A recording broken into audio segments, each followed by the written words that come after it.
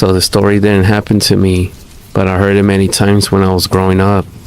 My grandparents owned about 80 acres about 20 miles east of Snowflake, Arizona. They had moved to the land in the early 80s after my grandfather had retired from the mine in San Manuel, Arizona. The land was pretty barren. I don't know why they chose to buy it. Red sandstone bluffs and dry washes cut across the landscape, dotted with juniper and cedar trees, and red sand everywhere. I suppose at that time the land was cheap. They didn't have close neighbors. The closest was about a mile away, which was actually my aunt and uncle. The next closest neighbor was a man named, well, let's call him Samuel.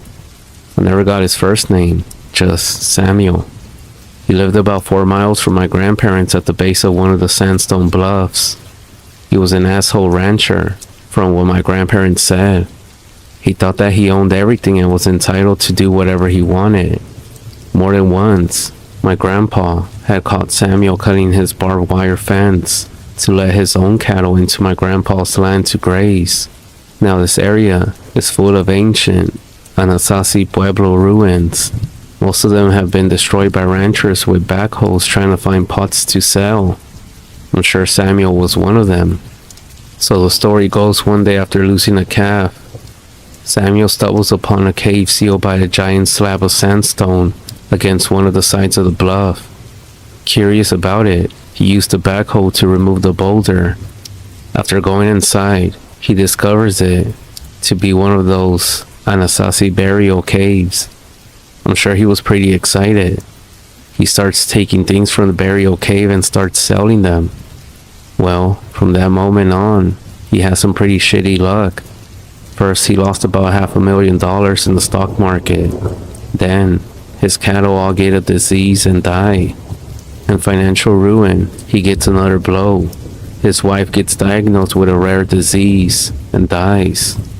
Then Samuel gets thrown from his horse, and he gets paralyzed from his legs.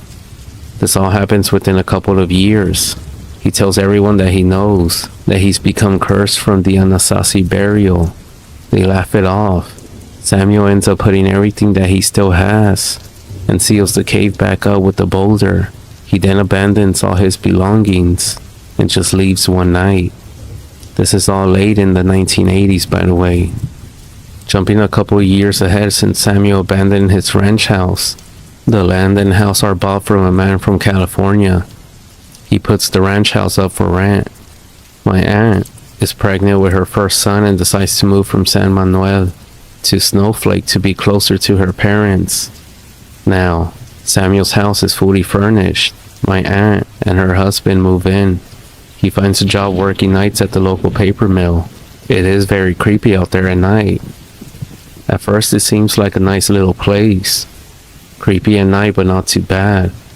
Then weird shit starts happening. My aunt starts hearing faint chanting and drums at night. She brushes it off. She had a hippie neighbor that lived about a mile away up on the bluff, so she figures it must be them doing hippie stuff. But she can't help but feel like someone, or something, is always watching her all the time. She then begins having nightmares every night, but chalks it up to being alone and, well, hormones. She finally tells my grandpa about it, and he loans her his dog to keep her company at night. She drives the dog out there and he refuses to get out the truck, the hair on his back straight up and growling. She gets freaked out but figures maybe he saw a rabbit or something and just brings him into the house. The dog just stares at the door and growls. And that same night, he just growls and barks all night. The drums and chanting are louder as well. The next morning, she finds human bare footprints around the house. So this goes on for about a week. The dog barks and growls every night. She has nightmares when she does sleep. Footprints in the morning. The chanting and drums keep getting louder. Finally, feeling like she's losing her mind, she then asks my grandma to come over and stay the night with her. Grandma is more than happy to. After finishing her chores, she heads over planning to make my aunt a nice meal. This is the late afternoon. My aunt then lays down for a nap, comfortable now that my grandma is there. My grandma decides to take a little walk at the base of the bluff. My grandma was a very religious person. She was very active in the church and devoted her life to Jesus. As she's out on her little walk, she likes to look for arrowheads. A little ways from the house, she gets a very unnerving feeling that something is watching her. She said it made her skin crawl. She could sense it was something evil. So my grandma begins to pray and walks back to the house pleading the blood of Christ. She decides not to say anything to my aunt, who is awake because she is already scared. She then tells my aunt that maybe it's a better idea to stay at my grandma's house tonight. My aunt agrees. By the time my aunt gets her stuff together, the sun is about to go down behind the bluff. Grandma, my aunt, and the dog all load up in the pickup. Grandma turns the key, and nothing. She tries again. Nothing. Not being very mechanically inclined, Grandma goes into the house to call Grandpa, but he doesn't answer. She remembers that he was going to go into town this afternoon. Dang it. They unload everything and go back into the house, waiting for Grandpa to get home. It's nighttime now. No moon. Pitch darkness. The dog then begins its growling. The sounds of chanting and drums begin, slightly faint at first, but then they start to get loud. My grandma then begins calling my grandpa again, and in between those phone calls, she also begins to pray. Remember, this is way before cell phones.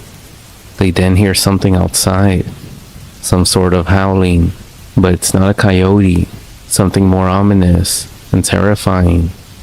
Something is moving just beyond the reach of the porch light. Both women are beyond terrified at this point. Finally, after turbo dialing Grandpa, he finally answers. My grandma is pretty scared at this point and just says, "Elvin, something is outside of the house. Get over here right now." For what seems like hours, they wait for Grandpa's truck to come over the hill. Finally, they see the headlights. Before Grandpa flies into the driveway, something runs across the road in front of him. His headlights illuminate an animal of some sort. Grandpa jumps out of the truck yelling for the women to get in. He unloads a couple of shots into the general vicinity of the animal. They haul ass down the dirt road towards Grandma's house. My aunt, against her better judgment, looks back, and that's when she sees red eyes watching them. The next day, my grandpa and uncle head over to the house.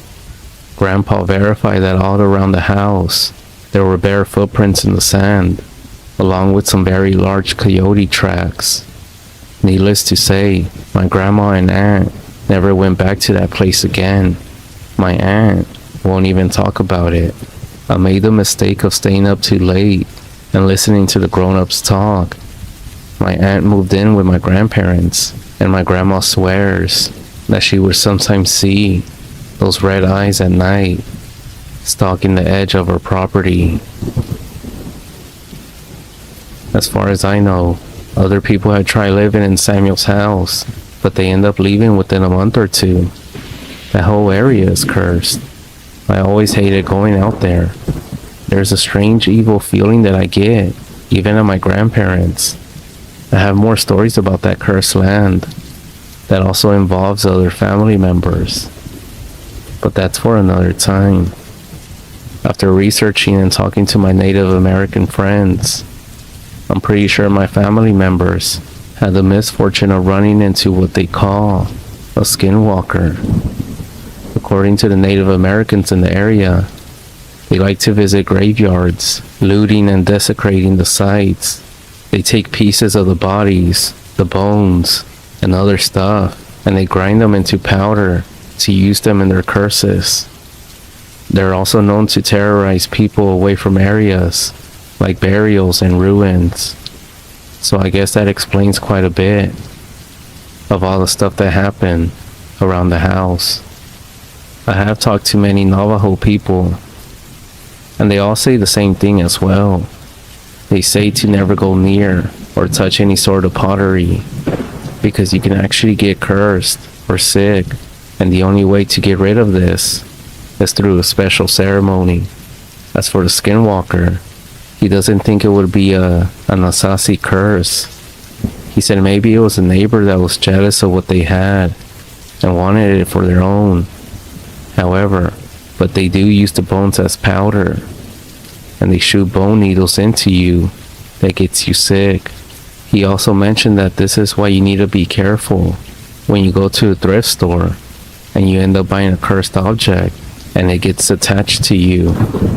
Skinwalkers do the opposite from Navajo culture, such as being near dead bodies, going to the ruins, and other taboo stuff. So yeah, it was possible that someone was messing with her, maybe out of jealousy, or simply to scare them off.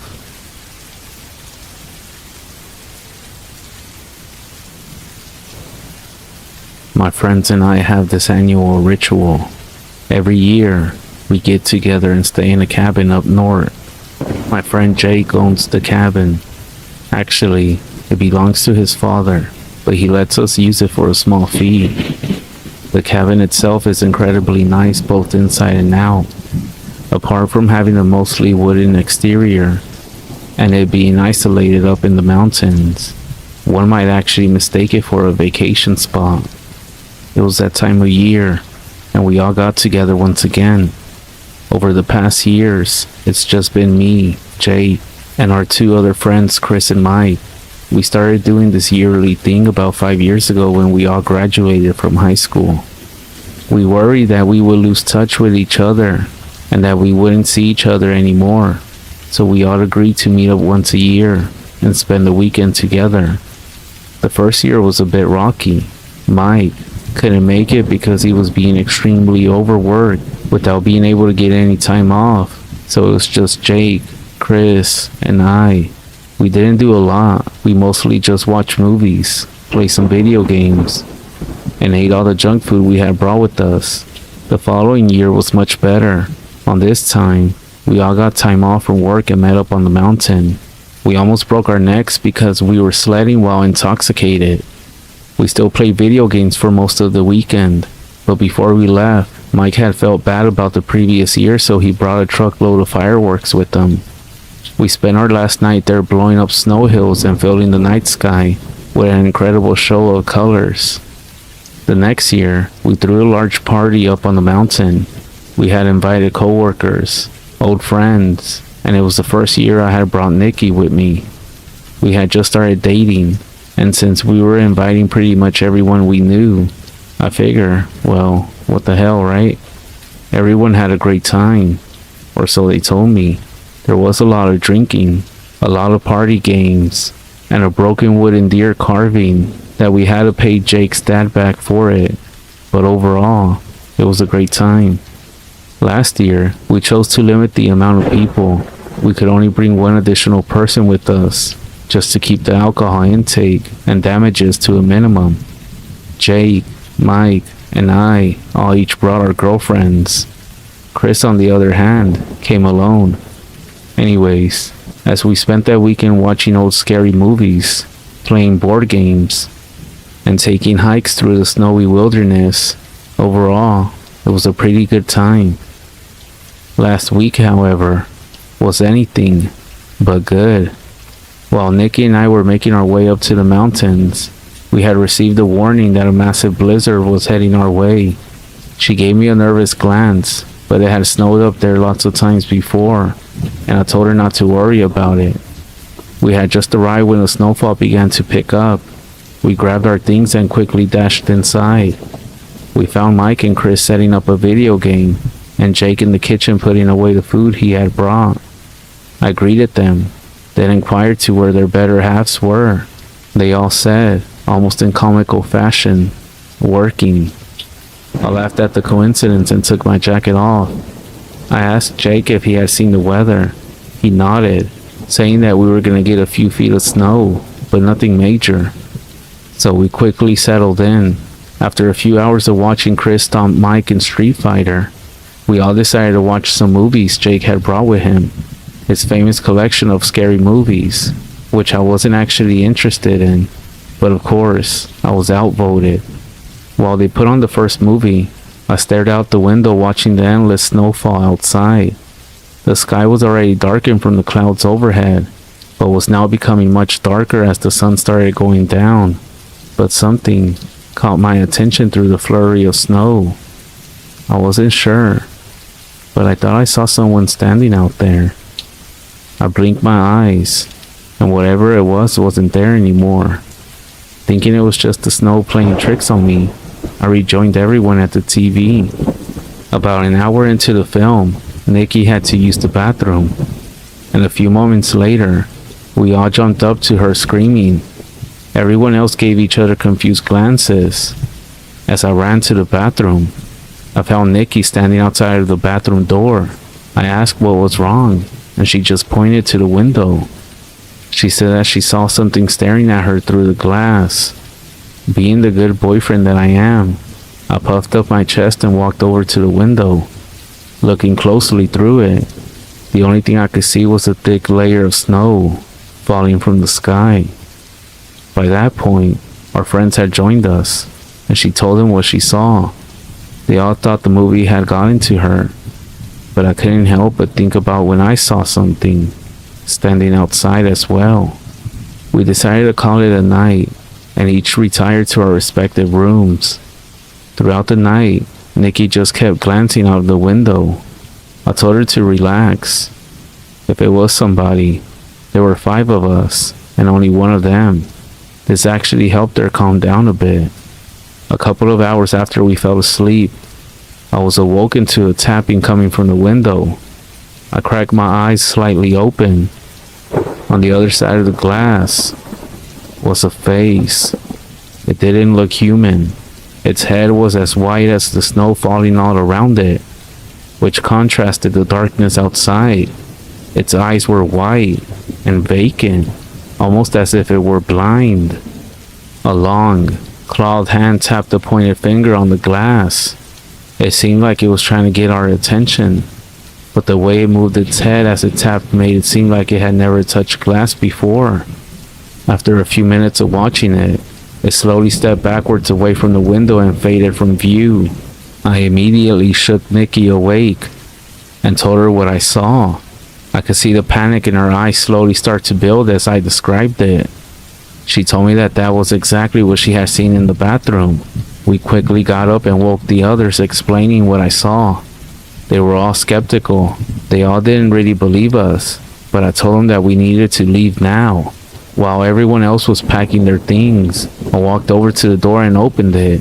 Even though what I saw on the other side had stopped me in my tracks, there was a pile of snow about halfway up the door. I looked over the mound of snow and saw that our trucks had mostly been buried by the blizzard. I struggled to shut the door, but when I did, something happened that made us all stop what we were doing. There was a knock on the door. We all looked at each other, unsure of what to do. I locked the door quickly and told Chris to lock the back door. He nodded and ran off. We all stayed together in the living room, keeping our eyes fixed on the doors and windows. Nikki pulled out her cell phone, but with the bad weather and remote location, that was just wishful thinking. Mike started to shout in fear, and we all looked in the direction he was staring at. It was the window right next to the back door. That same ghostly white face was on the other side. It tapped on the window, then began to pound on it. The glass then began fracturing all over. Thinking quickly, I led everyone upstairs to the master bedroom. We all poured inside and locked the door behind us. I could hear the glass break shortly after. We all held our breath as we waited. A few minutes later, the sound of something could be heard below us. Then, everything went quiet. We looked to one another, not sure if we should check to see if it was gone or not. And Jake stood up and walked over to the door, but just as he went to reach for the lock, a faint tapping was heard on the other side. We all sat there motionless, hoping that whatever it was would get bored and just leave us alone. A few hours passed as we waited, and not a sound was heard. I got up and walked over to the door. I pressed my ear to the wood, and I could hear very soft breathing on the other side. I'm not sure why, but this out of everything scared me the most. That this fucking creature had been standing there, waiting for hours without making a single noise. Eventually, the sun began to rise, and the blizzard had finally died down. Chris, Jake, Mike, and I decided we would try to make a quick run to our trucks. We were going to force the door open and charge at whatever that thing was. Nikki, of course, advised against it, but we didn't have much of a choice. I counted to 3 and pulled the door open, but when I did, the creature was gone. We slowly crept downstairs and found all of our stuff was trashed. Our bags were torn open. The door to the fridge was practically torn from the hinges, and all the food was thrown everywhere around the cabin. We spent the morning shoveling our trucks out enough to drive out of there, and we all quickly left after that. We have no idea what that thing was, or what it actually wanted, but we all decided to postpone next year's trip to the cabin. If it's snowing outside at night, and you hear a tap on your window, get up and find somewhere safe. We were all very lucky, but if we hadn't been on the second floor with the door locked, I most likely wouldn't be writing this right now.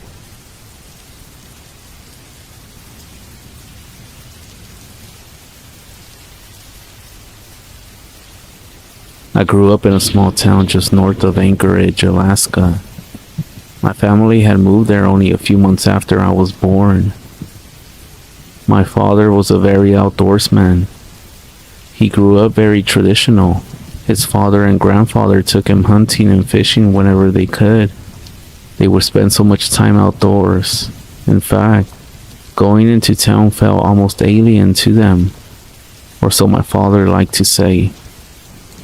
He grew up in Washington State, so he was already pretty much accustomed to the dense foliage that we live by today. Unlike his father or grandfather, who were both blue-collar men, he went to college and got a degree in engineering. In a job interview, he was so flustered by his nerves he couldn't seem to answer the questions correctly. He said it was a miracle that he even got the job. Of course, my mother likes to remind him of how awkward his interview was, as she's the only one that had interviewed him. My mother worked as a hiring manager for an engineering company in Washington. After a few years, my parents had gotten married, and a few more years after, I was well on the way. Their company was branching out to Alaska, and were asking for volunteers if anybody would be willing to relocate. My father jumped at the opportunity, much to my mother's surprise. They both made the trip, and after getting settled a few months later, I was born. Throughout most of my younger days, my father would always seem to find time to take me camping and fishing. Once I had gotten a little bit older, he began to take me hunting as well. I didn't really enjoy the act of hunting, but my father was so excited about bonding that I didn't have the heart to tell him. Years flew by, and every summer, it would be me and him trekking over mountains and through dense brush. For my 16th birthday, he and I spent an entire week out in the forest. It might not be the greatest birthday present for some of you, but that's what my family life consisted of, so it wasn't too bad. Sometime after my 18th birthday, my father had an unfortunate accident at work. He had a piece of sheet metal fall on him and injure his back. He was laid up in a hospital for almost a month, but thankfully wasn't in any danger. Once he was cleared to come home, he spent the majority of his time on the couch. His birthday was coming up soon. She asked me if I would be willing to go hunt something as a gift for my dad. I thought about it for a bit. Well, I hadn't gone hunting by myself before. I had gotten my license and knew all the procedures involved. I have also gone hunting almost every year since I was old enough to. I agreed and told my mom I would try to bring something back, but not to get her hopes up. She thanked me, and after a week or so, I had gotten everything that I needed. I packed up my truck, grabbed my rifle, and headed out. I drove about an hour and a half to our usual spot to begin our hunting. I hopped out of my truck, grabbed my pack, slung my rifle over my shoulder, and began walking. Some of you might be surprised to find that the summer months can be pretty warm in Alaska. I have met visitors who were under the impression that Alaska was a winter wonderland all year round.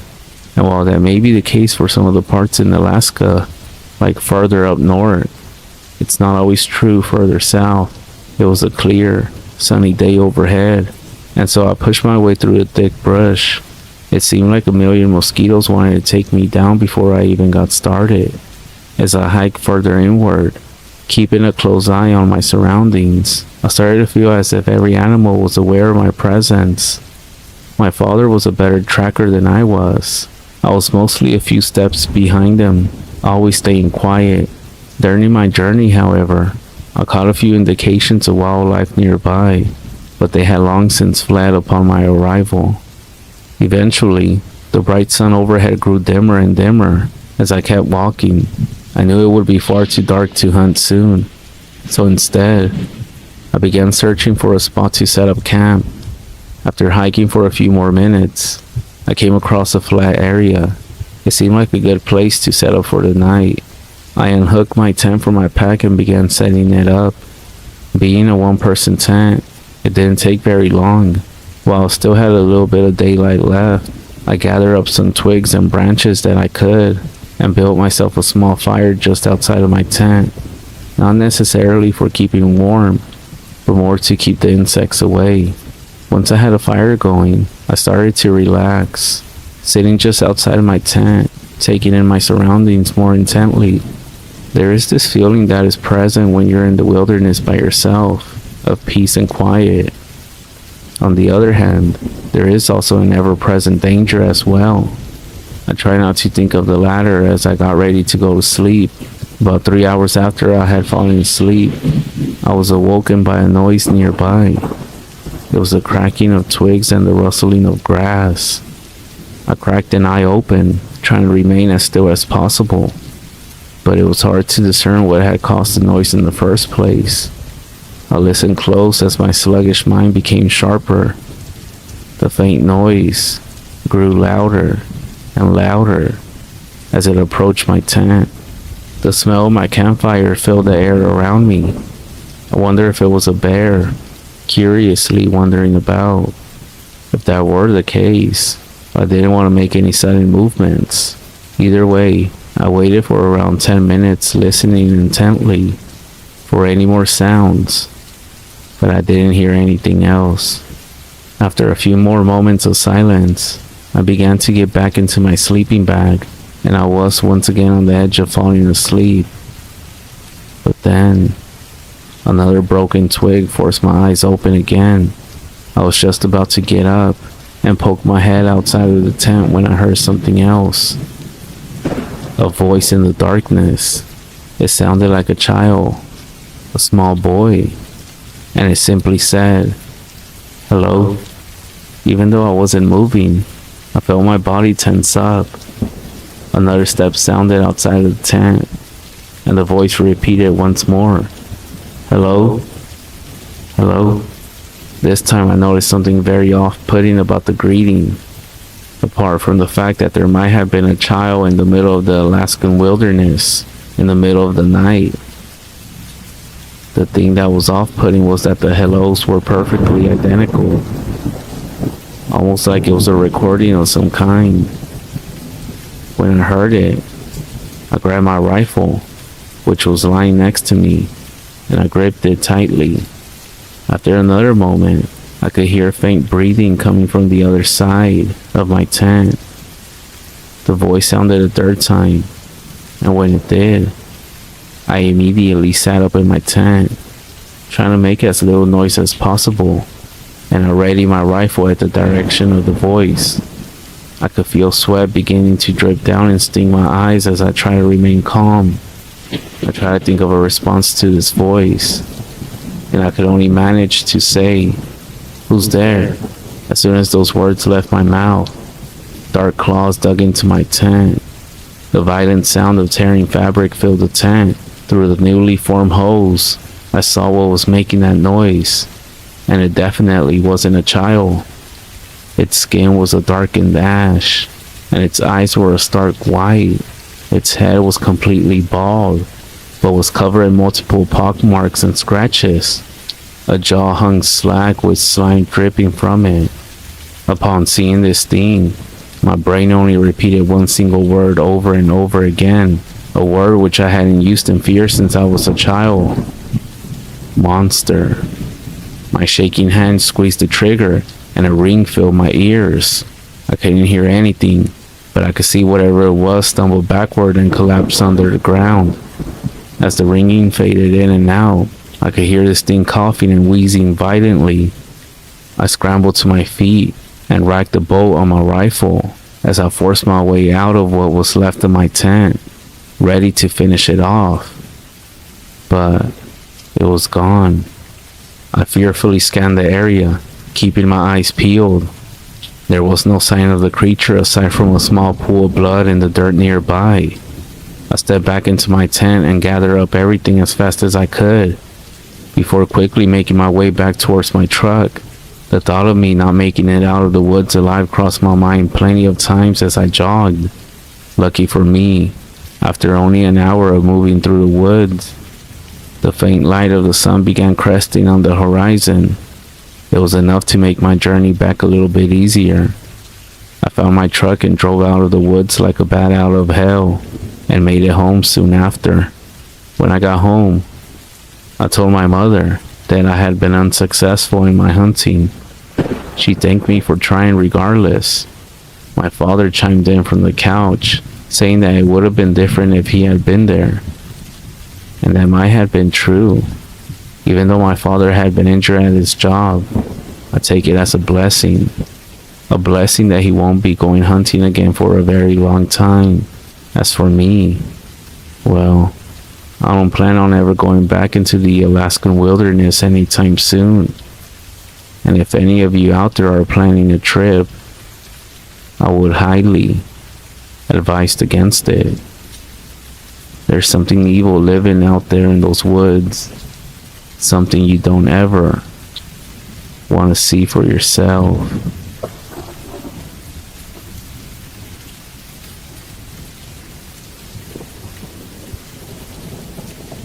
My name is David Hernandez, and what I'm gonna share with you is the most terrifying experience I have ever lived. This story happened a few years ago.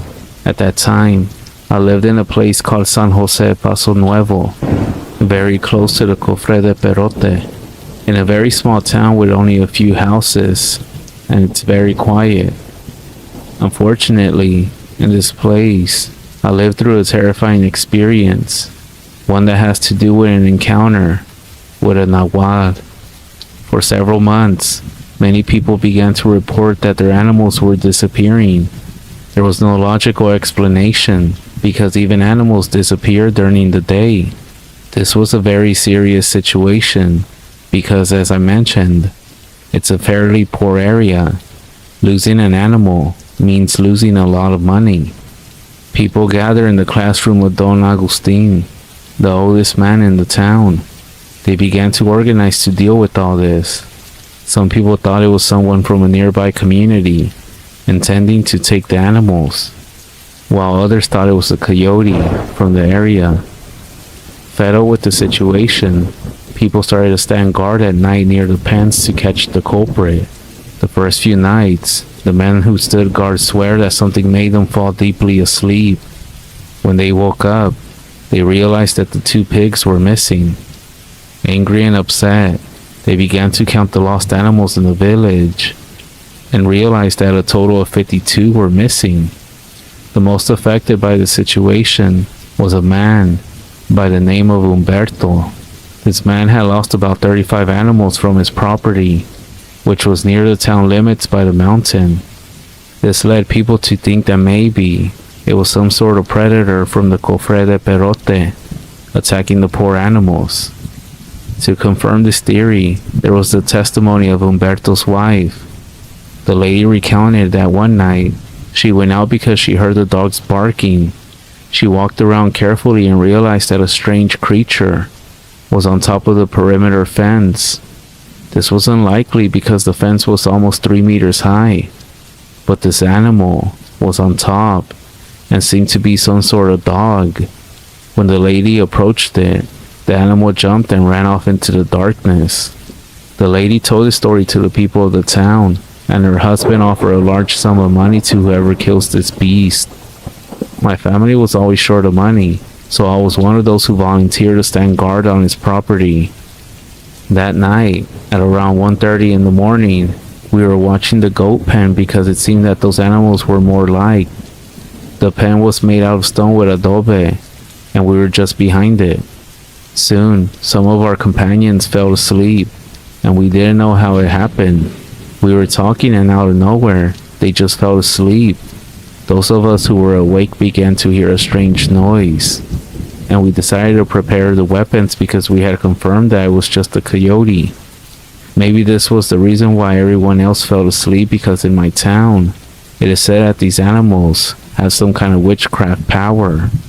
We were getting ready to face one, or maybe several coyotes, but we were not ready to face whatever it was that appeared before us.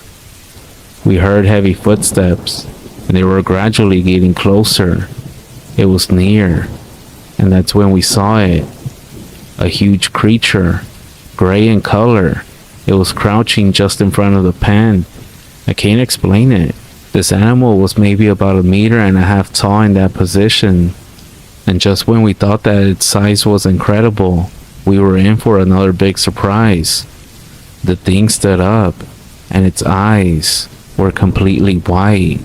It had only one ear and a very slack jaw. Its fangs were visible, even more so with that ugly mouth, and it looked extremely thin with fairly short fur and claws about 10 or 15 centimeters long.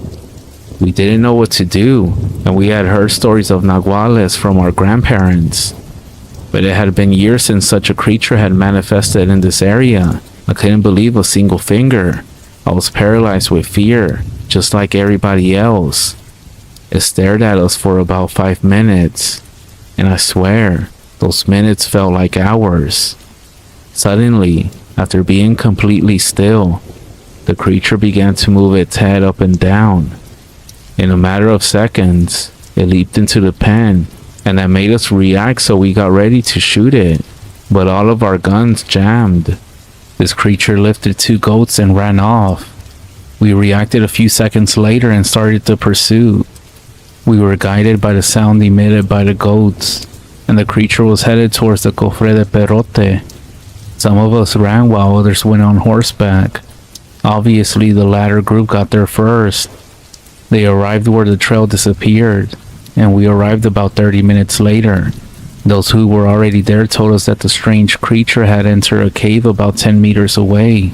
I don't think anyone in the town knew of its location, because if it weren't for this situation, we would have never found the cave.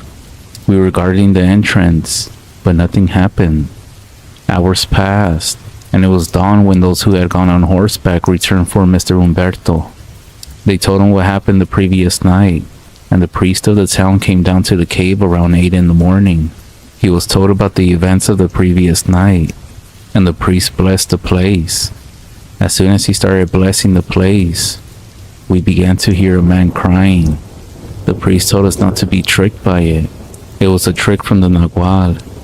When the priest finished praying, that's when the loud screams joined by curses were heard. We ended up deciding to seal the entrance with rocks and place several protections that the town's priest gave us. We stood guard there for 2 more nights just to make sure that it didn't come out. And during that time, we heard the same howling several times. It seemed like an animal was trapped in the cave, and all we could hear was its desperate attempts to escape. A few days had passed, and a lady with a baby in her arms came looking for her husband. She was from a nearby town called Tonalco, and she said her husband hadn't come home for several days. The last time he left, he said he was going to San Jose Paso Nuevo to buy some animals. We didn't know what to tell her,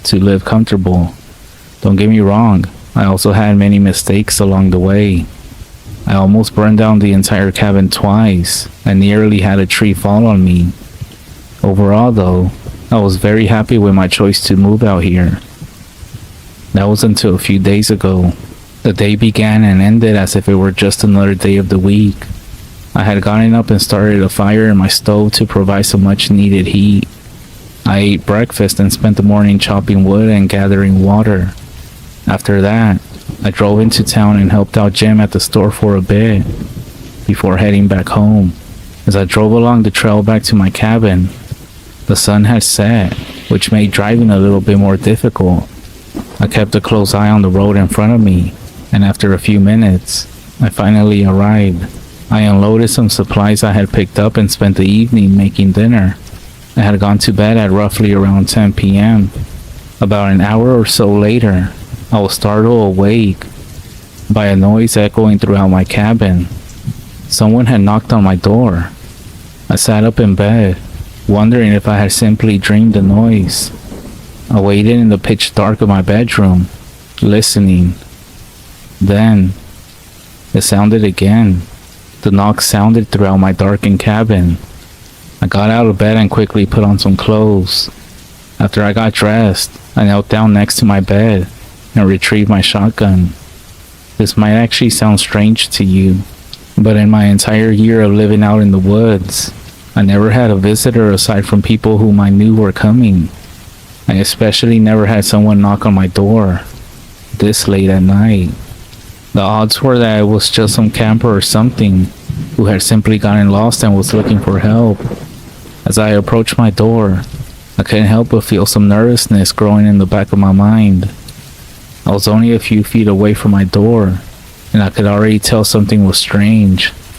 You would think that someone who is needing help would be saying something.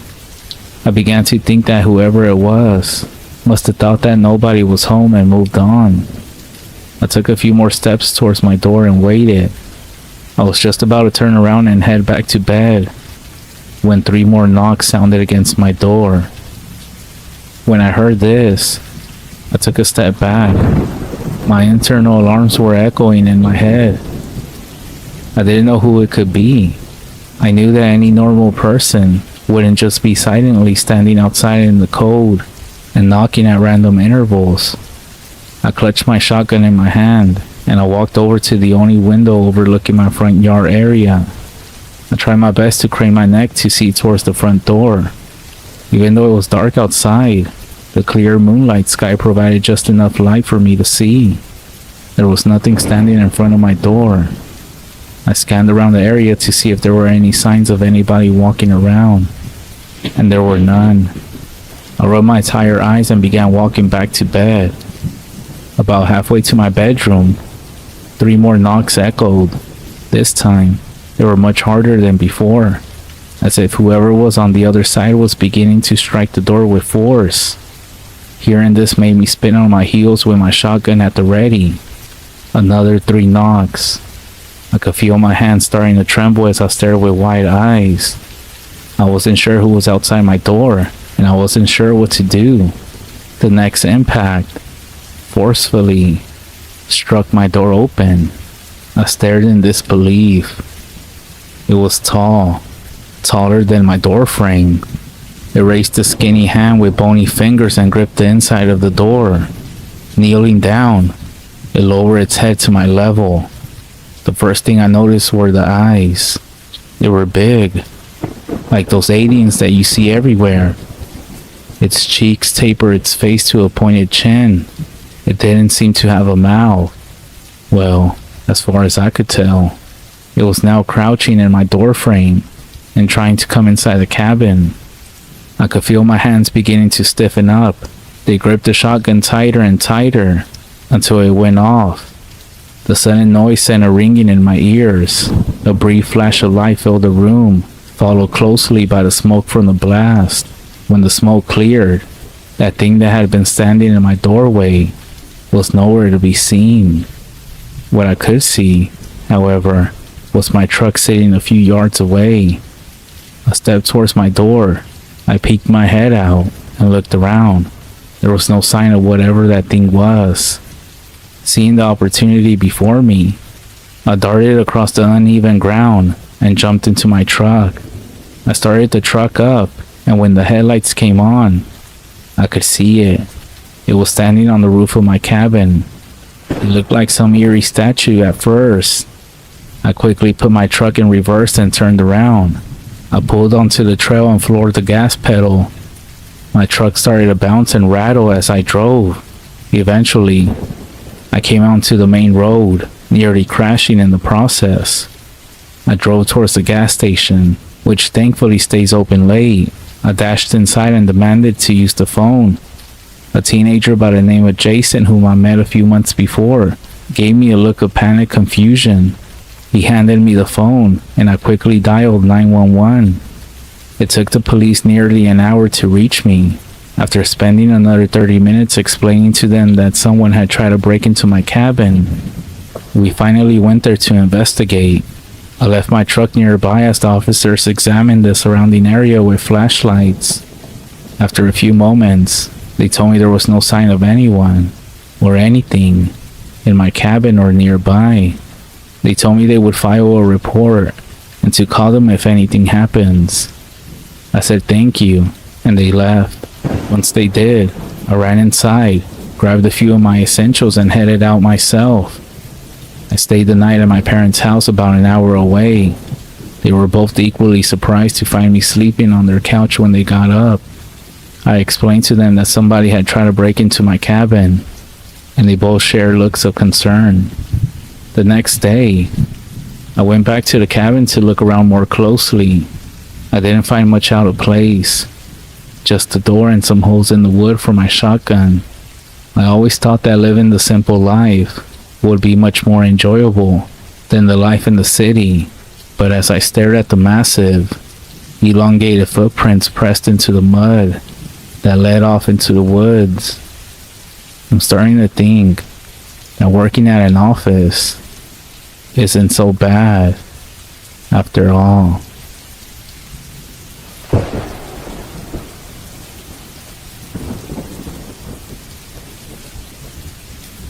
Before I start, I'll provide some background. This story takes place in the early 2000s, about 18 years ago, when I was still attending UND in Grand Forks, Minnesota, on my last fall semester. A group of my classmates and I were assigned a group project for our final. The final was to create a small movie, and each group was assigned a different genre. While some groups got comedy, romantic, and anime, we found ourselves with having to create a horror film. The members of our group were me, Ace, Altina, and Brooklyn. You know how back then when professors used to make random strangers and have them work together? Well, that's exactly what happened. The four of us were grouped together and given this project at the beginning of the semester, with a deadline set for the end of the semester. As we spent the semester sitting together and getting to know one another, we became really close friends, you can say. Even though it was hard to talk with Ace at first, always very quiet, sometimes a bit awkward. But once we were able to get past this, we got the ball rolling. It was almost like a joke on the professor. Despite being a group of random individuals with different backgrounds, we knew we were going to be able to pull this off. We brainstormed ideas for the film, talked about places where to shoot it, and planned for us to get the highest grade possible. Now, I said we all had different backgrounds because, well, Ace was native. Well, he is native. And I say this because he came up with the idea that had us all excited. He mentioned that he had always known of some spots at the Red Lake Reservation in Minnesota, especially in the forested areas in the Red Lake State Forest. He said these places were known for creepy legends, stories, and supposed reports of strange sightings, which made it perfect for our final. He said that maybe we should take a step further by actually going out to these locations, filming there, and maybe even camping there, all while recording our experiences in found footage style. Of course, this all grabbed our attention, so we all agreed that we would go camping and actually grab some real footage of these locations. So we ended up making plans to go, and we quickly organized everything, trying to do this as soon as possible, even though the project wasn't due until the end of the semester. Okay, so let me stop here and correct myself. It's not that Ace was awkward, it's just that, remember, he might have cultural differences, and maybe that's why he spoke the way that he spoke, and even say certain things. He is part of the Chippewa tribe, and maybe it's not that he is awkward. He might just have different ways of interacting with people. Anyways, he began to open up to us about his rich native culture as we worked throughout the semester and brainstormed together. He talked to us about his family leaving the Red Lake Reservation for unknown reasons that he never mentioned. And well, he never looked back and ended up going to a public school and eventually got accepted to UND Grand Forks. Speaking of Minnesota, it was quite a journey for me personally. You see, I'm originally from Texas, but I ended up here when my parents separated a few years back. It was actually a big change. On the other hand, Tina and Brooke had been here their whole lives, so they were our local experts when it came to learning all there is about Minnesota. And Minnesota, the land of 10,000 lakes, has a rich cultural landscape, including tribal lands that hold a significant place in its history. Among these tribal lands, a majority are by the Chippewa tribe, also known as the Ojibwe or Anishinaabe people.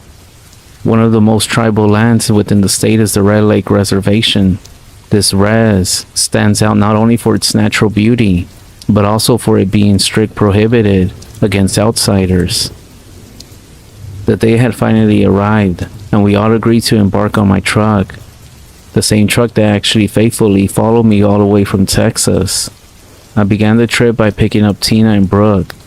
However, Ace simply said to pick him up on the street across from his house. He said it was because he didn't want his family suspecting of how close we were going to the Red Lake Res.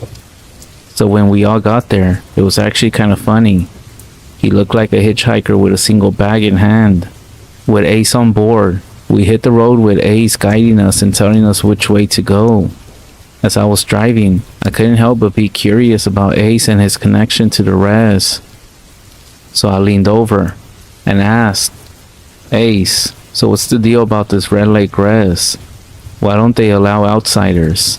Ace remained fixed on the road ahead, and with a serious expression, he said, "It's very rich in history, as my family's told me, and there's a lot of native land around these parts.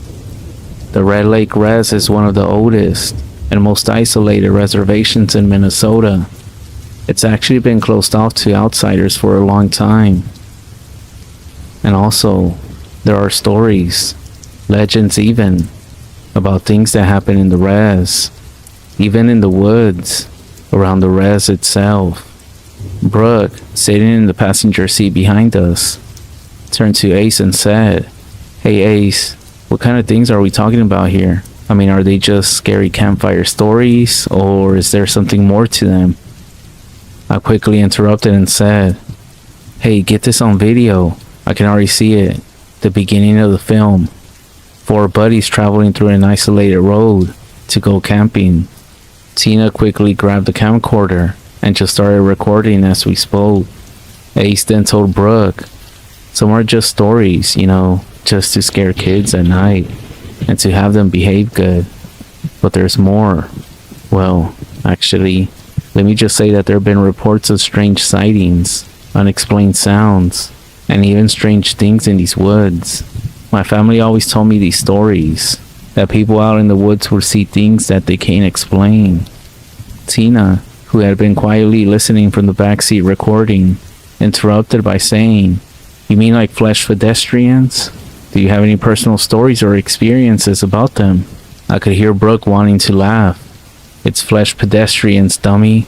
And they both started laughing. "What the hell is a flesh pedestrian?" I said.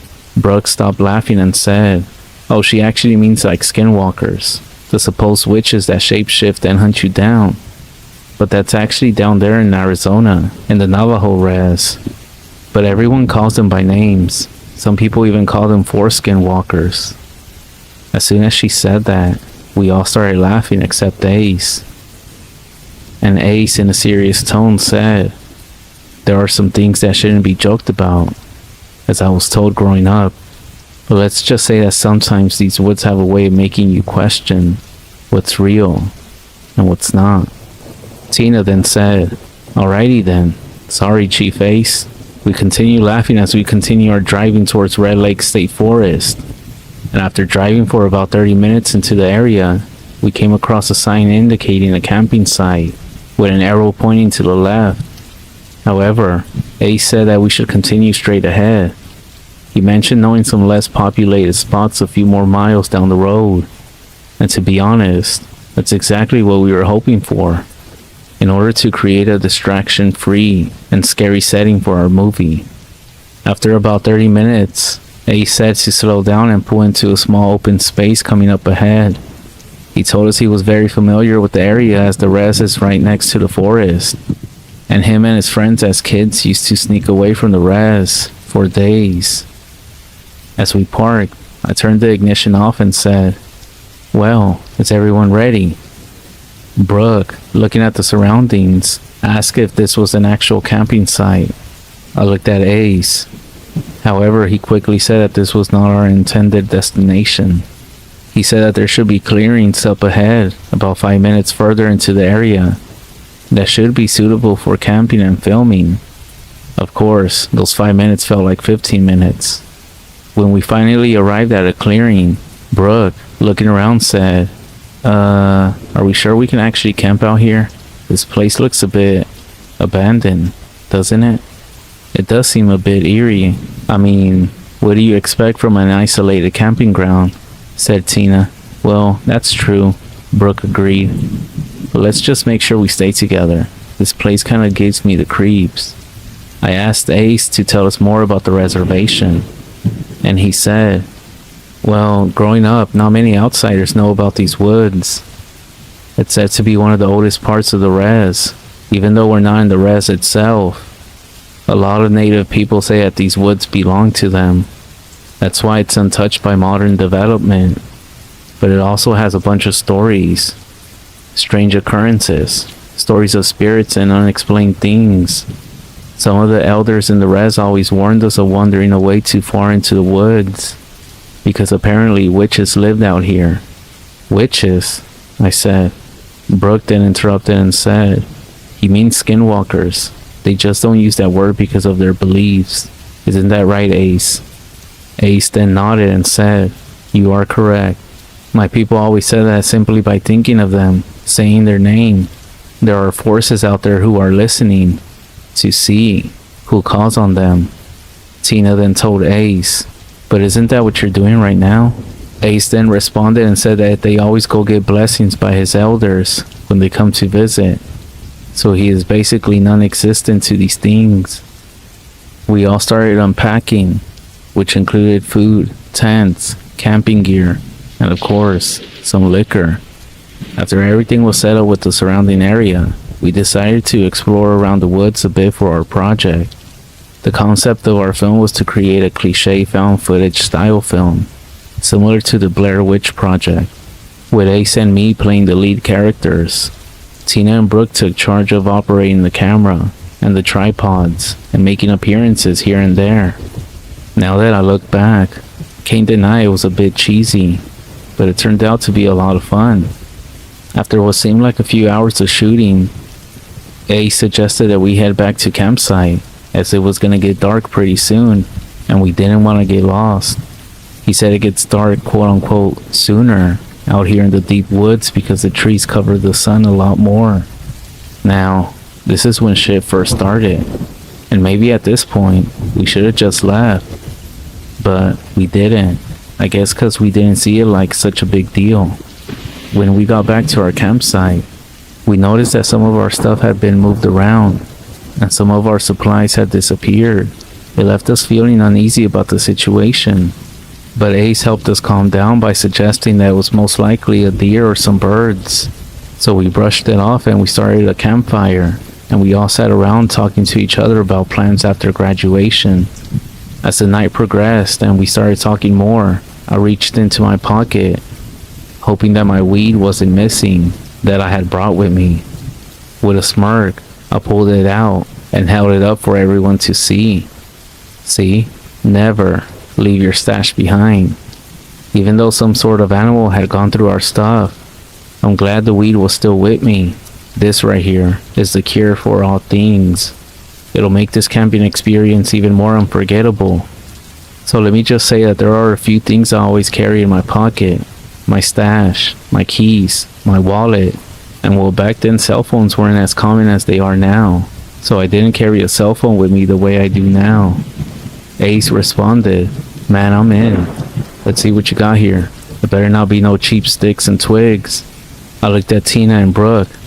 "Ladies, what about y'all?" They exchanged glances, then shook their heads in unison. "Nah, we're good," Tina replied. "We'll leave the adventure to you two." With a chuckle, Ace and I wrote some papers. As soon as we got to talking and laughing, I told Ace, "Yeah, this isn't anything like that Chippewa smoking stuff, huh?" He just started laughing as Brooke and Tina just started talking between themselves.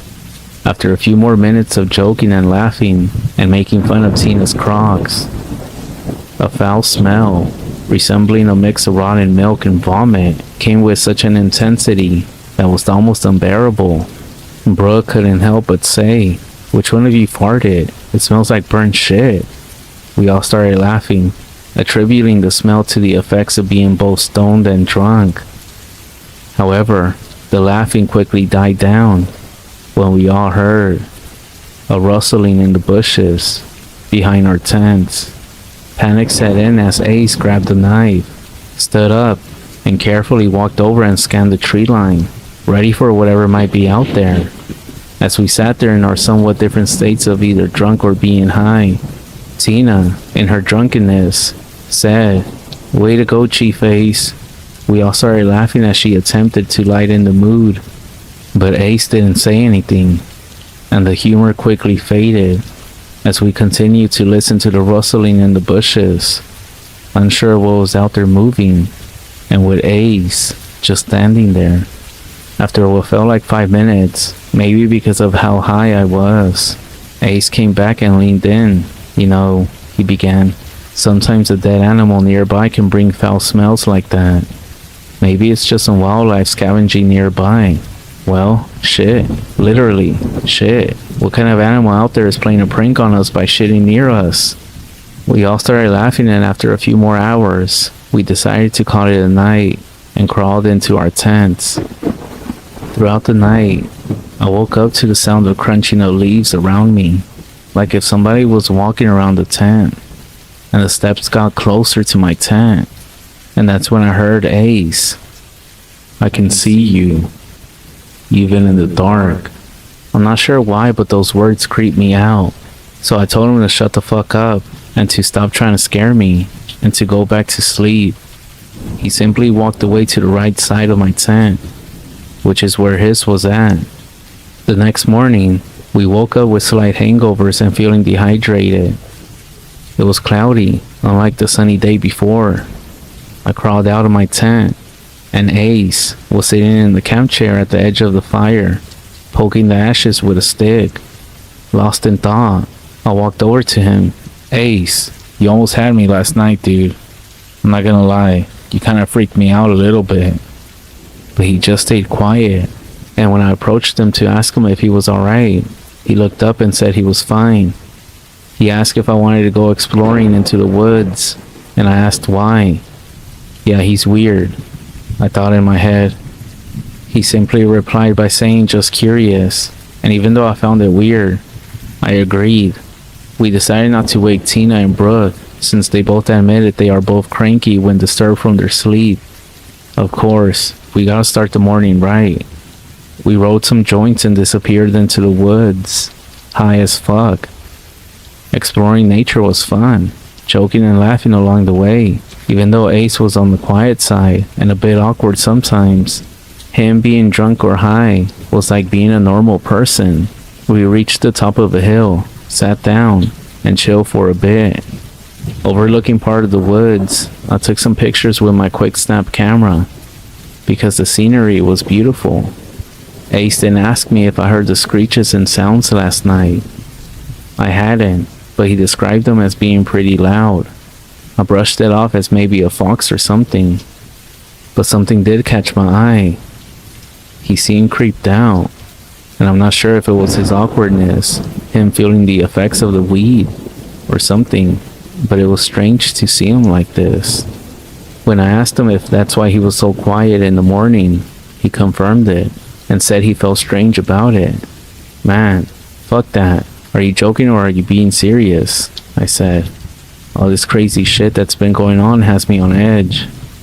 We started walking back to the campsite, and after about 15 minutes of walking, I kid you not, we came across a different smell. The smell of decomposing flesh. There goes that shitty smell again, I said. As we kept walking, we came across a dead bird, completely skinned and mutilated. I looked down at it wondering who or what could have done this. I then recorded the dead bird, and because the more raw, the better, right? Look at this shit, man. What do you think? As Ace got closer, and as I was recording and talking in the background, I kid you not, we heard rustling from deeper into the trees beside us. And that's when we both looked at each other and fucking ran back to the campsite, terrified. As we arrived at the campground, I told Tina and Brooke what happened, and to my surprise, they believed me. Maybe because of all the weird stuff going on. So we sat on the chairs talking about the weird shit that's been happening. I showed them the recording of the dead bird we came across, hoping that the sound we heard could be heard in the background, but there was nothing. Again, we didn't have iPhones or good cameras at our fingertips. We had what you call camcorders, blurry, and not so high-def tech like you all have now. Ace also told him that he heard some noises last night, and I could tell everyone was worried, but they didn't want to show it. Now that I remember all this, it felt like one of those situations where we all knew some weird shit was going on, but nobody wanted to admit it. So we decided to leave first thing tomorrow morning. So we ended up filming for another 2 hours, but then we called it an early day because Ace said he wasn't feeling too good. We also didn't really explore anymore and just stayed around the campsite. Except this time, as we gathered around the campfire at night, Tina had her camcorder on trying to get as many moments as possible. She was recording as we were talking to each other, almost like an interview style of her asking me about the bird that I had found earlier, and asking Ace about the voices he heard at night. As it started to get darker, all 4 of us started to get scared. We actually talked about leaving at that moment, but Ace said it was too dark to get back to the truck, and so we ended up just deciding to stick together. We even talked about sleeping in the same tent, but that was impossible as they were not big enough. So with the light of the campfire, we just got the tents closer to each other, helping us feel a little bit more safe, as we agreed to leave as soon as the sun comes out. Later that evening, as I was inside my tent, I heard the sound of footsteps beside my tent. Ace called out in a voice that sent chills down my spine. He said, "Are you scared of it?" I turned my head towards where the voice was coming from, and it was coming from my right side where Ace's tent was at. I thought maybe he was trying to pull a prank on us, so I simply said, "Why are you talking like that, dude?" And he said, "I can see you, even in the dark. We've been here long before you arrived." "What the fuck are you talking about, man?" I said, but he didn't answer, and I could tell he was just standing there. And without saying anything, he turned back to his tent, but I couldn't shake the feeling that something was deeply wrong. Not once did I hear his tent zip open and close, so even though I was scared as fuck, I decided to step out of the tent to see what Ace was doing. As I came out, everything was pitch black. The fire had died down as my eyes slowly adjusted to the darkness.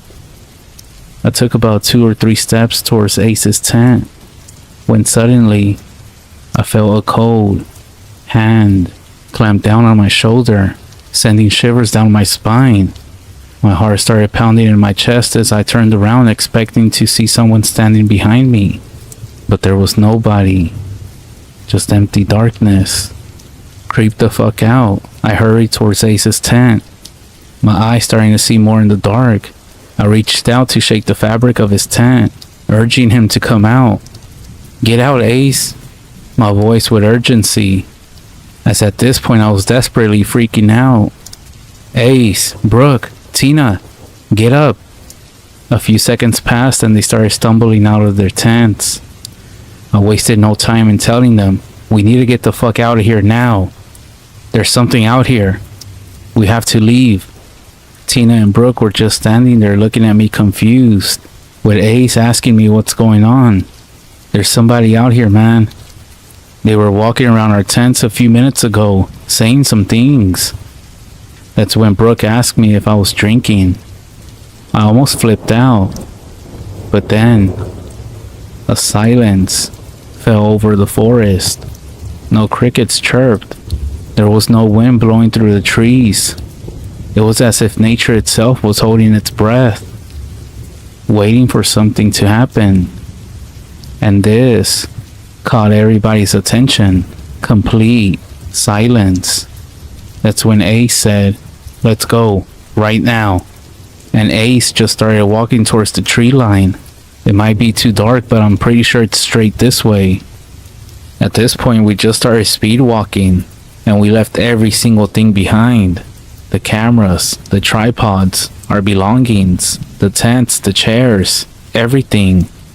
And then, the forest came back alive with a bunch of different sounds. And at that point, we started running. I could hear Tina and Brooke starting to cry.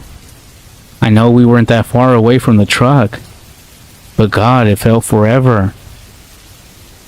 And then, the scariest thing in my life, we started hearing sounds of footsteps, not human, but something else.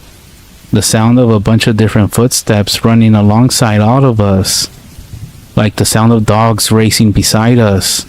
I then told Tina and Brooke to keep their eyes closed and keep running straight ahead. And that's when I felt it. Something behind us. I could hear somebody or something running directly behind me, like the sound of dogs or horses galloping behind us, close enough that it was literally sending shivers down my spine. Like imagine somebody running directly behind you, breathing down your neck in the middle of the night. Every step felt like an eternity.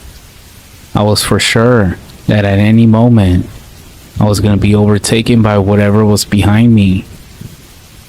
But finally, we reached the truck, and without hesitation, we all got in and sped off. And as I looked in the rearview mirror, I could see plenty of yellow eyes gleaming in the darkness, watching us as we sped away. As we left the forest, a heavy silence filled the air. The only sound that was going on was the truck's engine. We didn't even say anything to each other, as Tina and Brooke were crying. Fuck, I was crying myself. As we neared the town, I couldn't shake the feeling of unease that still lingered in the back of my head. Turning to Ace, who was sitting beside me, I said, "What the fuck happened back there?" Ace seemed to be lost in thought.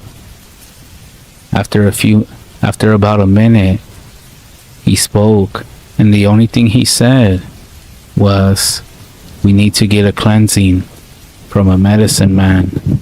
They have took notice." His words sent a chill down my spine. Nothing else happened after that. Maybe in another post, I'll go more into detail about what the medicine man told us, but I'll end it with this. I know what I saw years ago in the Red Lake Forest. Stay away from the tribal grounds of the Red Lake Res. There's some creepy shit going on around the woods of that res. Don't go near it. There's a reason why it's closed off, and that's why only they limit who can visit or live in the res. if you stay in Minnesota, don't ever venture out into the woods. I know these things are still out there.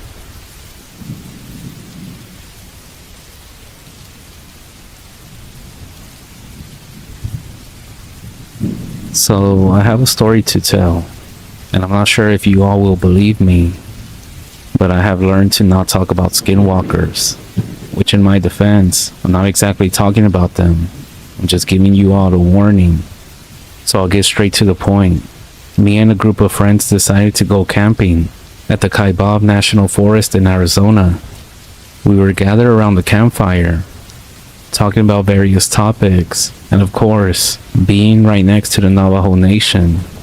The subject of skinwalkers and other things regarding the Navajo people was brought up. Questions as to why they're so secretive about these things. I know you all heard the tales and the stories about not sharing anything about them, and how they don't like to talk about skinwalker stuff with people outside the res.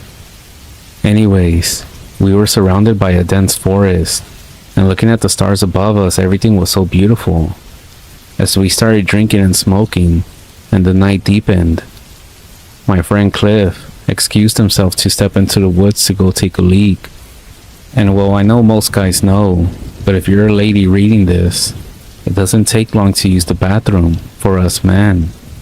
So anyways, a few minutes turned into 5, and then 10, and then 15.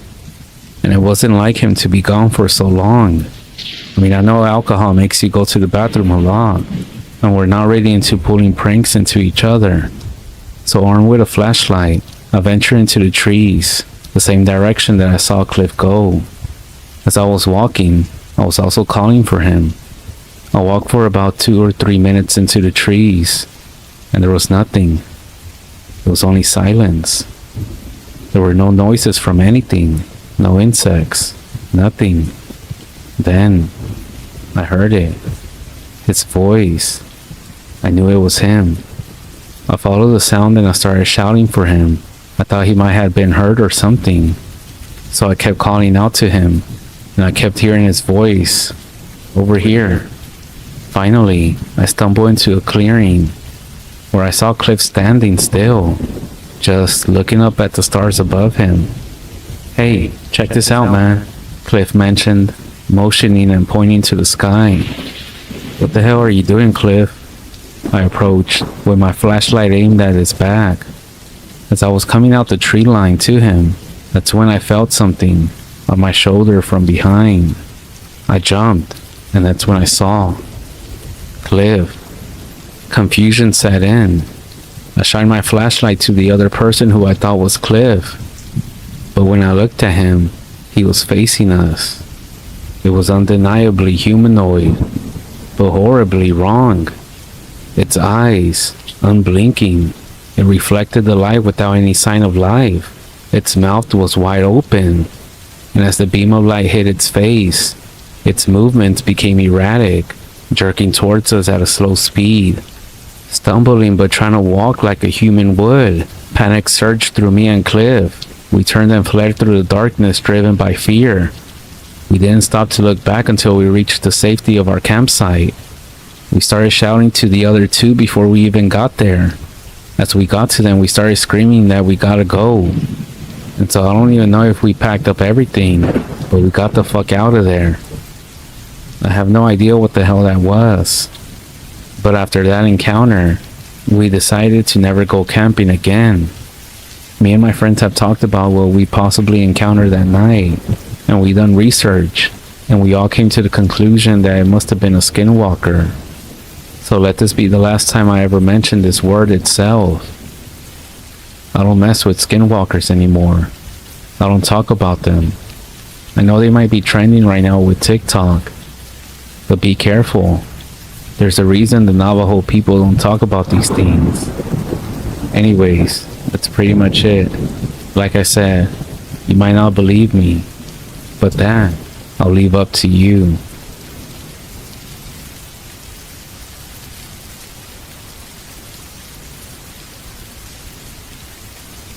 I love summer.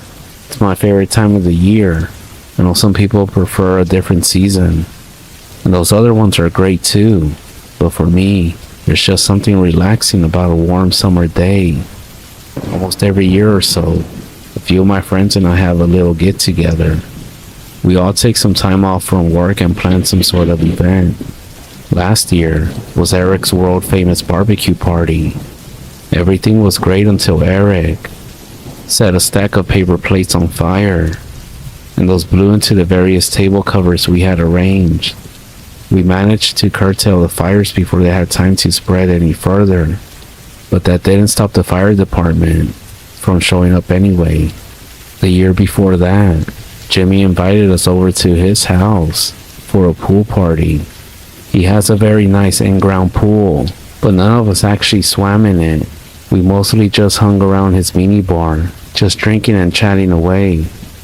Nothing outrageous happened during that party, except for Eric's failed cannonball attempt.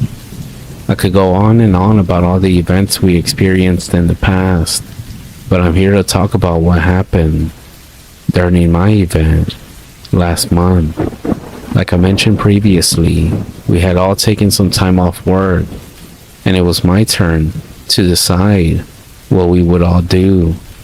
We usually didn't take turns choosing like this, but no one seemed to come up with a different plan. I had been browsing through different destination spots and activities around my area. After searching for around an hour or two, I stumbled across a rather interesting post.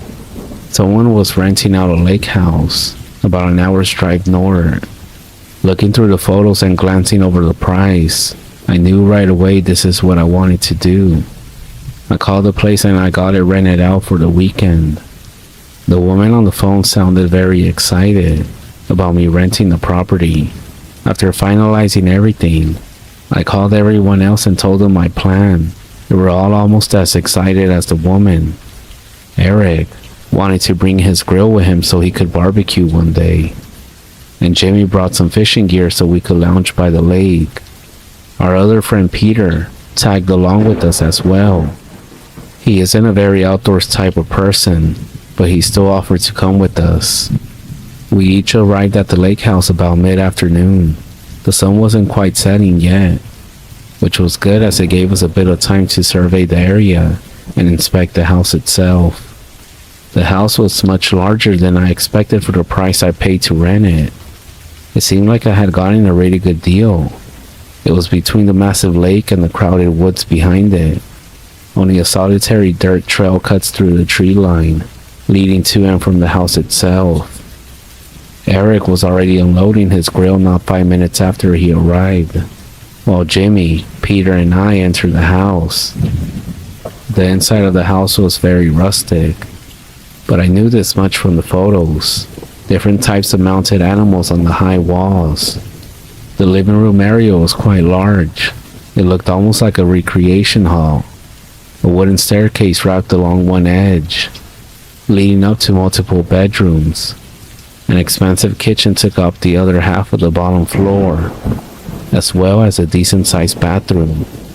It looked like this place was designed for big groups of people to just enjoy and have fun. After exploring the house for a bit, I went outside and took in the surroundings. It was such a peaceful evening as I stood there taking in the fresh air. That's when I noticed something strange. Apart from Eric trying to mess around with his grill, there was no sound coming from the forest. I couldn't hear any birds, animals, or even insects. I could barely hear the sound from the lake nearby. Even though it was weird, I tried not to think too much of it. An hour or so passed by, and after eating some burnt steaks that Eric so graciously made for us, we each retired to our bedrooms. Sleeping in a new place always made me feel a bit nervous. I may be the only one, but whenever I stay in a hotel or at a friend's place, it always takes me forever to fall asleep, at least during the first night. This isn't really a major issue, as it doesn't keep me from traveling. The bedrooms were quite nice, minimal, yet decent. They had a small wooden frame bed, a style dresser, and a nightstand with a small lamp. And on the far wall was a long window that overlooked the trees and the lake. I was lying there, letting my mind wander as my eyes danced around my room. I wasn't even staring at anything. I was just trying to take in my surroundings so I could fall asleep more easily next time.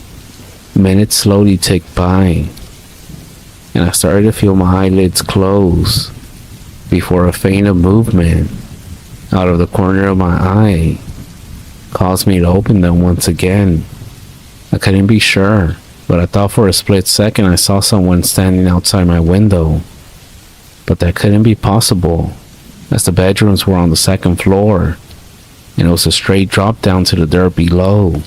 My eyes locked onto the window, but after focusing for a bit, there was nothing out there. The next day, we all got up bright and early. There wasn't a whole lot to do aside from wandering around the property, so that's what I did. Eric was already prepping some food, while Pete and Jimmy had started day drinking.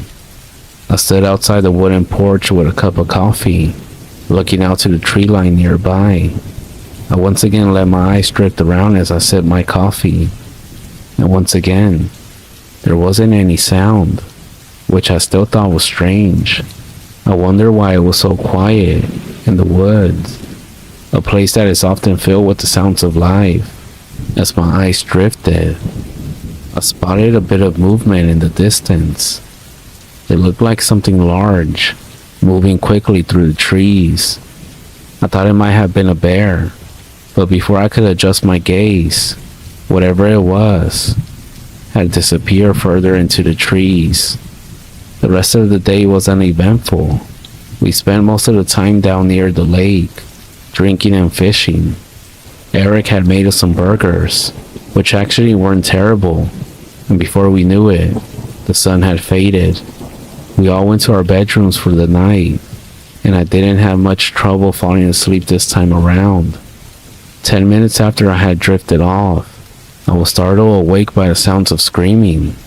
My eyes cracked open and I sat up, looking around in the darkness. It took me a minute to recognize the voice. It was Jimmy. As I opened my bedroom door, I saw Eric opening his as well. We each gave each other a confused look before going to Jimmy's door and knocking. After receiving no answer, I opened his door. "Jimmy?" I called out. Jimmy was sitting on the floor, wide-eyed, covered in sweat. I asked him what was wrong. However, he wouldn't turn to look at me. His eyes seemed to be fixed on something else. Eric and I both glanced over in unison towards his window, and that's when I heard Eric, over my shoulder, shout, "What the fuck is that?" I didn't say anything. I just felt my muscles tighten. On the other side of Jimmy's window was a figure. It wasn't anything I had ever seen before. With the faint bit of moonlight outside, I could just barely see its face. I know this is gonna sound very weird, but its face was almost dog-like in appearance. It had a long nose and beady, hollow eyes. From what I could tell, its body was completely hairless. I'm not sure if it was just the moonlight outside or what, but its skin was a dark gray color with a bluish tint to it. Its eyes continuously darted from each of us, almost like someone hopped up on caffeine.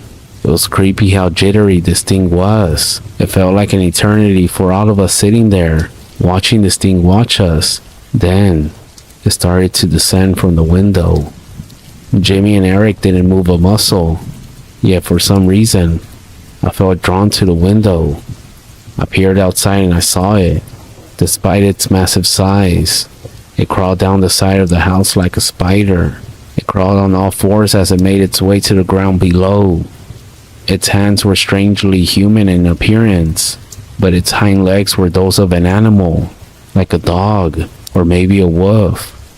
Its head turned back to look up at the house, and I could just faintly see its beady eyes, darting around before it took off into the woods, disappearing beyond the darkened tree line.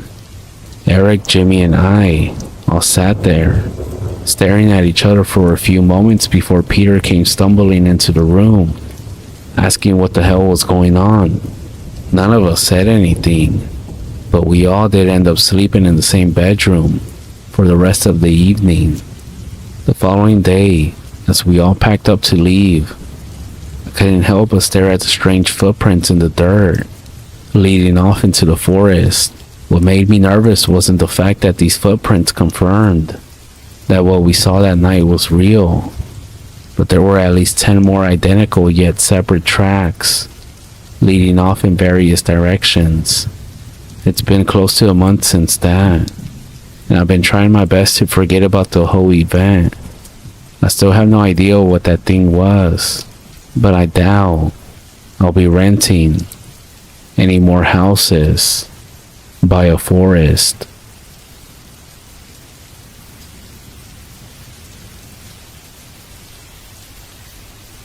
I never really knew my grandma's brother well. All I can remember is that he was a real energetic man who lived on the hill where my grandparents resided, in the Navajo Res, not far from the Chaco Wash. My grandma's brother used to reside a couple of miles north of my grandparents' place. His dwelling, more like a shack, sat on the outskirts of the Badlands. When we were young, we were instructed to steer clear of this place because it was considered evil. I never questioned why. I just accepted the warning and avoided the area. As time went by, my grandma's brother passed away under strange circumstances. He was found dead in his house. Even though he would occasionally visit my grandparents, his absence for a few days was unusual. My older uncle went to his house and discovered his lifeless body. What was strange was the hasty funeral arrangements that followed. Normally, in Navajo tradition, funerals are held on the 4th day after the person's passing, but in this case, the funeral was conducted immediately, without even informing the family. Curiosity led me to sneak over to his house to see what it looked like inside before it was torn down, as per my grandmother's request. The inside of the house felt eerie. It was a one-room, shed-like structure with faded and sun-bleached wooden boards for walls. The boards didn't fit tightly, allowing sunlight to filter in, illuminating the floating dust particles. The bed was modest, adorned with a green army blanket. There weren't that many decorations, mostly old shearing tools and knives, with no photographs in sight. An old wood stove and a small table occupied the space, alongside 2 crates at the far end of the room. One wooden crate laid open, revealing its contents, while the other, made of metal, was locked. After my brief exploration, I left the house, noting its vantage point, overlooking the Badlands to the west. Several years passed, and my older uncle decided to build his dream house on the exact site where my grandmother's brother had lived. Despite my grandmother's concerns about the location, my uncle was determined to proceed with the construction. He envisioned a single-story ranch-style house, equipped with all modern stuff, which was actually very rare on the res. The construction began, and everything seemed to progress easy at first. However, strange occurrences soon began to fall on the workers. Tools would go missing, and he said that there would be shadows moving within the house, and blood was discovered smeared on the walls. Even stranger were the tracks found in the sand around the house, leading from the west towards the Badlands. My uncle, an experienced hunter, couldn't identify these tracks, so he looked for help with my grandpa, who also found them perplexing. Eventually, my grandma intervened, recognizing the signs of a skinwalker. She instructed my uncle on the necessary precautions, and work on the house stopped until this issue could be resolved. Despite being careful, strange events continued to happen in the house, but my uncle pressed on. He eventually completed the house, and even yet, the disturbances persisted, driving his family to discomfort and fear. Even my grandmother's attempts To calm the spirits seemed futile against whatever forces were at play. On one specific evening, my cousins and I stayed over, and we experienced firsthand the strange nature of this house. The generator was shut off, and then strange noises echoed through the darkness, and it almost felt like some presence seemed to stalk us from the shadows. Only the intervention of my grandparents, armed with traditional remedies and fierce determination, brought us relief from all of this. Another incident involved my younger cousin. She was alone in the truck outside, and she said as she looked to the west side of the house, she saw a pale, humanoid figure peering down at her with dark, soulless eyes. Her screaming alerted the family to come outside, but this creature had vanished before they could confront it. Even with my grandmother, a woman of great strength, she had vowed to confront whatever was there and expel it from the house. My grandma was very traditional and practiced native medicine. She also used sacred crystals to find and heal people. While looking into her crystals, she would also practice reading people's hands. There's been a few instances where she has been used to locate missing people and also found the circumstances of the way the person died. She also had knowledge of the evil way, the dark practice of witchcraft. In native medicine, my grandma had acquired a few secret items and would seek help from another medicine man. They both went into the house and began a ceremony to expel whatever was in it. They went into each room, blessing them with sage and sealing them with ash. When they finally went into the master bedroom, the medicine man started to vomit and bleed from the nose. My grandma said that she had a nauseous feeling and felt dizzy, almost fainting. They both retreated from the room and closed the door, sealing it with ash. The medicine man said the room was the source of evil, attracting evil spirits, including skinwalkers. He said he would try to pinpoint where the evil was coming from, but would need to go in alone. He began by lighting up a medicine bundle, taking bitter root, and marking his forehead with ash before entering the room.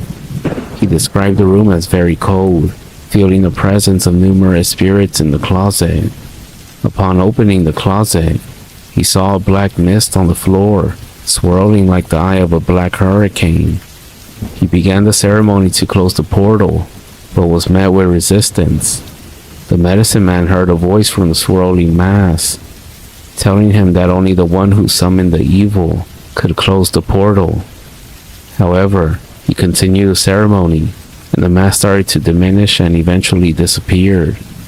Blessing the room with sage and corn pollen, he attached the burnt log to the top of the interior of the closet and sealed the door with ash. He warned my grandma that whatever was summoned was evil and too strong to keep under control, and so his recommendation was that my uncle abandon the house.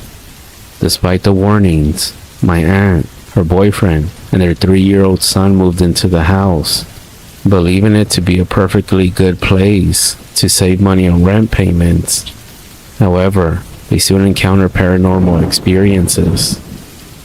One evening, my aunt heard footsteps walking down the hallway, followed by something crawling into bed with her and her son.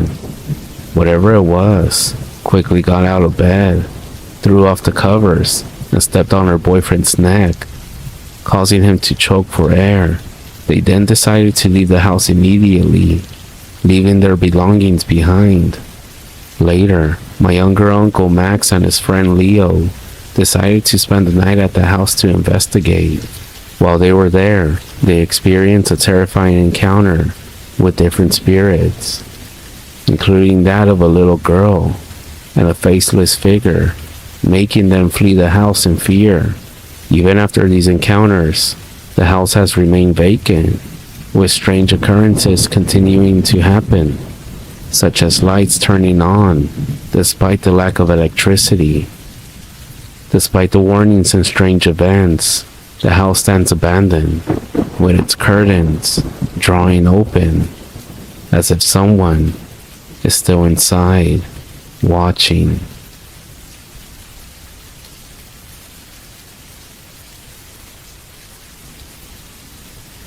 This is my true Skinwalker story. At the time of this experience, I had no knowledge, nor had I ever heard about a Skinwalker.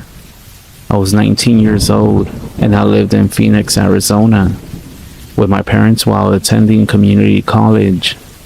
My sister-in-law had asked me to go with her to Tuba City, Arizona, to visit with her mother and pick up some papers. Her mother was a school teacher there on the Navajo Res. We would be staying there overnight. Her mother lived in one of those small government houses on the res. There were about 3 or 4 houses near her on a small paved street, except for a few buildings near there. It was pretty isolated. My niece and nephew were with us, and we'll call my sister-in-law Mary, my nephew Mike, and my niece Amy. Mike was only 10 years old, and Amy was 9.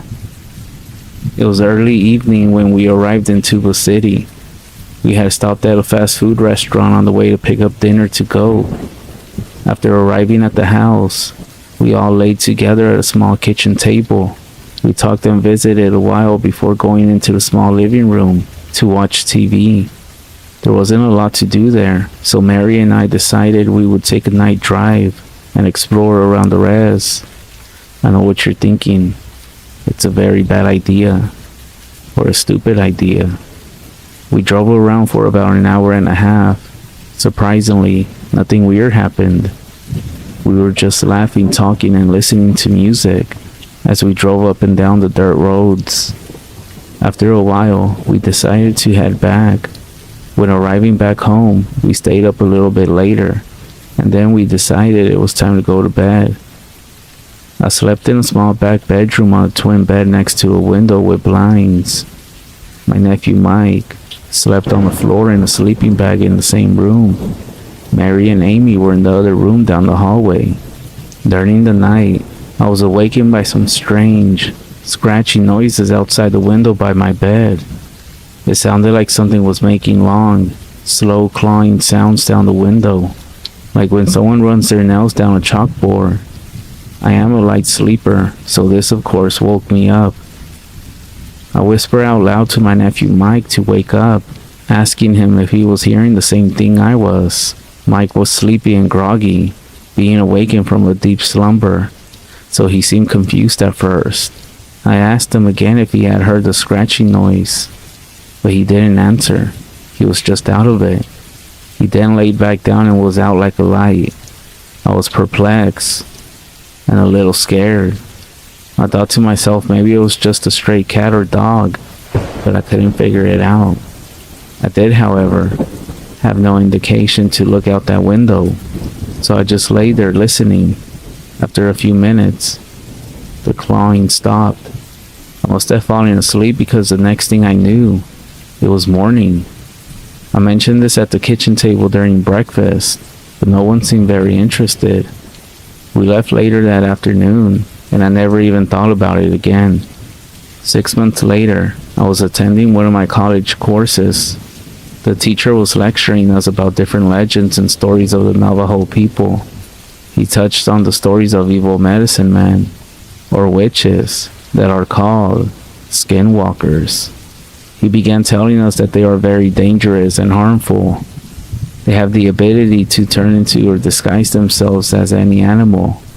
They could take the form of a coyote, wolf, or even a bear. They also been known to follow people home at night. That's why you should never be out on the res after dark. You're never supposed to make eye contact with the skinwalker, because they can actually possess your soul. You should never talk about them, because you can draw them to you. They can cause issues and bring evil into your life. An icy chill went down my spine. I remember that night I had spent on the res.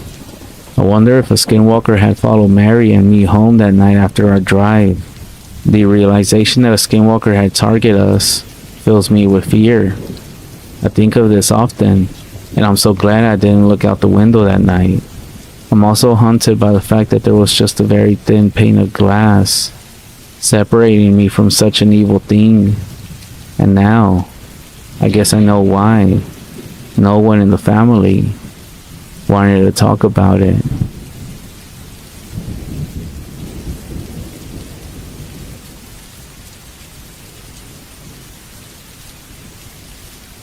This happened a few years ago in South Utah. My family and I have some friends that live on the Navajo Res, near the bottom of Utah. Our family is in Navajo, but my parents had met some friends a while back who are. Now, my parents had always told me about the legends that their friends had told them. I was never really scared of them because, to be honest, I didn't believe they were real.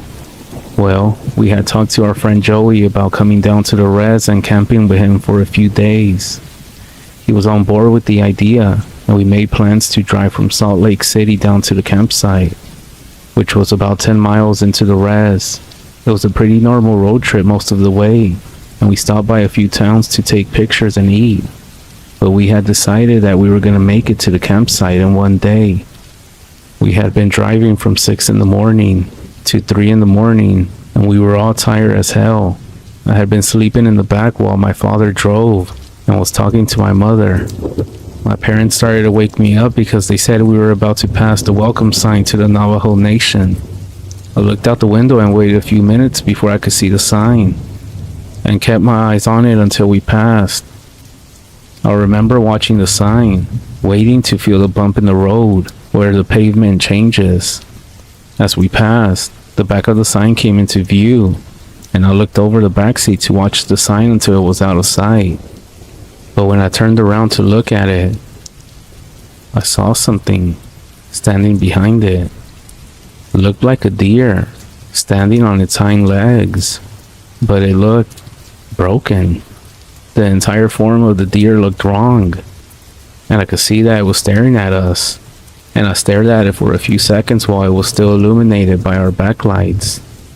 I turned back around and wanted to tell my mother what I had seen, but by the look on her face, I could tell that she had also seen it. My mom explained what we had both seen to my dad, who said it was most likely a statue or something and that we were just tired. My mom insisted, and my dad said we would ask Joey about it when we got to the campsite. While we pulled up to the campsite, Joey and 2 of his friends were sitting around a campfire talking. We were welcomed, hugged, and greeted each other and began setting up our tent. Once we had everything set up, my mom and I got into the same tent and started to go to sleep while my father stayed outside to talk to Joey for a little bit. I wasn't really listening as they were talking, but I started to pay attention as my dad began asking Joey about this thing that we had seen. Right as my father got to the description of it, Joey became quiet, and I could hear him whispering to my father in a hurried tone. All I could hear my dad say, "But we just got here." About a minute after that, my dad quickly got into the tent with us and told us that we needed to go. My mom and I were annoyed by this. That's until we saw that Joey and his friends were also packing up their stuff as quickly as they could. I asked what was going on, but the only answer I could get was, "Just get in the damn car right now." The scariest part at that moment was the way Joey was looking around the campsite. I had never seen my dad, or anybody else, move so quickly and pack everything up. As soon as we got everything in the vehicles, Joey told us we needed to stay somewhere off the res, and that he and his friends would escort us. He made it very clear that we needed to stay on the phone with him until we got to a hotel. We all agreed and began to drive back from where we came. It was mostly a silent ride until we started coming up on a wall of rocks in the road. As soon as we could tell what it was, Joey started screaming in the phone that we needed to either go through it or go around it, but that we needed to do it quickly. My dad drove around the rocks, carefully moving the vehicle, trying not to pop a tire, while still trying to make it out of there quickly. As we started pulling back onto the road, that's when we heard a scream, or more like a screech, coming from in front of the vehicle, maybe about 50 feet away. Joey only said, "Keep driving," which was enough to prompt my dad into driving faster than he had ever driven before. We made it to a hotel, and Joey refused to speak about what just happened. The only thing he said was that we needed a blessing of some sort before we left. We didn't want to, but seeing what happened earlier, we were gonna go with whatever Joey wanted. I never really believed in, well, I'm not gonna say their name, but after reading up on them and comparing the stories online to my own, I firmly believe they're out there.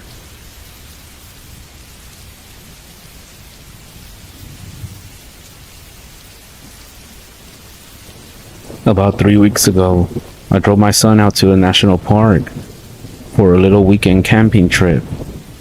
We took the 410 out from Tacoma into Mount Rainier, a place that my own dad used to take me when I was a kid.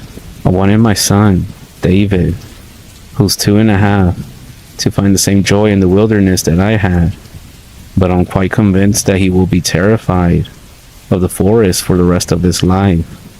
When we arrived on Friday, the weather was crisp, and the first signs of spring had finally made themselves known. We walked, or rather I walked with David on my shoulders, for about 2, maybe about 3 hours from the parking lot, into a small desolated camping ground with a pre-made fire pit. I'm not a very overprotective parent, so I let David wobble around a bit while I set up the tent. I heard David make some sounds from behind me. Now, I quickly recognized these sounds as the ones that he makes when he's excited about something. I turned around and saw him sitting in the grass, about 20 feet away, staring into the woods. Even more strange, he was doing this thing he does when he's excited about something, in which he'll start slapping both of his legs quickly. I slowly walked over while trying to keep an eye on both him and the woods at the same time, but there was nothing in the tree line that I could make out. When I was finally by his side, I asked him what he had seen, and at this, his response was, "Monkey Man." He was smiling, still slapping his legs as much as I tried to match his excitement like a good parent should do. Suddenly, the serenity of the woods was replaced by a sense of unease. I once again fixed my eyesight on the tree line and peered in very carefully. It was just such an incredibly strange thing for him to say. I picked David up, not wanting to leave him alone anymore, at least until I could regain some clarity, and walked into the tree line. I don't know how many of you are parents, but the last thing you want to do when you're taking your kid out for a fun weekend is to scare them. I mention this because the sensible thing might have been to hush him, to tell him to keep quiet for a while. But then, I also knew that realistically, this was most likely his imagination. After a few minutes of scouting around with David up on my shoulders, I decided to return to camp. It was about 3:30, I believe, so I made us some lunch, still keeping an eye out on the space at which David had been clapping and yapping just a few minutes before. As much as I try to forget it, I just couldn't. I'm not superstitious. I don't believe in aliens, in the paranormal, or even in Bigfoot. But I suppose my parental instinct was simply in too much of a high gear for me to let it go. As the cold sun was setting, I decided to ask David a bit more about what he had seen. As I was getting the fire going, I asked him about the monkey man. I asked him if it was a big monkey man. David thought about it for a second, then laughed and nodded, and then asked him if he seemed like a nice monkey man, and David, once again, started to giggle. I wasn't really sure what else to ask. I read a chapter from a book to him as he fell asleep in his sleeping bag. When I fell asleep myself, I had almost forgotten about the monkey man. I awoke in pitch darkness. The fire pit was out. I reached out to feel for David, and panic struck me hard. He wasn't next to me. He wasn't even in the tent itself, with only my underwear on. I stormed out but realized it was too dark to see anything. So I dropped back into the tent and tore my flashlight out of my bag. In the meantime, I was screaming his name. With only the weak beam of a flashlight, I didn't think I would ever have to actually rely on. I pointed it around in circles, still calling out for David. For some reason, I ran towards the spot at which David had been so transfixed in the daytime. I shouted his name into the trees as I trotted inward into the pitch-black woods. I was so desperate that I didn't even notice my feet getting scraped up by the bark and stone. After only about a minute of walking, I saw something that made me drop the flashlight. David was standing there, peering into the darkness, very still. I grabbed onto him, beginning to sob, still clutching him tightly. I picked up the flashlight again, which had been beaming at the ground, and looked around for a moment, fending off the darkness. I could see nothing around. As I carried him back, looking over my shoulder, I asked him what happened. He replied that he didn't know, and that he was tired. David had sleepwalked before, so I was just chalking it up to that. That night, I locked up the tent from the inside with a padlock. I only got about 3 hours of good rest. David himself slept like a rock, despite my trembling embrace. The following morning, I made some breakfast. David couldn't remember what happened, and seemed pretty satisfied to continue the trip. I thought it would be careless to shrug off last night's events as mere sleepwalking, especially considering the monkey man business. But I also thought it would be a bit too silly to cancel the entire trip over it. So I made a promise to myself that if anything else were to happen, we would drive back to Tacoma at a moment's notice. The rest of the day was actually quite nice, and it helped me take my mind off things. David was a bit upset about not having the iPad, but eventually discovered that nature can be just as cool as pixels. We made some bark boats with faces on them and sent them downstream. We watched some squirrels, listened to the birds. It was everything that I was hoping the trip would be. At dusk, when the trees stretched long shadows across the grass, David was getting too cold and too tired to play anymore, so I decided we would spend the rest of the day inside the tent. I had brought along this game where you have to trace the outline of a person with a small metal rod, and if your aim is off, it makes a funny sound, almost like that game Operation. I don't remember what it was called, but David always found it funny. It's a simple game, but they told us that it helps develop motor skills. When it was David's turn, he made a mistake, and the little speaker made the sound again, and David started laughing. But what happened next filled me with a sense of fear that I doubt anything will ever match. From about 50 feet away, I heard the exact same laugh that David had made, only it was much deeper. It was almost like when you record yourself speaking and then lower the pitch down. I froze, and this time, I couldn't hide my fear from David. I could tell by his face that he had also heard it. I lifted my finger to my lips to communicate to him that we needed to be quiet. It was at this moment that I also noticed that the sun had completely set. I had also just realized how quiet the woods had become. Every second felt like an eternal minute as we sat there in the tent, absolutely still, surrounded by thick silence. When the sound of my own heartbeat in my ears finally ceased, I leaned over slowly towards my backpack to retrieve my handgun out of it. I never go into the woods without it. I turned around to face David. I noticed that he had picked up the game again, so I sternly removed it from his hand and whispered in a stern tone, "Not now, David." Then, just as I had said it, a broken voice whispered, inches away from the tent, "Not now, David." The only thing I remember happening next is that I started shooting into the fabric of the tent in the direction of the sound. David was screaming, and the gunshot rang throughout the woods. Then I heard what sounded like some fading footsteps of something sprinting away. With my hands trembling, I opened the padlock and jumped out with a flashlight in my left hand, aiming the faint beam into the darkness. I grabbed David, stuffed everything that I could within arm's reach into the backpack, and just ran. The way back was the scariest. There was not a second at which I did not feel as if something was right behind us. ready to leap out from the darkness. The only thing I could say to David was, "It's alright, David, you'll get the iPad soon." Nothing did ever leap out, nor did I hear anything except the rushing of the wind and the running stream by the trail side. I was so out of it that even in the car, I kept checking the backseat to see if there was something sitting behind us, ready to kill us. I'm not sure how to explain it to you, or to anybody, not even David's pediatrician, about what happened. I haven't even told his mother the full story, only that I thought someone came up to our tent, and that I had to fire a warning shot. Needless to say, David hasn't been the same since. He has been getting constant headaches, which might be from the damage to his ears by the gunshot. I'm not sure how to end this story, but one thing is for sure: never take your kids into Mount Rainier National Park.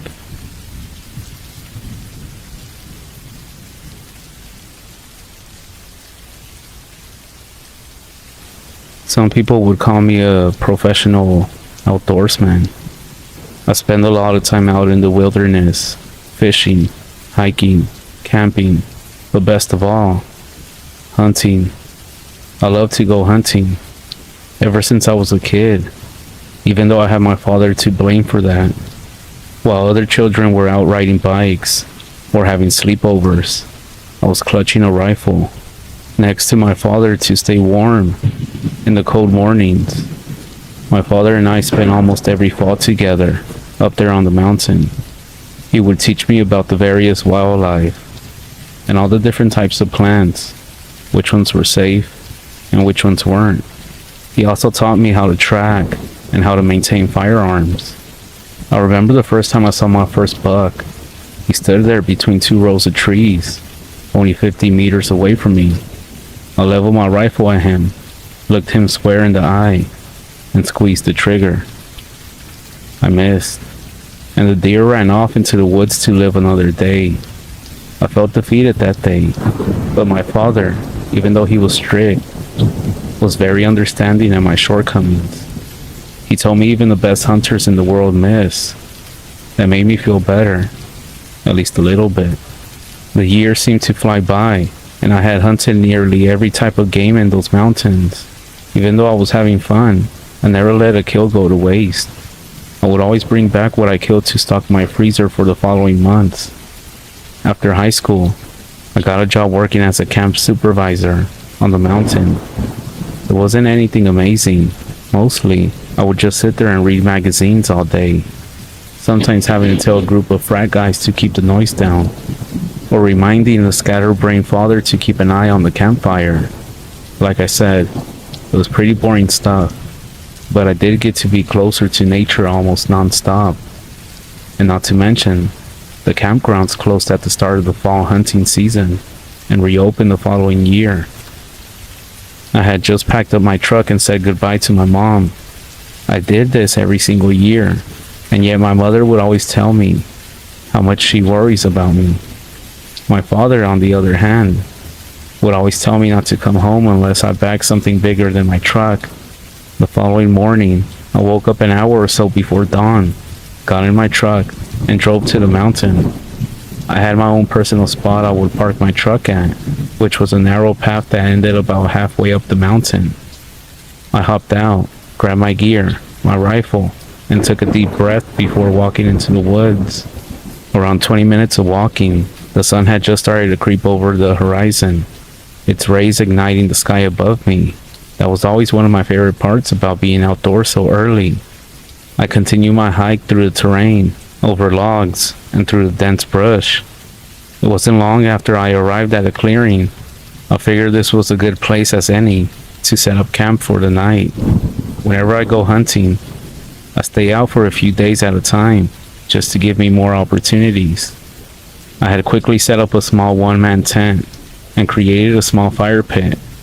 The sun was almost directly overhead at this point. Even though I was still busy situating my surroundings, I couldn't help but feel eyes on me. I backed out of my tent, my rifle in hand, and scanned the tree line around me. Another good lesson that I picked up from when I was young was to always trust your instincts out here when you're hunting. I thought maybe a bear was getting too curious for its own good. I grinned at the thought of my dad's face if I managed to actually bring back something as large as my truck. But I quickly reminded myself how dangerous these animals could be. I stood there motionless, listening and scanning everything around me. After 5 minutes of nothing, I returned to my tent, but still more alert than ever. Finally satisfied with how my camp looked, I quickly scarfed down 3 protein bars and a bottle of water before venturing into the woods. It wasn't long before I caught the trail of a small herd of deer not too far ahead of me. I took notes of each broken twig, grazing spot, and pile of droppings along the way. Just as I was about to peek my head through some underbrush, a deer jumped out at me. This caused me to jump and fall on my back hard. Before I knew it, 2 more of them followed as they all scampered past me, disappearing into the woods before I could even ready my rifle. Rising to my feet, I couldn't help but notice the strange behavior. Normally, deer don't run towards a hunter like that. Usually always they run in the opposite, unless something else has scared them first. I peeked my head back through the underbrush and noticed something strange. There was a deer lying on the ground in a pool of its own blood. Its entire throat and chest seemed to have been torn from its body. I could feel a mix of curiosity and concern rise in my mind. I wonder what could have possibly done this. And I also wonder how I didn't hear it happening with how close it was. While I was lost in thought, I heard the rustling of twigs and leaves on the far end of the deer. I looked up and caught a glimpse of something, only for a moment. But whatever it was, it looked gray. Maybe a wolf. But it still doesn't explain why I didn't hear it, nor why it didn't stick around to eat its prey. I decided it was best to start making my way back to camp. The sun was now on its descent, and I didn't want to be out in the woods after dark. It's very easy to get lost at night. The twilight was growing in the sky with each passing moment. I tried to quicken my pace, but I knew I wasn't going to make it back to camp before the sun had fully set. Still, I continued on, trying my best not to think about the possibility of a wolf lurking around, because if there's one, there's most likely a pack around. I began to get that feeling again of somebody's eyes on me from some unknown location. I could feel my hands gripping my rifle as I continued to walk. Then, a rustling of leaves and crackling of twigs caused me to stop and aim with my rifle. It was 2 squirrels chasing each other around the tree. With a heavy sigh of relief, I lowered my guard and turned back. But when I did, I saw something that froze me. There was something attached to a tree directly in front of me. It looked like a man, but not really. Its body was a grayish blue color, and it was gripping onto the tree with large claw-like fingers. I felt sweat run down the side of my face despite the cold temperature outside. Its head was twitching about as if it were looking for something.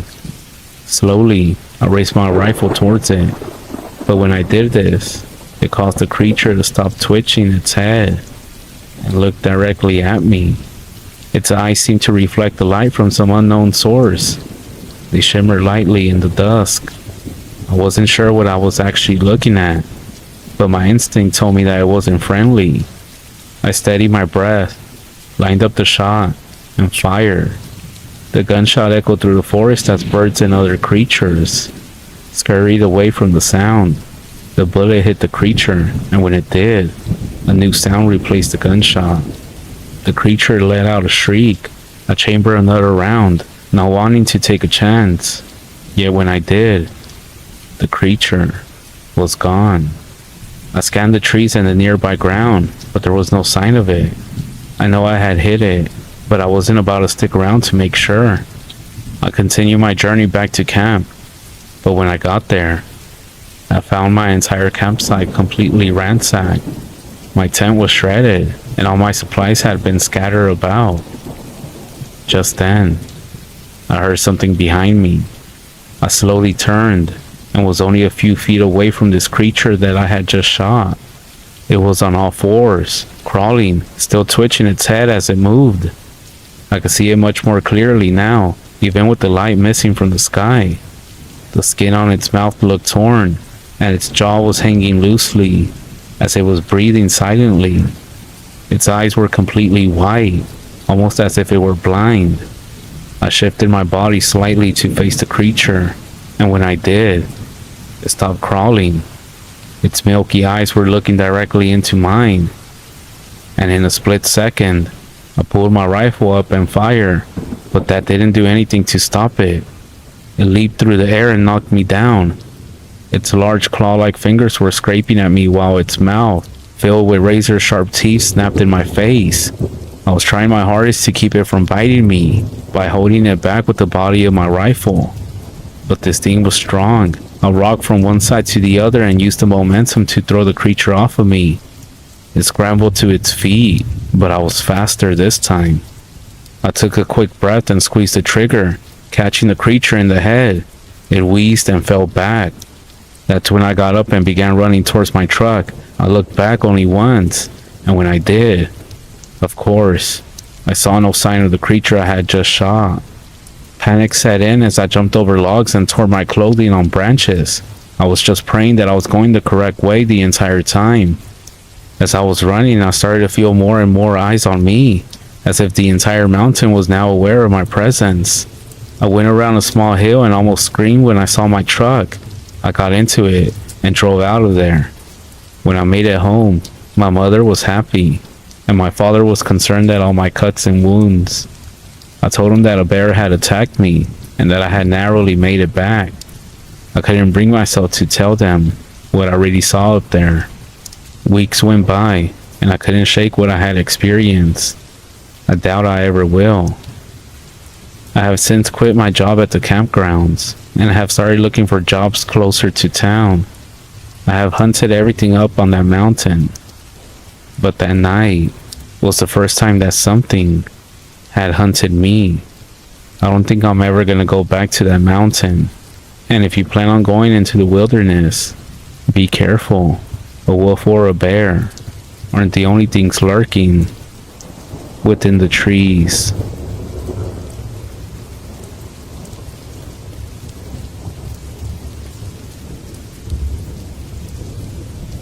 I've been a park ranger for the better part of a decade. It's both a demanding job and one filled with enjoyment.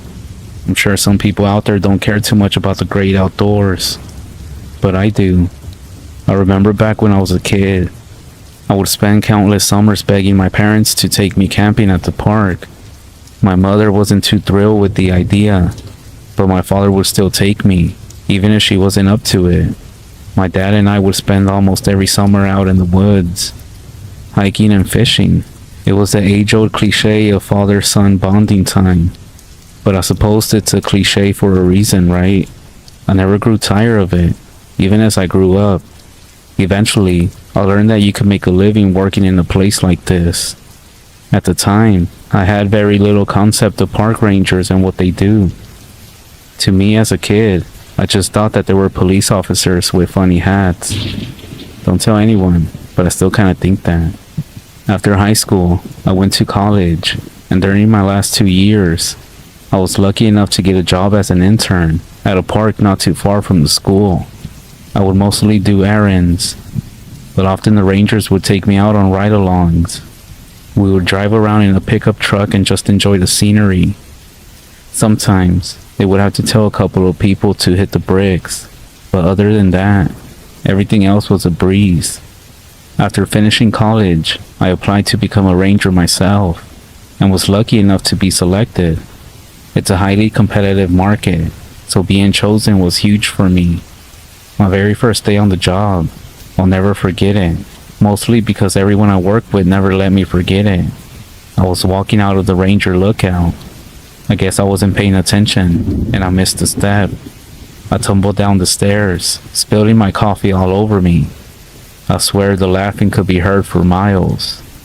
Aside from that unfortunate misstep, it's been an enjoyable ride, to say the least. Over the course of my career, I dealt with numerous events. The first major one that I could remember would have to be the time a group of kids had gotten a hold of some fireworks, which aren't permitted in the park. They had set a few of them off, and we were called out to investigate. We arrived at the location not long after the report was made, and lucky for everybody, no damage was done to the park or the kids. We escorted them back and called their parents to come pick them up. One kid damn nearly wet his pants when I told him that I spoke with his mom. I couldn't blame him. She sounded like the wrath of God even when she was speaking to me. Other than that, there have been a few domestic disputes at the nearby campgrounds. Those happen actually quite frequently. People often get stupid when they get drunk. So we calmed them down or asked them to leave. And since they don't want to pick up camp, most of the time they just go to sleep. But the worst day was a couple of years ago when a local kid from a nearby town had gone missing. We were all called in to be part of the search effort. Apparently, the boy had wandered into the woods and had gotten lost. We searched and searched for days, but in the end, were unsuccessful. I still remember his face on the flyer that his parents had made. But that brings me to the scariest day working as a park ranger. I'm sure that's why you're all listening anyway. It was a slower day in between spring break and summer vacation. During that time, there's a lot of visitors, so our roster was somewhat spread out. Not to mention, we had some people retire recently, which actually left us pretty short-handed. I was stationed in the main ranger building at the entrance of the park, while Alan, another ranger, would be at the lookout further inward. After checking in and getting situated at the start of my shift, I watched out of one of the nearby windows as Alan hopped in one of the trucks and drove it to the lookout.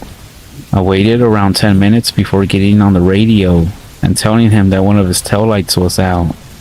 Another few minutes passed before he hopped on the radio and told me that he was halfway up the stairs, then had to head back down to check, and they were both fine.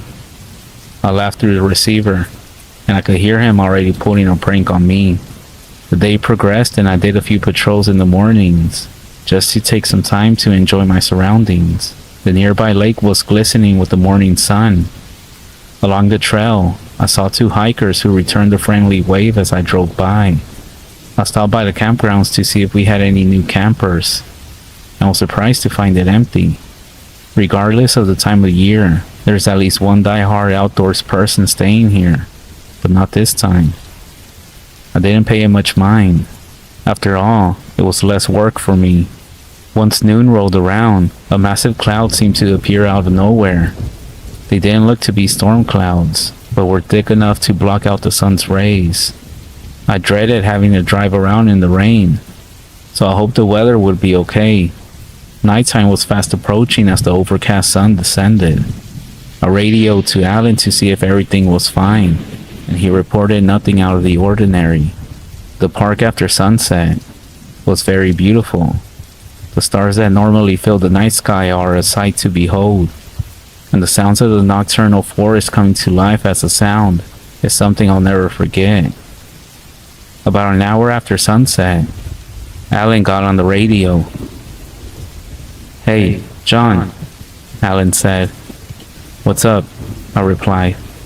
"Come out here, man," he said. The way Alan spoke was strange to me. He sounded a bit nervous, a little bit off. Maybe his nerves were getting the best of him. "Alright, I'll be out there in a minute," I said as I exited the ranger station and hopped into the truck. As I drove out to the lookout, I radioed Alan again to ask him if everything was alright. But the radio just crackled in response. I sighed, thinking he might be using the bathroom or something. Once there, I parked a few yards away from the tower's base. I hopped out of the truck and turned on my flashlight. As I was approaching the stairs, my boots sloshed into the muddy ground. It's caught me off guard, as even though there were clouds in the sky all day, it hadn't rained a single time. I lowered my light and saw that the ground had a strange tint to the mud. What was weird was that as I looked at it, I noticed that the muddy ground seemed to lead away from the tower. I followed it to a nearby tree line that surrounded the tower itself. in between two trees. I saw him. Alan, or what was left of him. His body was torn to shreds. His face was completely torn. If not for his uniform, I doubt I would have recognized him. As I was standing over my bloody coworker, the radio crackled to life. "Hello, John." Alan's voice came through. My breathing stopped. "Are you almost here?" he asked. The voice coming through the radio was definitely Alan's, but that was impossible, as I was currently staring at his remains. I snapped my head and looked up to the tower above me. Even though it was dark outside, I could see someone inside of it, a silhouette, standing still through the glass. I then got on the radio. "Alan, are you in the tower?" "Yes," came the response. As soon as whoever it was responded, I made a dash to my truck. As I ran, I looked up and watched this thing run towards the tower's door and begin to descend the stairs. I barely managed to jump inside the truck before whatever it was reached the bottom. I quickly started the engine. To this day, I'm still not sure what was standing in front of me. Its skin was gray from head to toe. Its body seemed muscular, yet lanky at the same time. Long arms and legs protruded out from its torso. I could see the flesh expand and contract with each ragged breath it took. Its face was by far the strangest. Large eyes. The lower half of its face was just a mesh of teeth, some even puncturing its own skin. It raised a long, clawed hand to its mouth, and I could see it was holding something. Suddenly, my radio crackled to life. It said in Alan's voice, "John, are you there?" I floored my truck and ran into the creature as hard as I could. The metal on the truck creaked for a moment before the thing fell to the ground. After that, I reversed out of there, spinning the truck around and driving until I was completely out of the park. I was interviewed by different law enforcement agencies about the events of that night. I tried my best to be honest, but hearing myself explain to the local police that it was a monster sounded insane. The authorities determined that it was most likely an individual who was crazy that attacked Alan, and when they went to go find him, he was nowhere to be found. It's been almost a year since that day, and I have since moved 4 states away, getting a job at a smaller park. Some of you might think that's crazy, but I do still love the outdoors. I just refuse to work once the sun goes down. I try to look up reports of similar incidents, and the closest thing I could find were stories or legends about strange creatures that are called Wendigos, the Rake, or Skinwalkers. I have no idea if that's what I saw that night or not, but here's some advice. If any of you are planning to visit one of your state parks this summer, I would highly recommend it. However, if you're planning on camping at one overnight, please be very careful and never trust a voice when you can't see its face.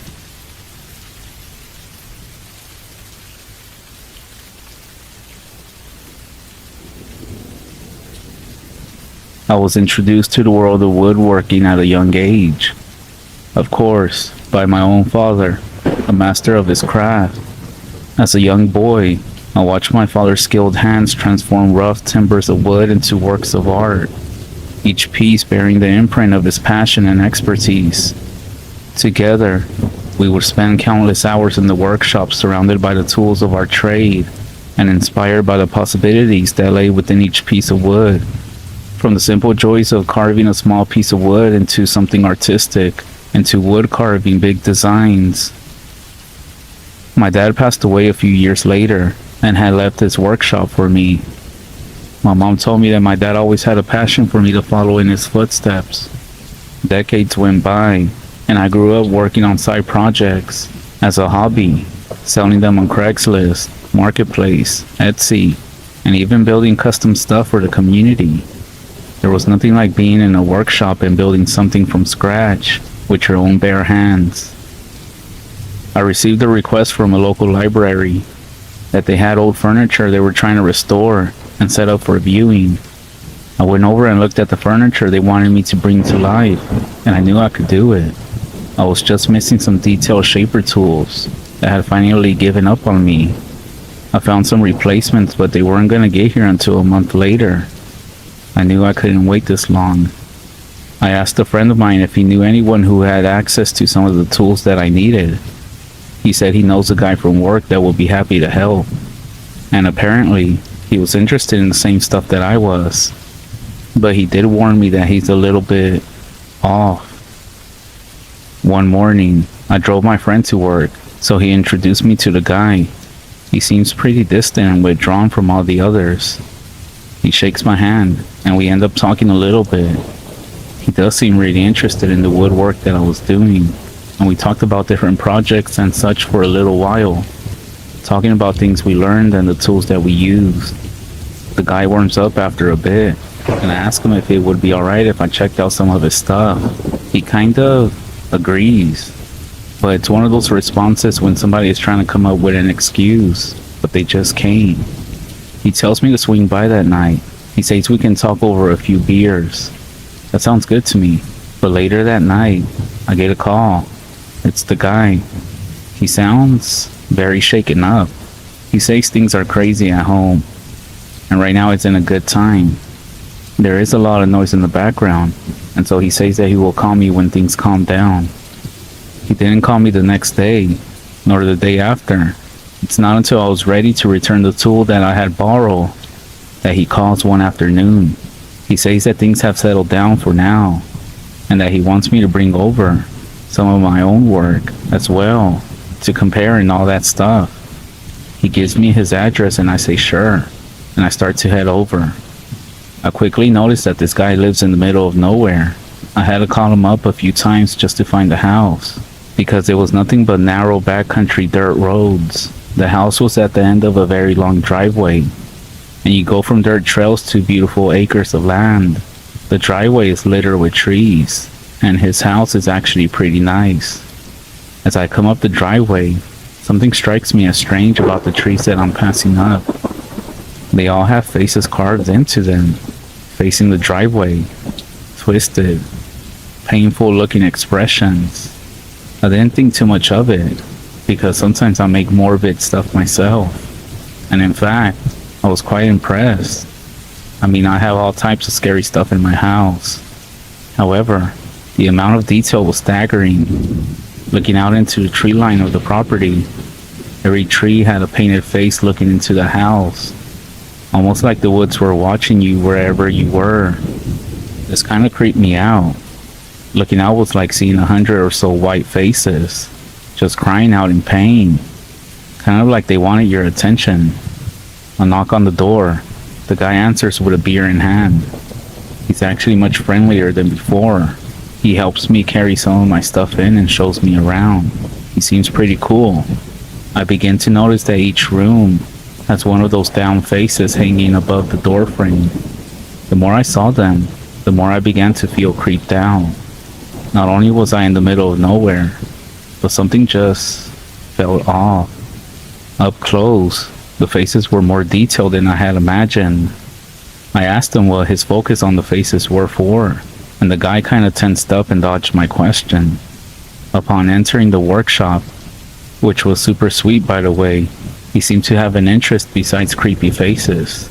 He had entire 7-foot sculptures of women, men, animals, all of them very well done. And there's another large one in the back of his workshop that has a tarp over it. He looks at me, almost with a worried look, and says that that one isn't done yet. But the way he says it makes me not want to press further. It was right in front of a door that I think led to another room. We began working on stuff together, trading stories and fun times about when we injured ourselves. Suddenly, out of nowhere, he changes the subject. The guy starts to ask me what I think about God and the afterlife. I tell him that I'm not super religious, but I don't rule anything out. I just don't go to church or anything. The guy gets a bit flustered by this, gets a bit loud. He says that he was told that everything was a lie. So I ask him, by who? He's kind of silent for a moment, and then he asked me if I believe in spirits. I gave him the same kind of answer. It's possible. I don't rule anything out. He then starts looking around the room as if seeing if anyone is around. Then he leans towards me, and his voice goes soft, and he whispers, "I see things in the woods at dusk. I can see their shadows. Sometimes they whisper from the trees, and I can hear them." I start to think that this guy is obviously mentally disturbed, given everything else, but I continue listening. I try to ask him what they tell him. They tell him that everything is a lie, that God is a lie, the afterlife is a lie. The only thing after dying is darkness. He says that they laugh at him, and that they leave dead animals at his tree line. At this point, I'm officially freaked out. He says sometimes they visit him at night, and each face carving represents a different spirit that has came to visit him. He says that they can't stand looking at themselves in death, so they don't step within the tree line, which is why he has the entire thing carved out. I'm pretty quiet at this point. I hadn't felt goosebumps like this ever since I was a kid, and I had chills running up my spine. He told me that they try to talk to him from the tree line at night, that they try to get him to leave his home. I try to change the subject, but the guy looks down and just keeps talking. He starts to get pale as a sheet, and from what I can tell, he's actually terrified. He even kind of starts looking at me with tears in his eyes. He tells me that I'm the only person he's told. Knowing that I'm a stranger, he apologizes. He says that he's scared and doesn't know what to do anymore. I try my best to awkwardly console this stranger, and the guy kind of starts to break down. Personally, I think he needs help, but I know it's not my place to try to help him, and so I regret to this day the next thing I ask why he's so afraid. He looks at me and says that the faces are not working anymore. 2 weeks ago, he had something terrible in his living room. I ask him what it was. He walks over to the figure that's covered with a tarp and pulls it off, and he reveals the most mangled, terrible thing I have ever seen. It barely resembles a human being. Shortly after this, there's a loud bang on the wall to my right. I nearly jumped out of my skin, but the guy didn't even look. Then again, another bang, and then it just continued on and on. The guy then screams towards where the noise is coming from. Stop it. And it ceases. After that, I just grab my stuff. I tell the guy that I'm sorry and that I have to get out of here. I fucking got out of there as quickly as possible. As I'm leaving his home and driveway, I look in the rearview mirror, and the trees are darker than I ever seen. They have shadows all around them. I end up making it back home, and the guy calls me a week later and apologizes. He said he was just being silly, and everything is okay now, and that most of it was just a joke. However, I told our mutual friend what happened, and he told me that the guy actually quit, and that nobody has heard from him, nor could they get a hold of him after that.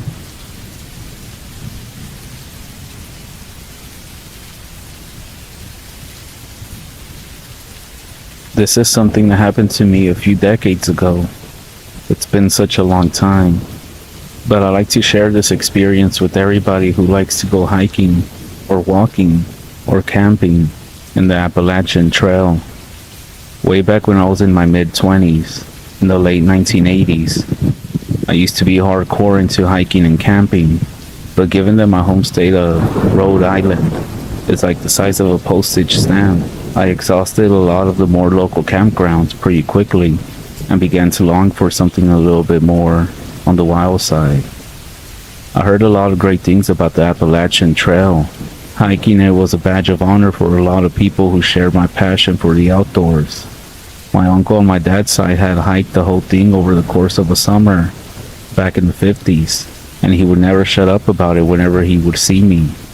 He made it sound amazing, like there was true wilderness out there, just waiting to be explored.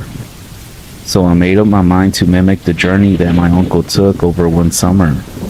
I couldn't get the time off work to walk the whole trail, but if I timed it correctly, I could walk the southern portion of the trail from Harper's Ferry to Asheville, North Carolina in just a couple of weeks, fulfilling a hiking dream that I had for what seemed like an age.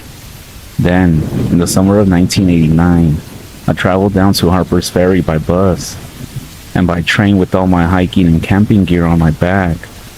After picking up a few final supplies for my journey south, I hiked up onto the Appalachian Trail and kicked off the journey of a lifetime. Needless to say, the first few days of walking were pretty tough, but I got used to the level of strain pretty quickly.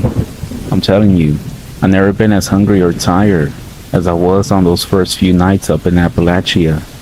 I brought a hammock with me as I heard some pretty intense stories about the bugs down in West Virginia. Nasty little bugs with the names like the assassin bug, which basically has a big spike for a mouth, or the cow killer ants, whose stings are so painful that they are said to have taken down an actual cow. This had to be pure rumor, but it was intimidating. So every night after my day's hike, I would take it out of my pack, unroll it, and tie it up between two trees before getting some shut-eye. It didn't make for the comfiest night's sleep I ever had, but I wasn't complaining, especially if I was able to keep the black widows off of me. But since I was out in the woods most nights, without cover, every little sound or squawk from the nightly animals would wake me up.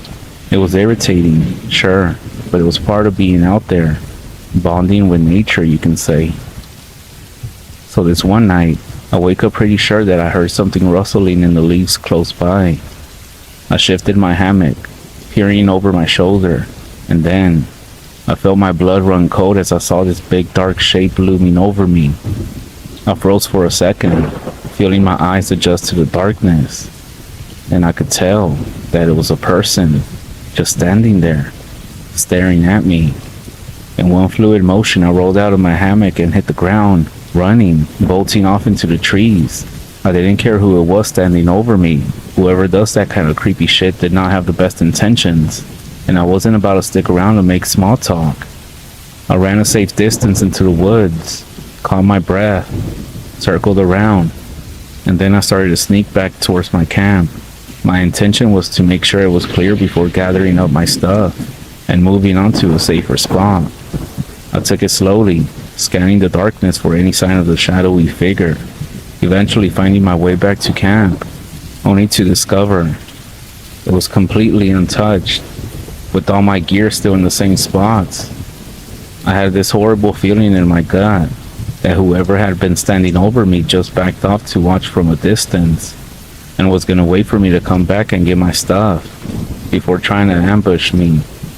If they weren't there to steal from me, it was obvious something else they wanted, and I was dreading to think exactly what that was. But regardless, I managed to grab my stuff and get out of the area without anyone managing to sneak up on me. The next few days, I walked hard and fast, exhausting myself in my attempt to get as far away from the area as possible. After that, I figured I was safe. No one had bothered me during the previous few days of hiking, so I figured I would be okay from there on out. But I was wrong. Very wrong. Every single night since that incident, I struggled to get some sleep. I kept picturing that person standing over me, just staring down at me in the darkness. I had no idea how long they'd been there, or what they had in mind for me, and I was just glad that I got out of the area. But still, I didn't start to feel safe again until I bought some fishing line from a sporting goods store in one of the small towns I had passed, which I could then use to make tripwires that ran between the trees close to where I was camping. Then, a couple of empty cans of beans that I would string together, and whoever snagged their foot on the wire would make the cans clink together, making me aware of their presence. I had one big scare when a fox snagged the line, and I rolled out of my hammock with a knife in hand, ready to take on whoever was about to creep up on me, only to see the furry little guy scurrying away into the moonlight. I did end up laughing to myself about that one, and after that, I stopped sleeping with my knife in hand, because All it was gonna take was one little slip, and I would be in a whole world of trouble. About a week went by, and I had just about gotten over the whole shadowy figure in the night incident. I had to be almost 100 miles away from where it took place, and I had no more trouble on any other night, except for the incident with the fantastic Mr. Fox that just scared the life out of me. So with the help of my little tripwire alert device, I was able to start getting some sleep again without any trouble. However, that night, I woke up suddenly to find that I couldn't move. I couldn't bring my arms up from my sides at all, and the hammock material seemed to be pushed right into my face. I was cocooned by it, like the fabrics was wrapped around my entire body. This only registered in my half-awake brain when I heard the sound of fabric snapping. Then, I hit the dirt, completely knocking the wind out of me. I had no idea what was going on, struggling to break out of the hammock, only I couldn't. That's when I felt the hammock being dragged across the forest floor. Then, it hit me. Whoever was dragging me across the ground had bundled me up in my own hammock with some kind of cord. They had cut the ropes tying me to the tree and was proceeding to drag me off to God knows where. I started screaming at the very top of my lungs, forever it seemed like, to let me out. But no one responded. All I could hear was the sound of the hammock's fabric rustling against the forest floor. I knew I had to think fast, or whatever was going on wasn't gonna end well at all. Like I said, I had stopped sleeping with my knife in my hand, or nearby me in the hammock, because that was just an accident waiting to happen. So I had nothing handy to cut through the material and make my escape, or so I thought. In a split second, one idea popped up. A few years back, my dad had gifted his old wristwatch to me. It was a reliable thing, but I had just one complaint about it. The little latch that kept it tied to my wrist and was actually a little sharp from the years of use. I managed to accidentally poke myself a few times within the process of picking it up, or even putting it on. It actually drew blood, so I knew what I had to do. I unbuckled the watch as quickly as I could, which wasn't easy considering I was getting dragged along the ground in the pitch darkness, and managing to pinch the sharp clasp between my thumb and index finger was even harder. But still, I managed, and when I did, I began to rake it against the fabric of the hammock. It was just as effective at cutting canvas as it was at cutting skin. And even though it took a good few tries, it didn't take long until I could see the subtle glow of the silvery moonlight from the other side. I kept cutting as quickly and quietly as I could, until there were so many cuts that I could rip myself out of this cocoon, like some terrified newborn bursting out of the womb. You'll have to excuse the analogy, but in retrospect, that's exactly what it seemed like happened. I was born again that night. I got a second chance at living. Escaping the hammock meant life because I know that staying in it would have meant death. For the second time in about 10 days, I found myself bounding through the dark woods. Only that second time, the fear I had was like 10 times what I felt the first time around. I don't even know how I managed to escape. Assuming it was the same figure standing over me the first night, they had somehow managed to track me for more than 100 miles. And they even seemed to get past my tripwires. They were a far better woodsman than me, most likely more physically fit than me. I just know that by the time I reached the house with its lights on, I turned to look behind me as I was banging on the door. There was no one else around, and the family who lived there were kind enough to put me up for the night. After I called the local sheriff, who came out in the morning to help me retrace my steps through the woods. We found my camp, but not the hammock. And even though I told him everything in detail, I could tell he was very skeptical of my story. He even suggested that I most likely got lost and scared in the dark and had just ended up jumping at shadows. Maybe even had a bad dream that seemed a little too vivid because of the lack of proper rest. But I know this was real, just in the way my palms are sweating right now as I'm recounting this. I'm sure that night really did happen the way I remember it. I never did finish that dream hike. The next day, I got on a bus back to Harper's Ferry, then took the train all the way back to Providence, and I only ever told a handful of people who happened to be out on the trails. I figured not many would really believe me. They would just think I was telling a campfire tale or something. I didn't tell my hiking uncle for the longest time. I thought that maybe he was just gonna laugh or tell me that I didn't have it in me to do something that tough. But when I finally told him my story, I got a reaction that I definitely wasn't expecting. He just nodded, and he told me that there were some nights that he himself didn't think that he would make it out alive. He said that there are people who live up in those mountains, who have been outlaws for generations, who live isolated, outside of the natural order of things. He had some pretty close calls himself at times, bumping into people who weren't nearly as friendly as the majority of West Virginians, and sometimes even seeing things that he knew he wasn't supposed to see. But just what those things were, he didn't seem to want to say. I always told myself that I would try my little Appalachian adventure some other time. Maybe when I'm a little bit more old, a little more wise. The trail will still be there, waiting for me.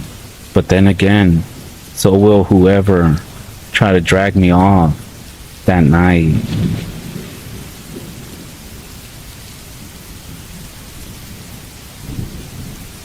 Growing up, I always had a thing for walking alone in the woods. I was a creative writer in school. My attention span now is far too gone to finish much writing these days. But back then, I would take a stroll through the woods to get my writing done. Just me, a pencil, and a notebook. Sometimes I would even listen to Silent Hill and Parasite Eve soundtracks. Some of those soundtracks were pretty creepy too, yet it never creeped me out being alone in the woods listening to creepy music. I never did feel afraid. The single experience, however, has left me with the feeling of dread at the mere thought of going back into the woods alone. I still venture out there, but that peace of mind I used to have just isn't there anymore. I work at a call center, have weekends off, and I was single at the time with not too many friends. I would spend my weekends hiking and camping along the Appalachian Trail. I lived only 2 hours from it, and the drive itself was usually quite relaxing too. Hiking and camping alone can be difficult, and it's not something I would recommend for inexperienced hikers. Even if you follow a forecast, the weather can switch up on you when you least expect.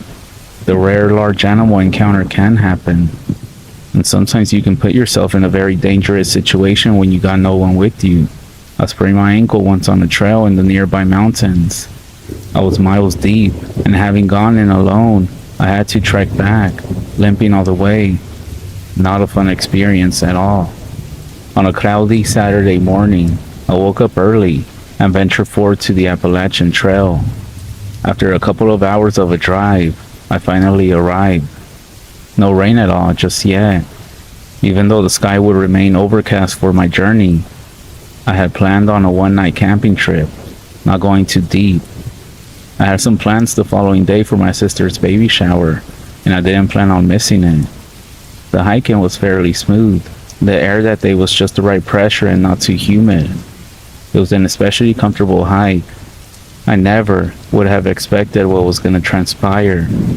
I hunkered down under a poplar tree, tearing down a Cliff Bar, then finished off my first bottle of water.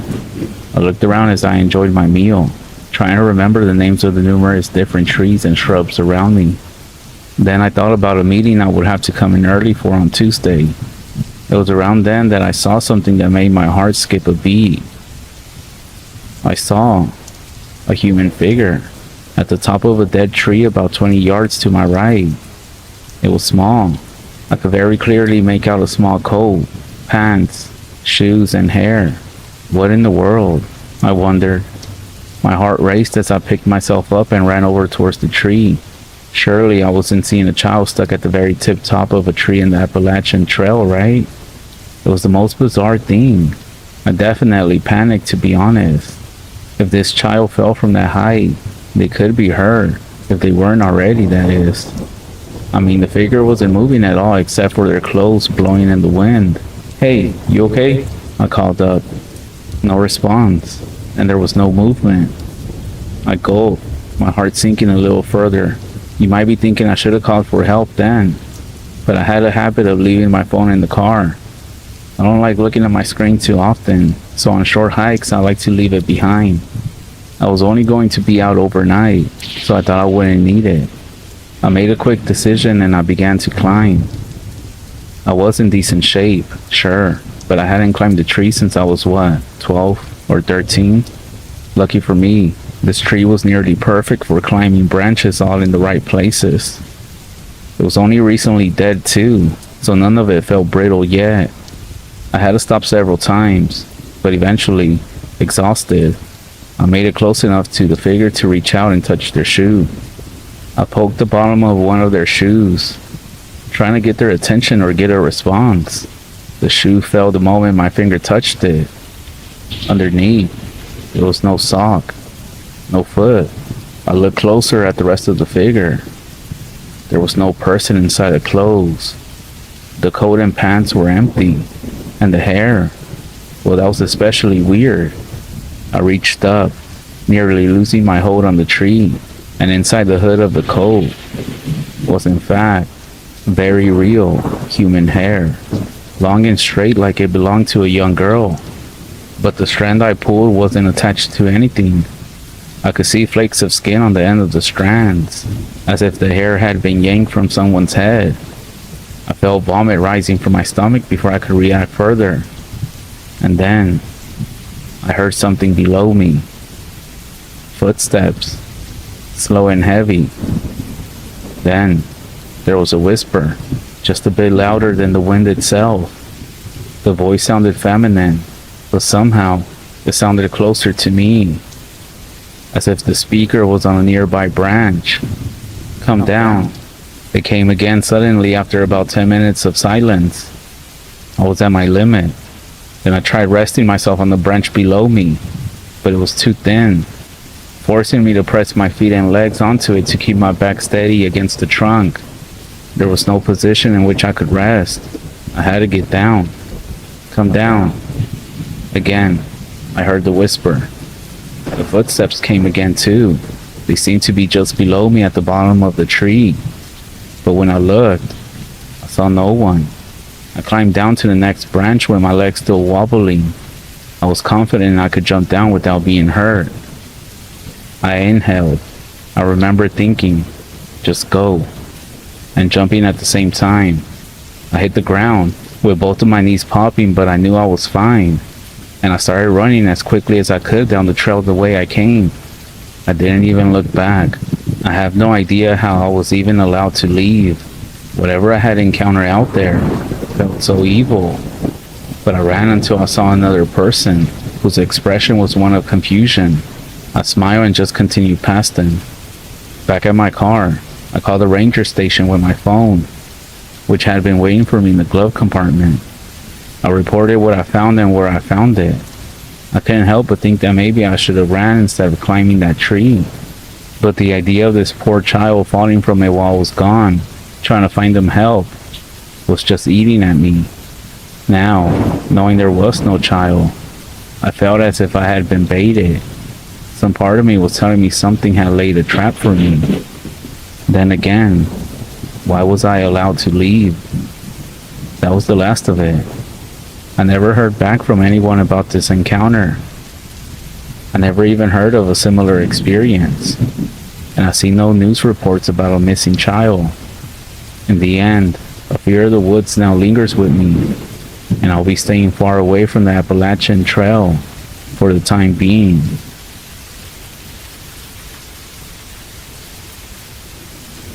I went to Santa Clara, New Mexico, to watch my Zuni friend perform the deer dance with a group. The Zuni Pueblo dancers are known for their brightly colored clothing and beautiful dancing. One of their dances is called the deer dance. I actually live about an hour away from here, which is why he invited me since I was not that far. As I was there, I saw the dancers wearing bells on their ankles, and they used sticks with bells to stomp the ground. It was beautiful, as these dancers, the singing, and the rhythm had a distinctive sound to them. After the quote-unquote show, which I ended up finding out was an actual ceremony, My friend drove me back to his place. He lives pretty close to the river, and it's actually like the last line of houses before you go to the forest. So we stayed in his car a while, just talking about life in general. Anyways, my friend said that he needed to go inside and change, and then he would drop me off at my house. So we got out of the car, and he went inside. And as I'm standing outside waiting for him, I started to hear bells, similar to the ones from the ceremony. So I looked around but couldn't really see anything. Then I realized it was the same sound and pattern that the dancers' bells were making. I knew there should be nobody dancing this late, for it was around 10 p.m. So I thought it was weird. I started looking around to see where these sounds were coming from. They sounded pretty distant, but I still looked around to see if I could spot it. As I was looking down the block from where the porch light couldn't reach, there was a stop sign, and right next to the stop sign was where the sound of the bells was coming from. I see a silhouette of a person dancing. They looked to be wearing similar deer dancer attire, similar to the clothing that my friend and some of the people I saw earlier. Except that this looked strange. My friend had given me some background on all of this, and he told me that they wear leathers and skins. But this one looked like it was wearing something different. Something was off about it, so I stood there watching it. I almost felt like I was in a trance with its dancing. Then I realized that this person was almost as tall as the stop sign, so I focused more on it, and I realized that it was dancing like it wanted me to see it. Then I noticed that it started to move slowly towards me, at very slow steps, almost dancing from one side to the other. But as it was getting closer, I started to distinguish it more. It had huge horns. The torso was like a barrel. The arms were long and lanky, similar to its legs. This is when fear starts to build up inside of me, and I try to move, but I almost feel like I'm stuck, just staring at this thing. That's when my friend comes out of the house and is asking me what that noise is. Me being stuck just staring at it, I couldn't say anything. Then he sees it and starts screaming at it in some language I had never heard. He tells me to get inside the house quickly. I go inside the house and I see him follow right behind me. Then he comes inside, and I'm asking him what the hell that was. And he just looks at me and says that it was Adegashi. He calls his mom in his native language. She comes from her room and looks at me with concern, and then makes a phone call. Moments later, my friend told me, a medicine man is on his way over here, and he's gonna perform a smudging ceremony. It's a cleansing. We need to purify the space and have him bless both of us. His mom then lights something in the living room and closes all the blinds and windows and locks the doors. After about 15 minutes, a knock is at the door, and it's this old man who has a bunch of bags and is wearing old traditional native clothing. My friend's mom quickly locks the door and has both of us sit down on the floor together. Without saying a word, the medicine man starts to light something and goes around shouting some words, almost like he was singing. I'm not exactly sure what is going on, but this only lasted like 5 minutes. He then tells us to get up and gets close to me and says, "They have took notice of you. Leave this place quickly." My friend then quickly gathers everything, and he tells me that he's gonna go drop me off right now. Yeah, in the middle of the fucking night, back home. As we're on our way back to my place, my friend explains everything. He says that Aotegashi is a term for a witch, and that this witch was trying to cause harm, and was actually pretty close to doing so. Something about that these witches communicate with Chendis, and that they took notice of me, and were now gonna pursue me unless I left town. He said that when the elders in town say something, we must listen, for they know what is best for us. He said he would keep me updated, but to not come back into town, no matter how much time has gone by.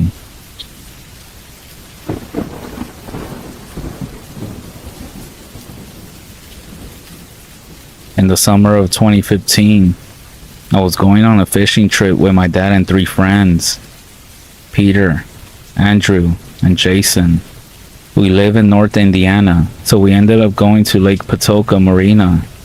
My dad invites his friend that he always gets drunk with, and I think, well, it'll be a good time for all of us to chill in the woods or something. So us younglings agree that once we get there, we're gonna leave and explore the woods a little bit. We get there a little bit later in the day, around 5 o'clock. Dad decides not to fish until the next morning, and so he decides to get drunk with his friend in a cabin that they rented for all of us for the night. This is the perfect time for us to leave. My dad doesn't mind that we take his truck. He just says to come back before midnight. My dad wouldn't let me leave like this, but he's getting drunk with his friends, so it's whatever.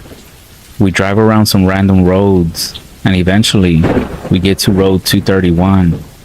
We then continue down this road until we notice that it stops. It stops, but there's woods all around. This is where we decide to get off. Now, I do want to point out that it was sunset by this point. So we walk into the woods, ignoring that anything paranormal or any crackhead hillbillies will try to do anything to us. We walk for about 30 minutes. It's definitely dark now, especially this deep in the woods. We had 2 flashlights and our phone lights, but it was still pretty dark even with that. We then come to this weird looking cut down tree, and my friends decide that they wanted to smoke a blunt, but I didn't want to. And before they even rolled it, we start to hear some knocking on the trees nearby, and we wait to see if it happens again, but it doesn't. So we just shake it off, like Taylor Swift. Just kidding. We shake it off and just kind of pretend that it was just some random wood sounds. Peter eventually rolls a really terrible blunt, and he and Jason smoke it together. We continue walking and decide that we'll turn back once we reach Lake Patoka. We keep walking until we hear the knocking again. We're a little scared now because we believe that it could be somebody following us. Jason then yells for whoever it is to come out. Everybody tells him to shut the fuck up because we don't want to screw around with anybody, especially when our only defense is Andrew's crappy handgun.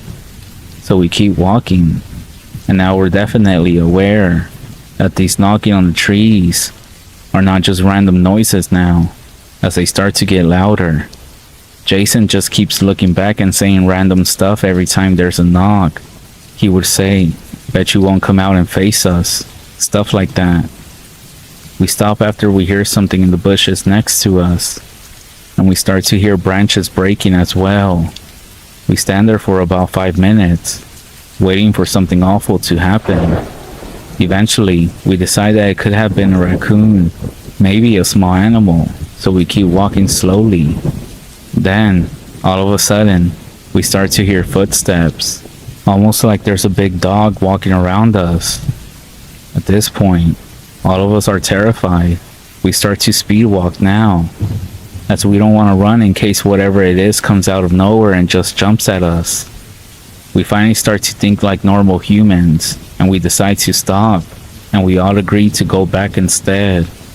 Peter starts to freak out, saying that he doesn't want to go back, especially not with that thing back there. I convince him that it's a better shot than staying in the woods with whatever it might be. As soon as we start to head back, that's when we hear it. A laughing sound. Laughing. But it wasn't a normal laughing sound. It was this weird hyena laughing sound. As soon as we hear this, we convince ourselves that it's just someone screwing around with us. Andrew takes his gun out, and he walks with it in front of him, and the laughing sound just continues. I kid you not, the laughing has been going on for like 30 seconds straight. It continues, and Jason gets mad and grabs a branch and throws it to where the laughing is coming from. Then, that's when I realize that there's no more sounds. Literally, no noise in the woods. Nothing. No crickets, birds, anything. Jason then screams out, "Leave us alone, you dick. This isn't funny anymore." 10 seconds later, we hear this screech. I'm not joking. It sounded almost like a lion mixed with an elephant, but it was a high-pitched sound. and it was just really loud. I know that's a poor description, but just picture the most horrible screech you ever heard. That's when we just fucking run for it, and as we're running, they begin to leave me behind because my cardio is terrible and I'm kind of chunky. I yell at them to wait, but they're all scared, so they just keep going. I know the adrenaline is carrying them, and they're hauling ass. Well, so much for my gun protection. They eventually leave me behind, but what they didn't know was that I had the key to the truck. I stop for a minute to catch my breath.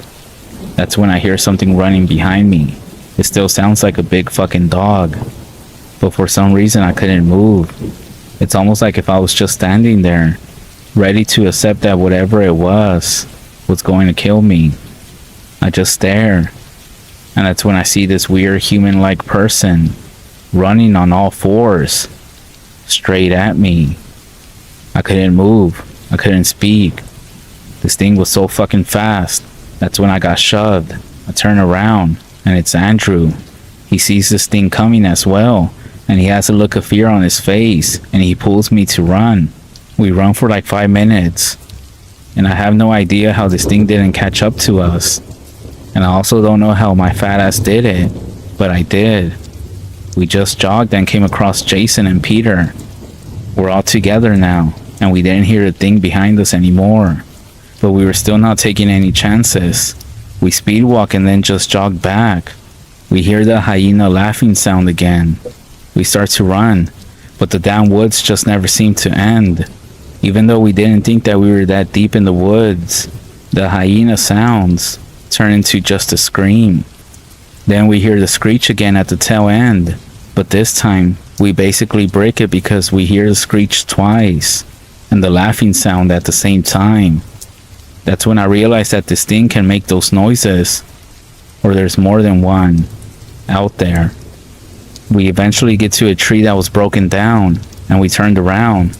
We saw these yellow eyes behind us, like a raccoon or a cat's when the light reflects it, except that we didn't even have our flashlights towards it. It was just looking at us. That's when I flashed the light at it, and we finally see how these things look. It was basically like a human, but really fucking skinny. The skin seemed to be stained a brown color and slimy looking, almost like it was wet. It had a small amount of hair on its head, and on its back and around its neck. Its arms seemed longer than its legs. That must be how it runs on all fours. Once again, we just turn around and fucking run. Finally reach my truck. We get in, and I spend like 2 minutes just looking for the keys. It wasn't actually that long, but it felt like it. I freak out because I thought that I dropped them in the woods, but I found them in my back pocket. We get in. Once the lights turn on, and the thing was there standing. It was on its hind legs, just standing there. The arms were just hanging down, with these long ass fingers. It stood there as if it was analyzing what the truck was, as if it was confused. Peter then tells me, screaming, begging me to run over it, but I don't want to take the chance for it to be under our vehicle. I put it in reverse, and I keep going like that until we get to the road. The thing just kept standing there. That's when we see another one come out. The second one seemed larger, like around 6 feet tall, and that one let out a screech. They start to run straight at us. I know I don't have time to turn this truck around before they get to us, and I push my foot down as far as it goes. I know I was going way too fast in reverse, that I almost felt like I was gonna flip over somehow. But these things were now on the road, running on all fours. At this point, we're all screaming, scared for our lives. They eventually stop after about 30 seconds, as it's obvious they can't keep up. We still keep going in reverse for another few more minutes, and I finally turn the truck around. I then go about 90 until I get to Red Hills Road. As we're driving back, we start screaming at each other about what just happened. I end up telling my dad, and he just starts laughing. Okay, buddy, sure, we can go back tomorrow. Maybe they'll still be there, right? He didn't believe us at all, but he was also a little drunk. We stayed up all night just talking about it. We were going to call the police, call someone. But then we realize that they're gonna get mad at us for going into the woods. Plus, who's going to believe 4 stupid ass college students? With 2 of them who had just finished smoking. We actually do talk about it all the time. We always tell people. But nobody believes us or seems to care. After that day, we never want to go back into those woods again. Or any woods for that matter.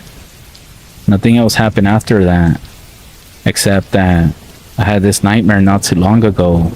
I had woken up in my room, and in the corner, I saw the creature that we saw in the woods, and it was just doing that hyena laugh. And to my surprise, it started to speak to me, and it was saying, "I'm going to get you." And it just kept repeating that over and over again. I want to say it was a nightmare or some sleep paralysis episode, but I just wanted to include that last part to see what you all think. You might not believe me, but if I can just give you some advice, don't go into any woods.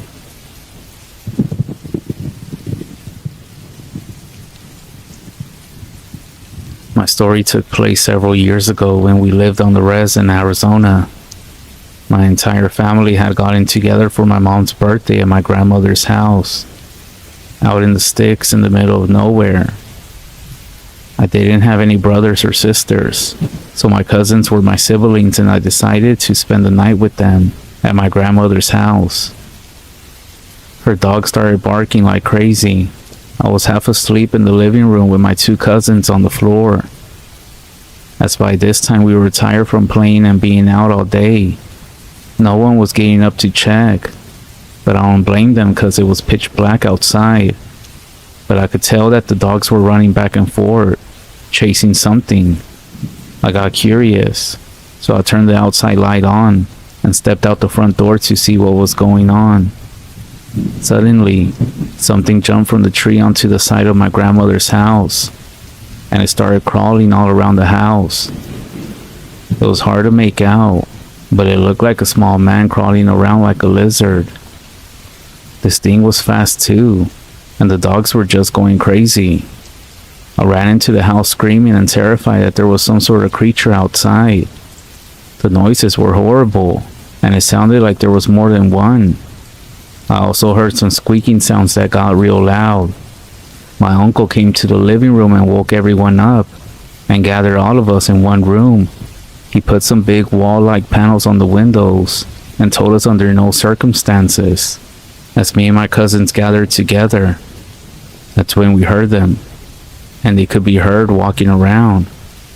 I looked at my cousins, and one of them said that our grandma always told them that when these things happen, to repeat the following words: "You who walk in shadows, you who are full of deceit, in the sacred place, you will find no seat. Great spirits of the land, hear my plea. Guardians of the old ways, come to me. In the presence of this evil, I stand strong, and with the wisdom of the elders, I belong." I don't remember how long the sounds outside lasted, but they eventually faded, and I knocked out. When the morning came, we all went outside to check out the house. The dogs were in the tool shed and too tired to move. My uncle got a ladder and we climbed to the roof. What we saw was really shocking. There was some sort of bundle, as this is what my uncle called it. My uncle told me not to mention it to anyone in the family, especially my grandmother. She had said all her life that skinwalkers were after her. I didn't believe her, but after that night, I began to wonder if she was telling the truth. I later asked my uncle what he thought it was, and he said it was definitely a witch that had cursed our family in the old days, before the treaties. He said someone in the family was a known witch, and when they were killed, the elders had placed a curse on the family. My uncle then started laughing and said that no one outside of the family remembers any of that, and that's most likely a rumor anyway. Well, this scared me enough, that I believe that there may be something to that story. But after that incident, I never did spend another night at my grandmother's place again.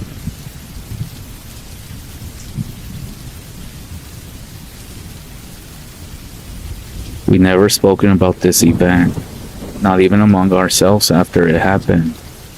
It was my friend Ben, Ryan, and me going camping into the woods, like we used to do when we got a weekend off, or at least used to before this.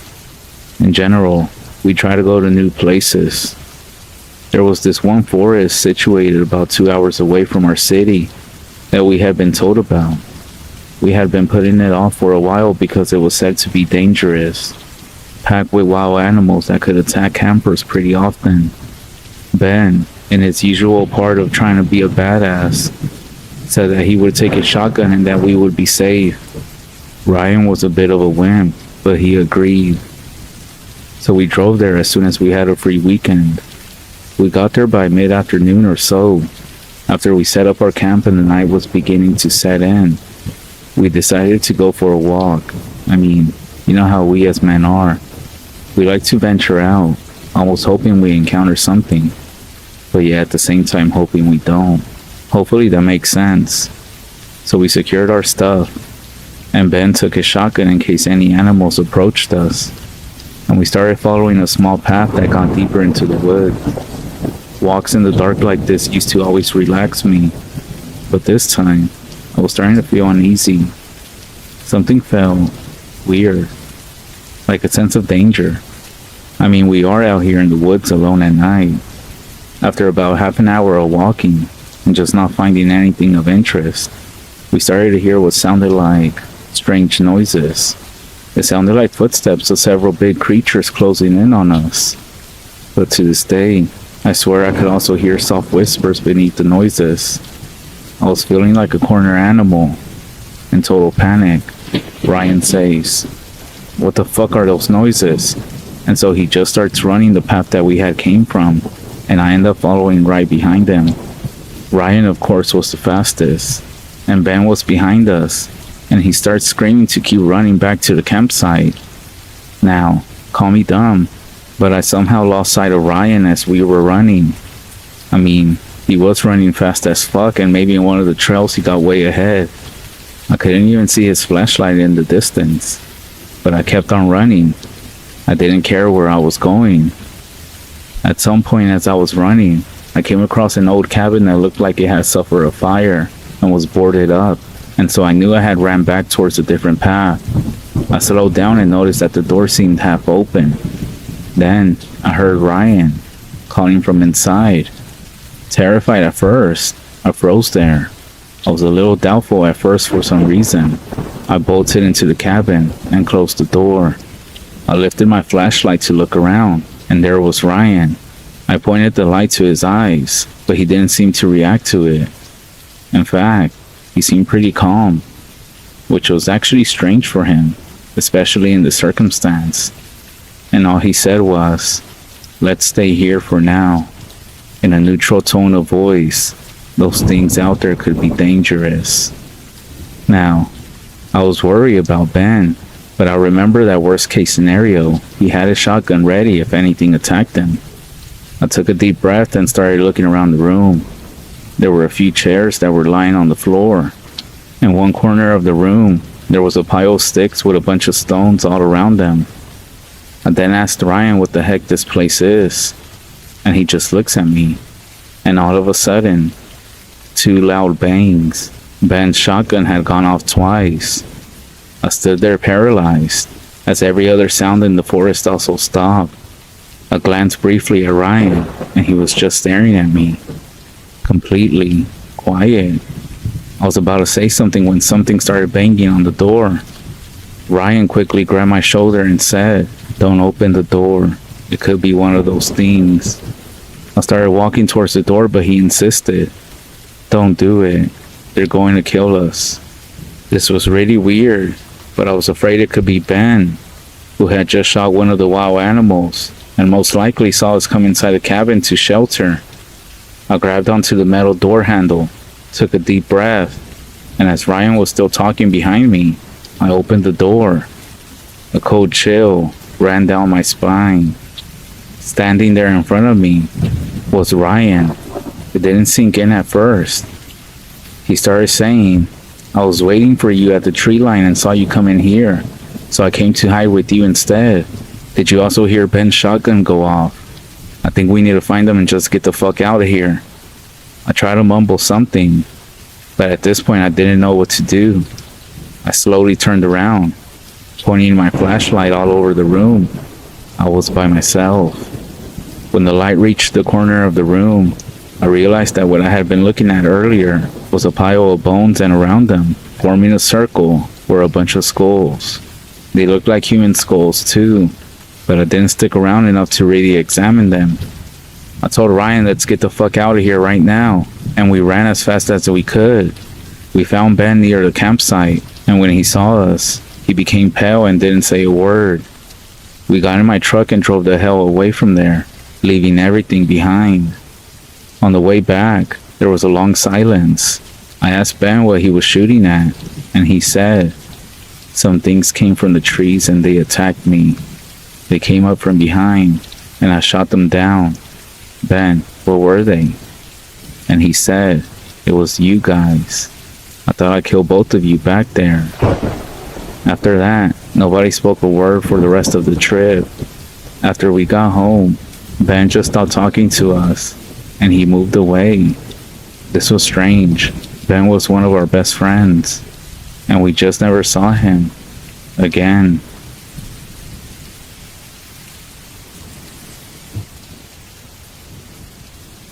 When I was 19, I joined the army.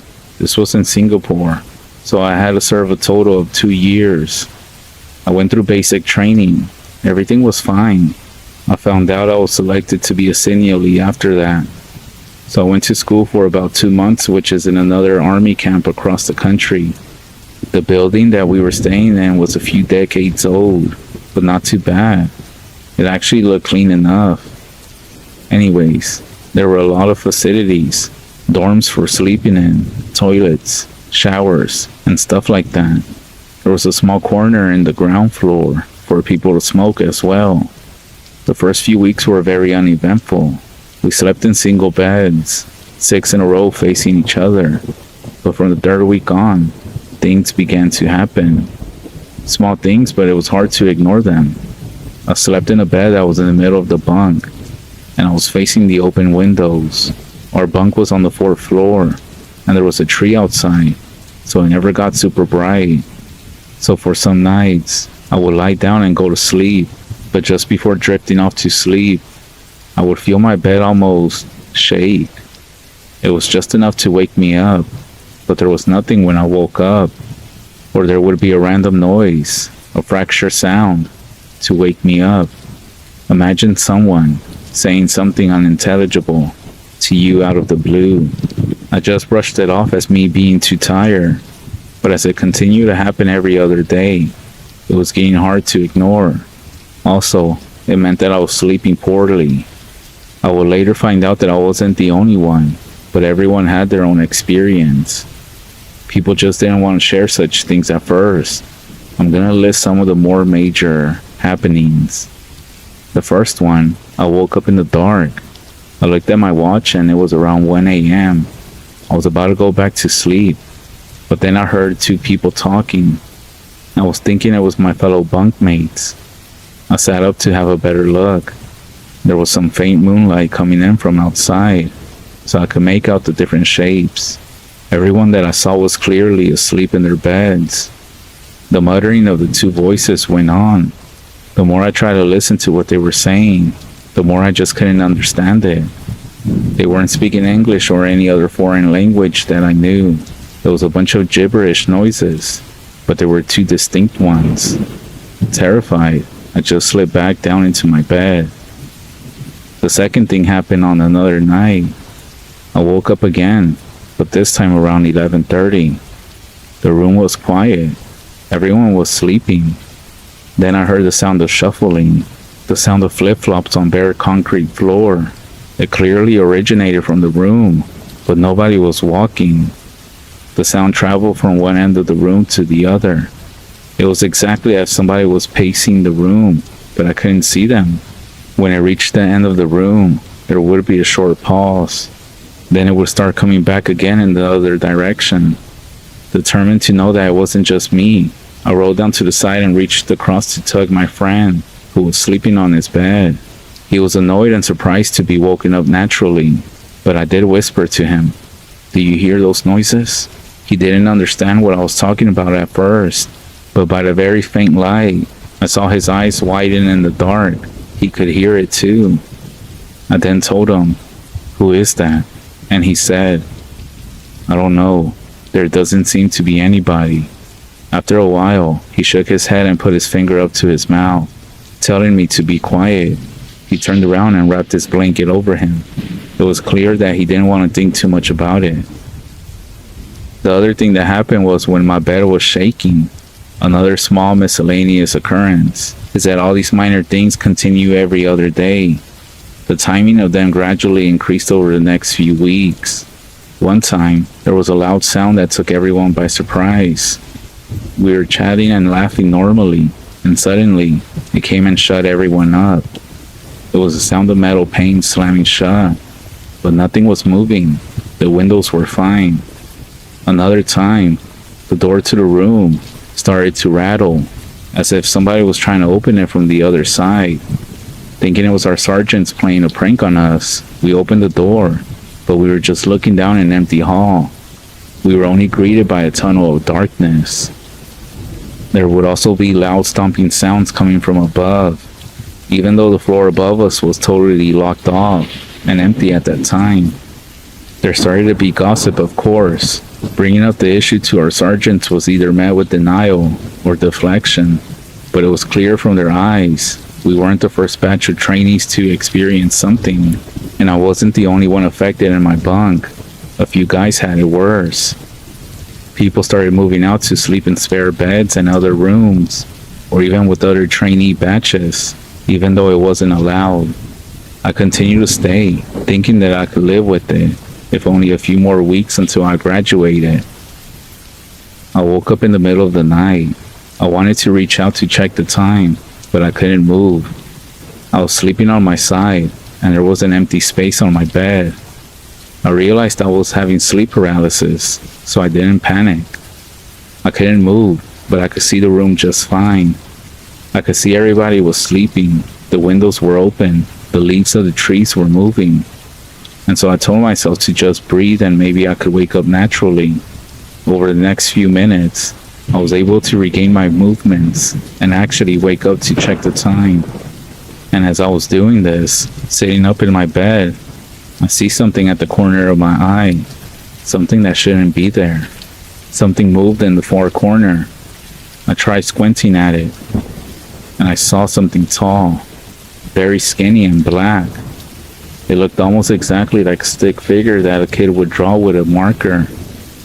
It would almost be comical if it weren't so terrifying. And if you don't believe me, I would understand.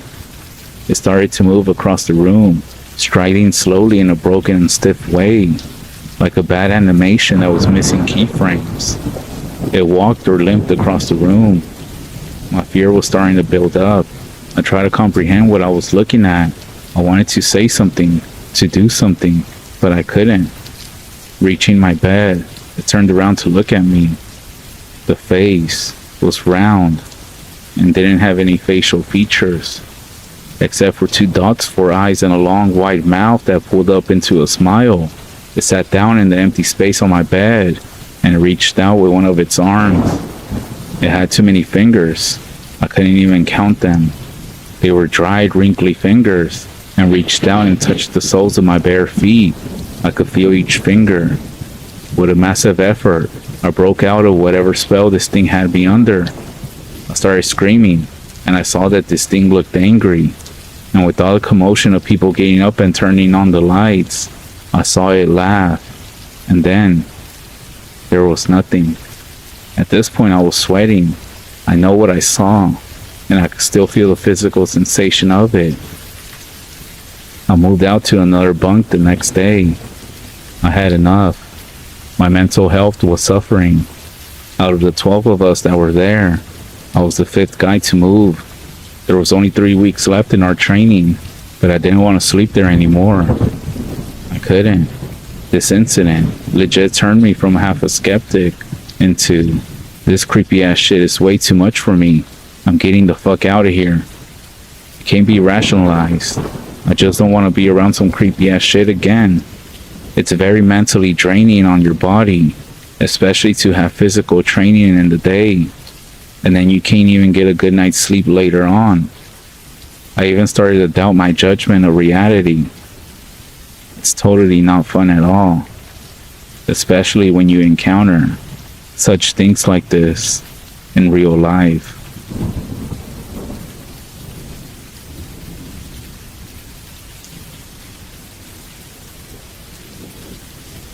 I have only shared this with a few people, and still, when I think about it, it just freaks me out. And growing up in a small town, exploring it in the hills was the thing to do. This incident took place at the north end of Ruby Valley in Elko County, Nevada. Someday I will play around on Google Maps to try to find this place, but it's slightly on the north road of Highway 93 that goes into the Ruby Valley. I have always liked checking out old mine shafts and ghost towns. That stuff really intrigues me. At the Burger Bar in Wells, Nevada, where I am from and where I grew up, they had these old turn-of-the-century maps under glass on the tables, and one of them showed several ghost towns just north of Ruby Valley. So I figured I would go check them out, as I had not been in the area very often. I gassed up my '72 Dodge pickup and grabbed my HK91, and I set out. I had found some old foundations in the lower country and started heading into the mountains themselves, and I started finding some old abandoned mine shafts. It was pretty cool, to be honest, so I kept going up. I took this old road that was no more than an overgrown cattle path at this point in history, and that came upon a tree blocking the road. It was an old pine, about 2 feet in diameter, and it was blocking the road.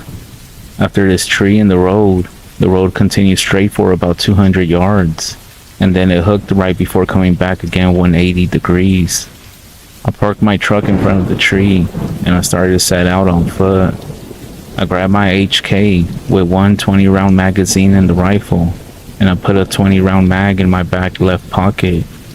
I always had a rifle with me, as I have encountered a lot of mountain lions and mine shafts before, and just generally, I like to shoot targets and stuff.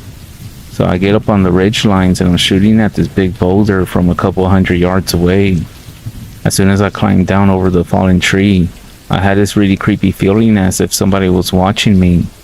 I continue on for 200 yards, to the point where the road started curving right and gaining elevation. And when it did, it was going towards this cabin that was up the hill.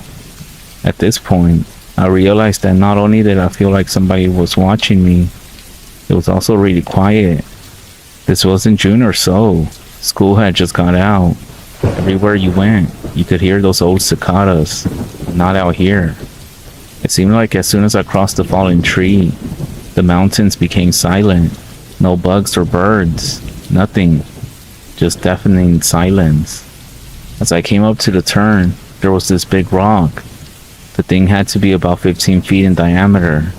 You could tell that it used to be on the road, but because of years of erosion and all that stuff, it had slid down just slightly off the road.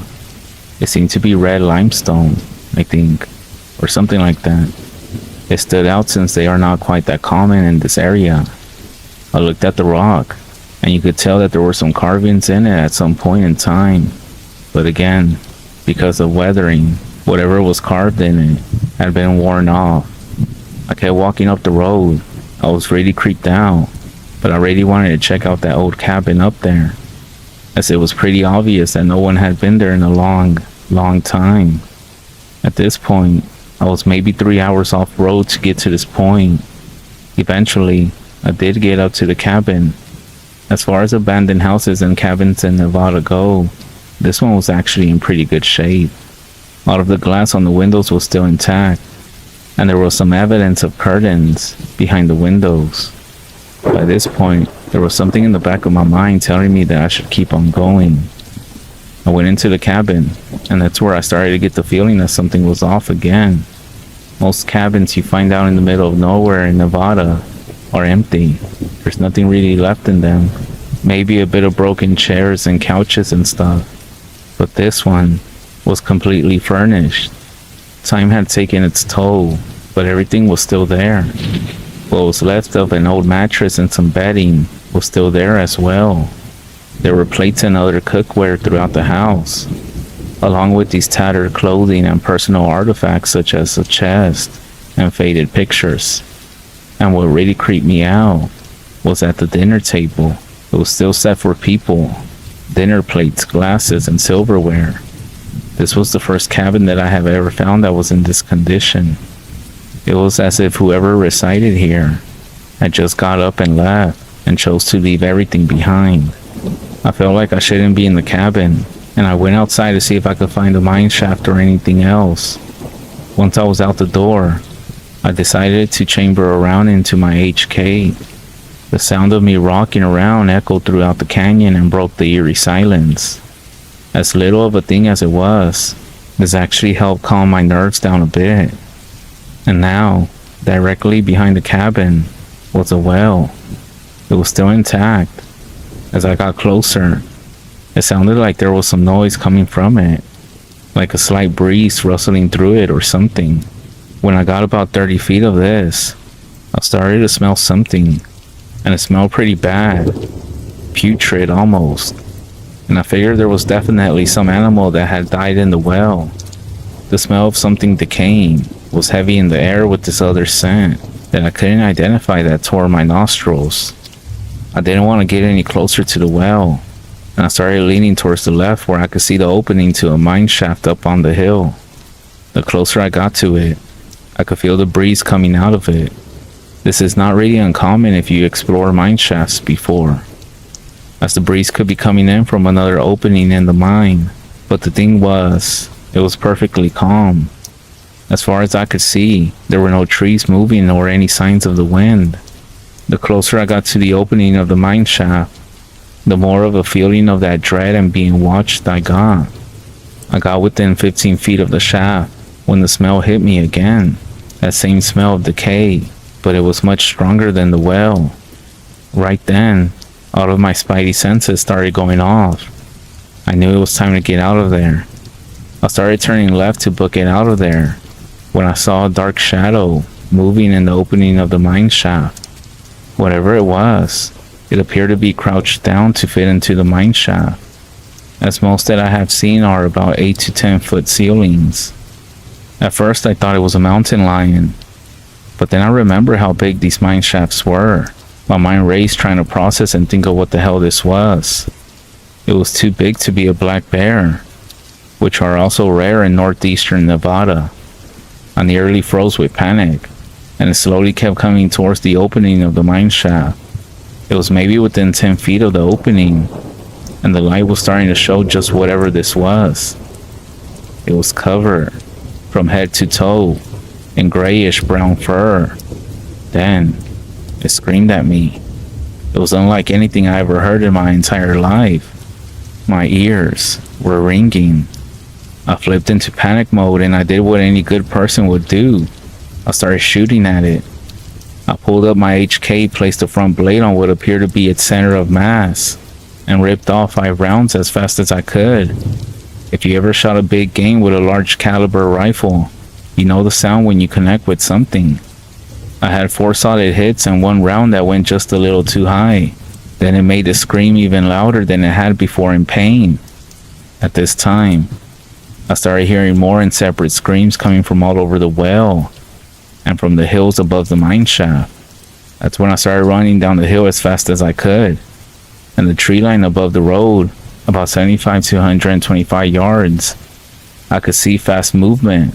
The rocks were tumbling down the hill, and there were several other screams from the mine shaft. Whatever it was, I had definitely connected, and it was hurting. But whatever was up in the tree line, they were running from tree to tree on all 4s, getting closer to me. As I ran towards the rock, I was shooting in the general vicinity of the movement on top of the hill. By the time I got to the limestone rock, I had expended a 20-round mag.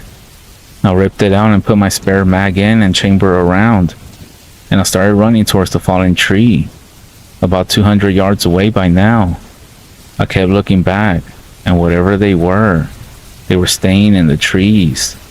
I could make out their masses and fur, but they wouldn't stay in the open. I got back to the fallen tree, and I fell in the dirt trying to jump over it. I got up off my ass, and I fired between 12 and 15 rounds at the closest movement, which was about 50 yards away from me now. I heard a few rounds connect, and I started screaming. Between the screaming and the gunshots, my ears were damn near deaf. I opened the door of my truck and I started the fucking thing as fast as I could.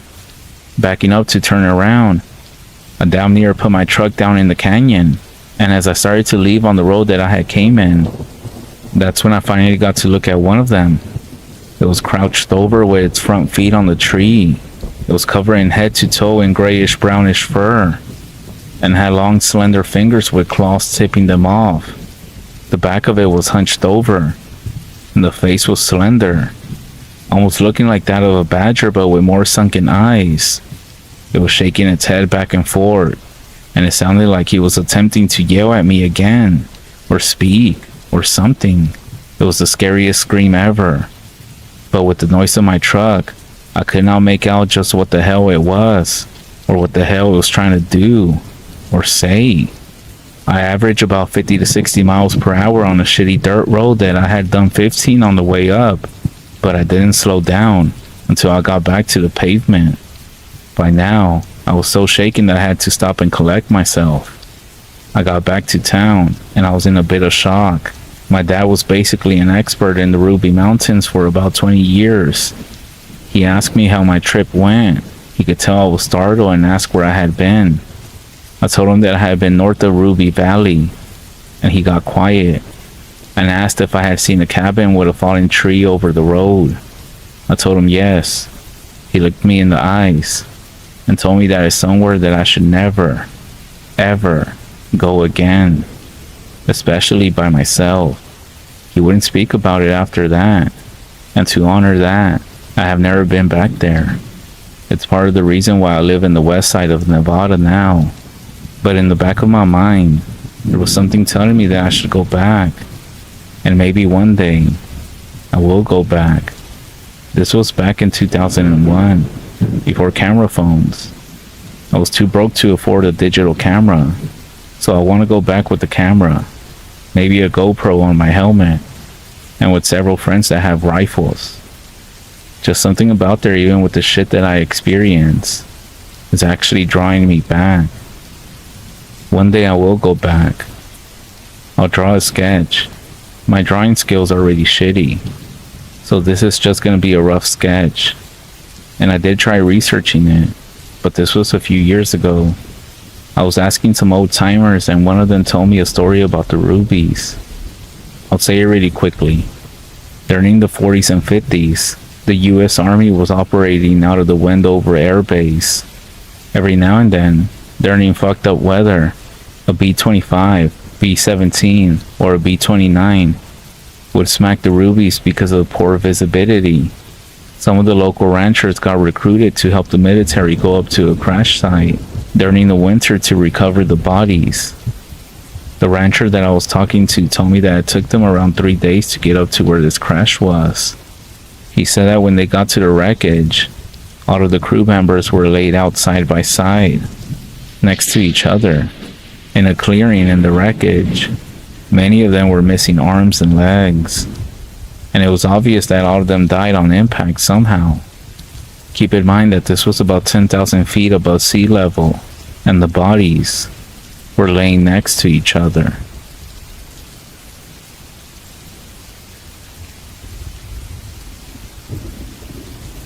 Did you know that the flute was a traditional instrument that the natives first used when they first settled in?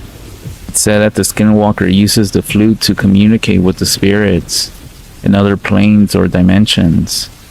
I was working on a ranch in Chinle one summer, near Canyon de Chelly. It was a fairly big spread, a couple hundred acres at least.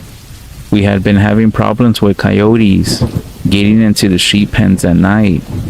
The guy that I was working for, Dwayne, sent me and his middle son, he was about 17, out to make sure the gate on the corral at the southern end of the property was closed.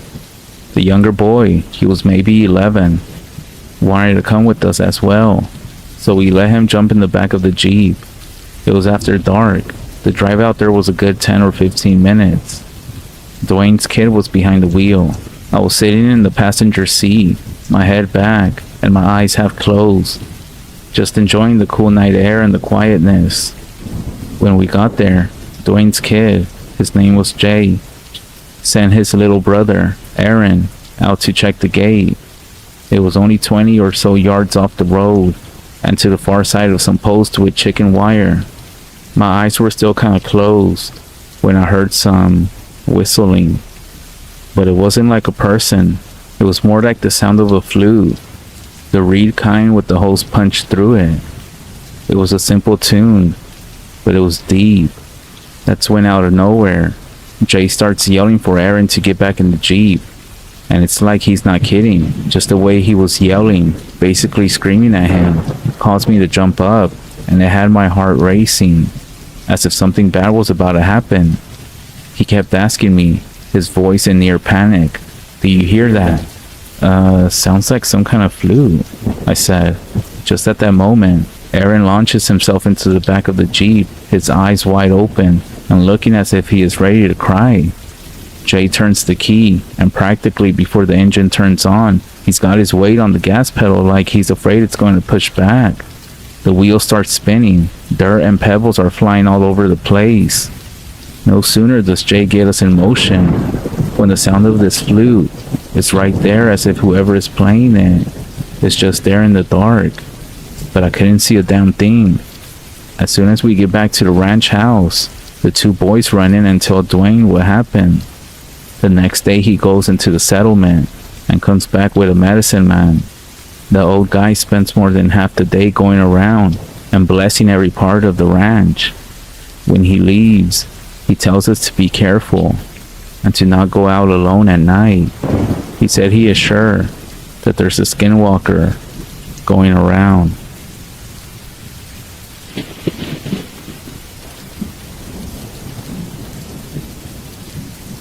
This doesn't have any off-the-charts action like some stories you might hear, but this is something that did make me reconsider living in the remote areas. I went camping with two of my buddies about 7 years back. We were backpacking out in the deep woods of Montana.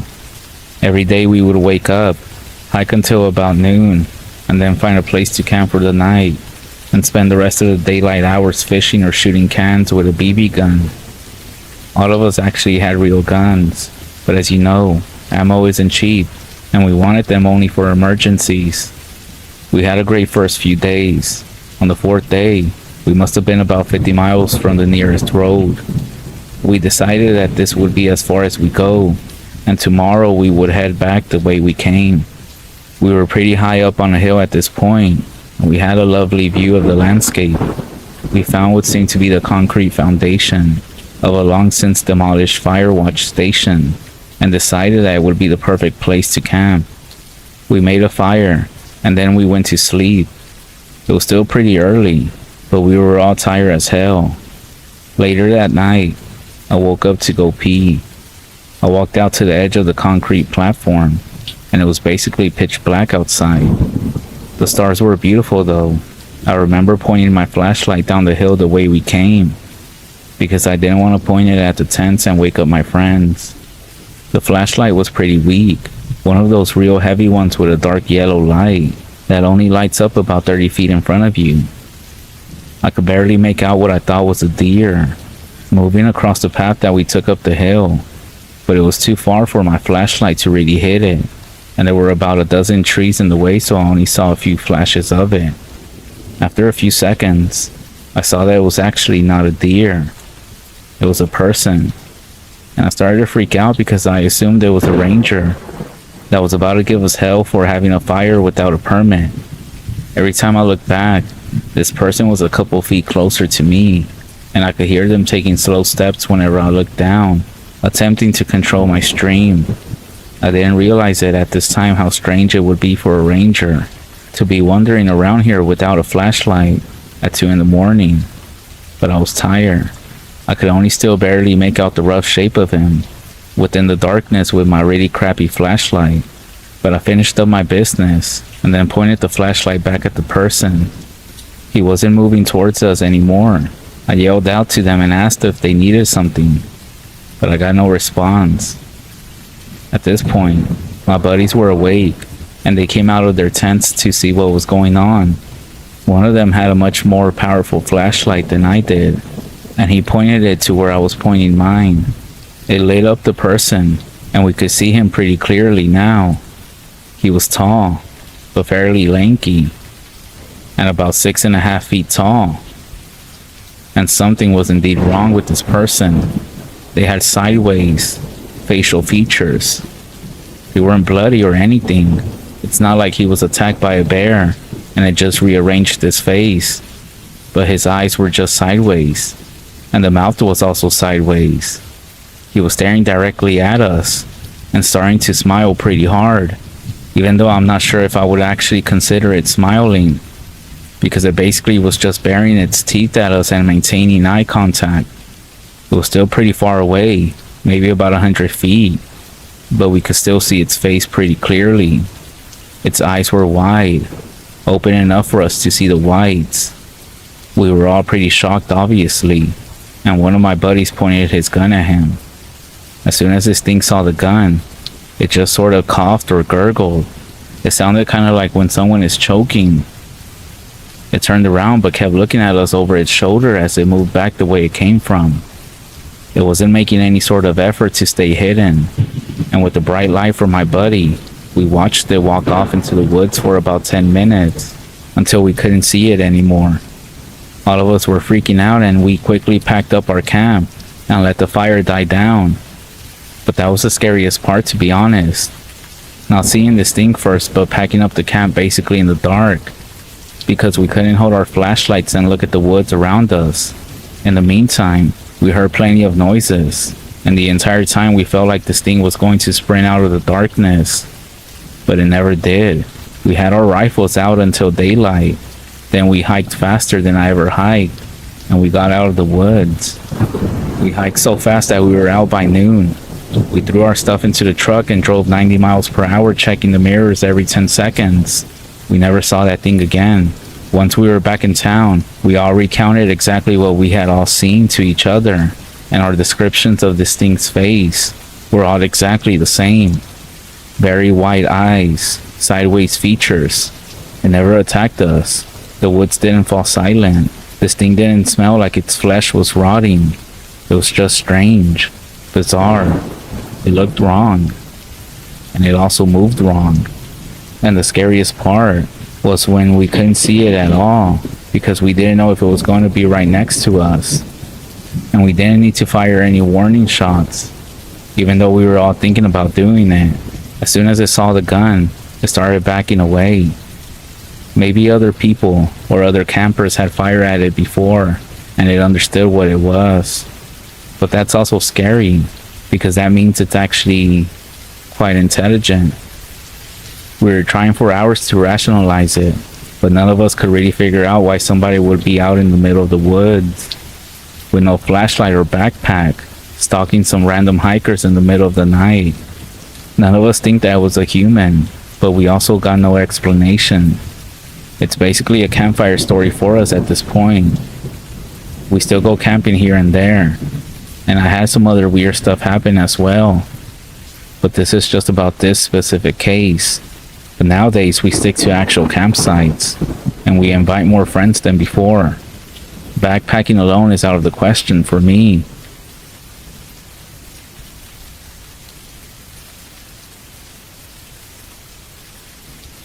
English is not my first language, but I want to tell you about my encounter with the goat walker. I was camping in North Minnesota. It was early winter, which is tame in comparison to my home. I'm with my stepbrother, my stepfather, and Alaska. Alaska is an old dog that I've been having since I was just 5 years old. The day is normal. Alaska is quiet. My stepbrother is loud, and we go fishing. We start the fire and cook. At some point during this, I realize that we don't have any water. My stepfather tells me to go get some water, that there are some wells a mile or two down the trail. So my stepbrother, myself, and my dog Alaska are walking down the trail in the dark. We're far from any town, so the night is very dark, but the sky is looking really beautiful.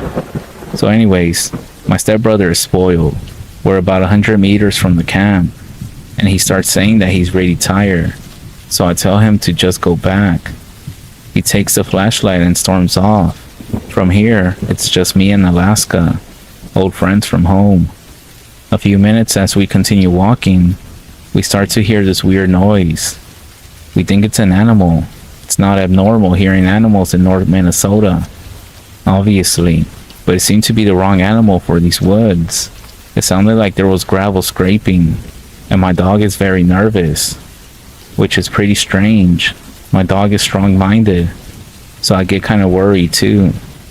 He doesn't always act like this, as he starts to yip and snarl.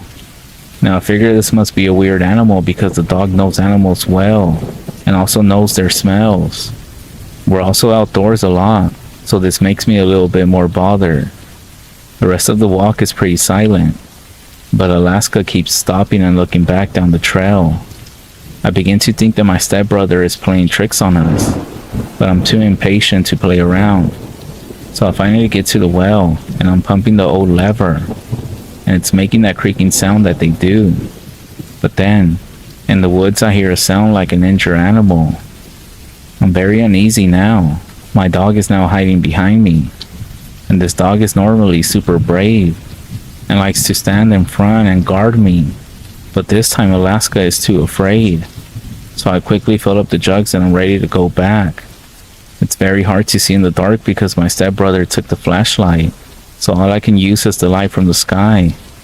It's also very difficult to carry that many jugs of water with only so many hands. As I'm walking, Alaska begins to snarl and whine all over again. But this time, I can now see a figure on the trail ahead. It's not moving. It's just staring into the woods. It's obviously human, but I know Alaska would be eager to meet a stranger. It loves people, so I cough pretty loud so that the figure can hear. And that's when this person speaks.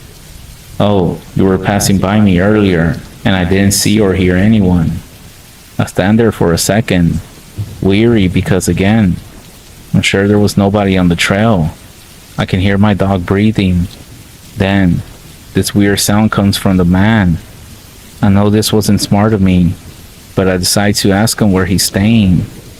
And he says, "Oh, I have a tent. It's only a couple of sites from yours." I stand there again, not sure what to say. Then the water sloshes around in the jugs, and the man offers help to carry them. I actually agree, but as he starts walking over to me, there's another weird noise. And Alaska starts barking at this person when he comes over and takes the jug. He's really rough with it, and I also notice that he's all dirty. Like his hands look like he was digging in the mud or something. But I do say thank you, and he says, "Oh, not a problem," and that he's always eager to give help. My dog, on the other hand, is now standing on the other side of me, sniffing the air. And then I notice that it kind of smells like a farm. I don't want to be rude, so I don't ask questions. And I can actually see the campfire light through the trees, so I know we're not that far away. But as we're walking, there's a sudden feeling of anxiety that's overtaking me. I have this desire to tell the man that he doesn't have to come all the way back to camp, and I don't know why I'm having this issue. I never have any problems talking with my family, my boss, or girls, but I can't bring myself to look sideways at this man. But I have the feeling that something is insanely wrong with him. The fire was close enough now to throw a shadow, but I can't see anybody's face, and there's no talking. There's only sound from the fire. I still have this overwhelming fear. It's like the metal from the water And then the farm smell. It's burning my nostrils. And then I realized that it reminds me of a time when my dad cut himself in the big barn. The smell of it all, and that much blood. I'm still afraid of blood, and I'm just very ill from that memory. That's when I finally turn to look at the man, and I see that his eyes are white all over. I'm taken aback as I yell, and then there's the animal sound again, and my dog barks. The man says, "Why are you screaming?" And he sounds actually afraid. And that's when I realize that he's actually blind. I confess and say that I don't think that he's actually blind. And he just gives this weird creepy laugh and says not to worry about it. And then I hear the animal sound again. But by now, we're in full firelight. And it keeps looking like there's a weird animal just standing behind the man. It's like when you see those videos where there's a spirit that's attached to a person. And it looks like it's almost inside of them or something. And that's when I say, "What's that behind you?" And he says, "Oh, don't worry about that." And that's when I realize that there's something really weird going on. The man then laughs to break the silence, and he hands me the water jug. And that's when he says that he has to go, and just doesn't say anything else. And he kind of hobbles off with this weird gait, off into the woods. A few minutes later, my stepfather and my stepbrother come back from the trees, as they had both gone to use the bathroom. That's the end of my story. I did the best that I could.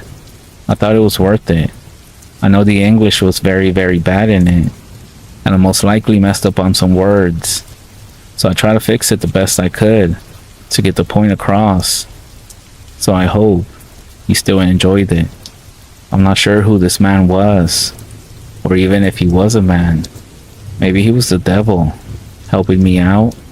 Maybe. I'm not sure. But I know that image of his face still haunts me to this day.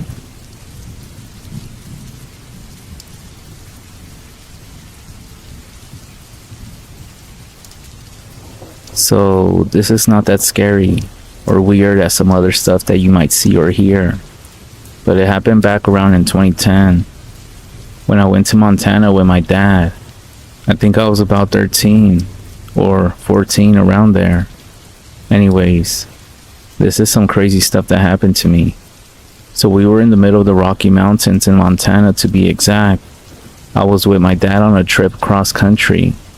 We stopped in the national park for a few days. It was a random small town, so we park at this local super cool campground that has a lake nearby where I can go jump off the rocks and into the lake. I know it's gonna sound strange, and now that I think about it, it really was bad of my dad to do this. He would leave me here while he went to the bar. I mean, I was pretty mature, I want to say, at that age. But still, who leaves their son alone while they go get their fix, right? So while I'm swimming and playing around in the lake, this dude, I know, don't talk to strangers. But, I mean, I wasn't a little kid no more. But there was this older guy. He looked Native American, and he looked to be about 60 or 70. And he walks up to me, and he just tells me that there are things in this area that belong to the Blackfoot tribe. Something about the guardians of these lands. He spoke of artifacts left behind by his ancestors, relics about legends. He then looked at me in the eyes, and in a stern tone, said, "Do not disturb these sacred objects. If you see them, don't pick them up, and do not touch them.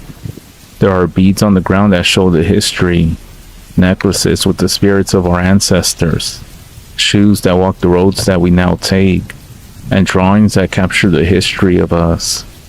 Each item is a thread of Blackfoot culture. Respect it and honor it." And that was it. He simply walked away. Yeah, very weird, I know. So my dad eventually came back, a bit drunk, but to be honest, that's when he was more friendly.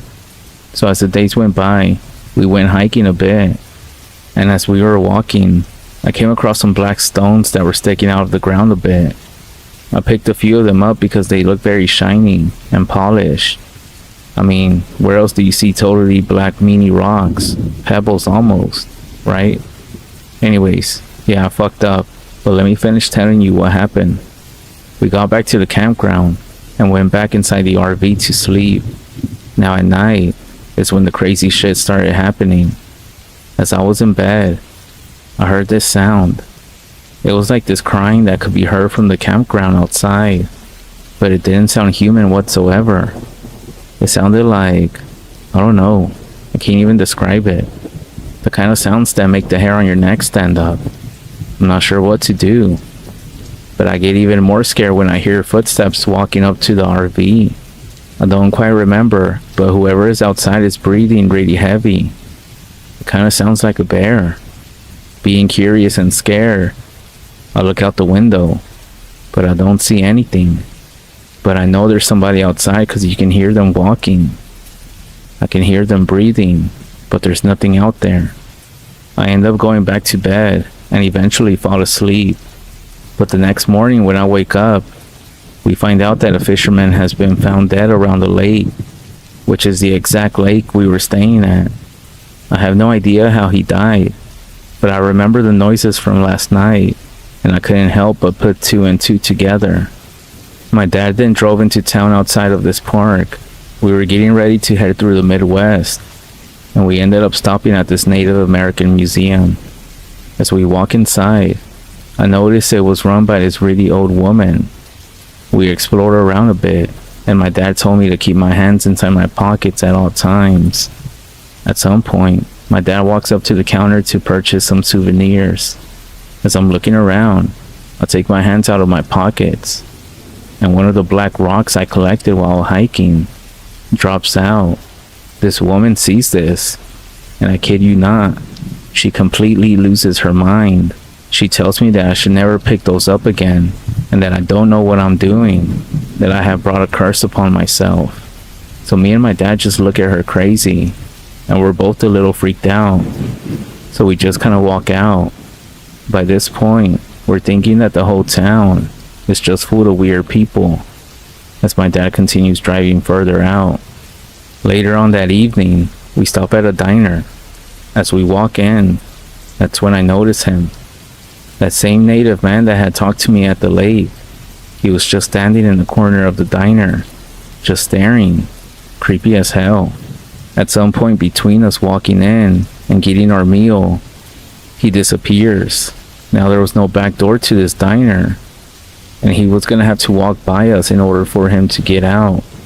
I don't know if it's related to all the creepy shit that's going on, but later on that night, when we're sleeping in the RV again, I don't hear anything no more, as we're pretty much further out from the national park and that creepy ass town. I noticed and remember that I start having these weird dreams that I can't comprehend. But I know it's about a woman that is yelling at me, telling me that I shouldn't have disturbed them. I wake up, and mind you, we're so far away from the park now. I know we're like hours basically, but that's when I hear them again. Those crying sounds, they're back. This time, when I hear those terrible noises outside, the footsteps and the heavy breathing, I look outside the window, and I see this thing just staring at me. I can only describe it as everything demonic. Everything about it was just wrong and just felt very evil. I closed the blinds and I lay there sleepless from that night on. I would have gone to wake up my father, but I know he would have told me to stop being a little wuss and go back to bed. I didn't sleep at all that night. As I'm laying there in bed underneath my covers, trying to ignore all the sounds outside, I start hearing taps on my window. I'm not sure what else happened, as I know I eventually fell asleep. But the next morning, we finally get out of Montana, and that's when I noticed that the dreams finally stopped. No sounds, no dreams, no more weird people, nothing. However, recently, I went back to Montana with my uncle about a year ago, and I kid you not, the exact same thing starts up again every night. The crying, the wailing, the sounds. I didn't see anything this time though, but still, the same dreams about this woman yelling at me. I did try to go back to the museum to find the lady I saw the first time around, but apparently, she was dead. Now, I have no idea where the guy was. The guy that gave me the warning at the lake. Even after I went to the diner, he wasn't there. So I ended up talking to one of the workers at the diner. And when I asked him about that guy, his eyes grew wide and said, "Those who see him means that they, who shall not be named, are near." Creepy as fuck, right? Well, to follow up, he said that I need to leave Montana and get a full cleansing and to never pick up anything from the woods again. We did leave Montana and everything stopped again. I never did go get that cleansing, but I would advise, if you go hiking, camping, backpacking, or whatever in the woods, never touch or pick anything you find.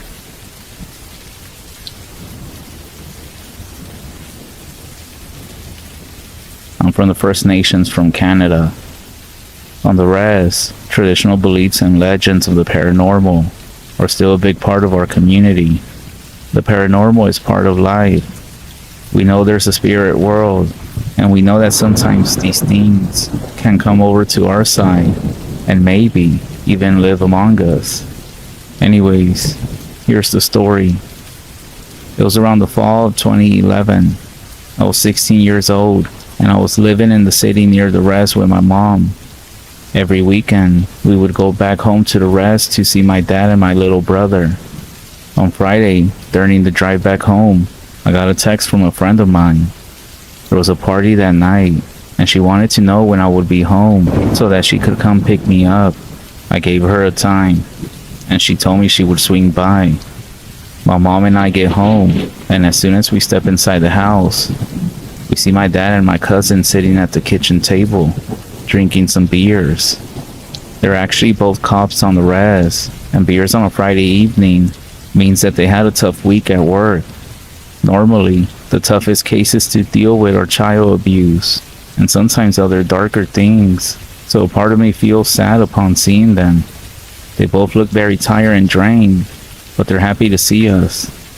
We say our greetings, catch up a little, and my dad then starts asking me if I have any plans. I mention the party, and I tell him where it's gonna be.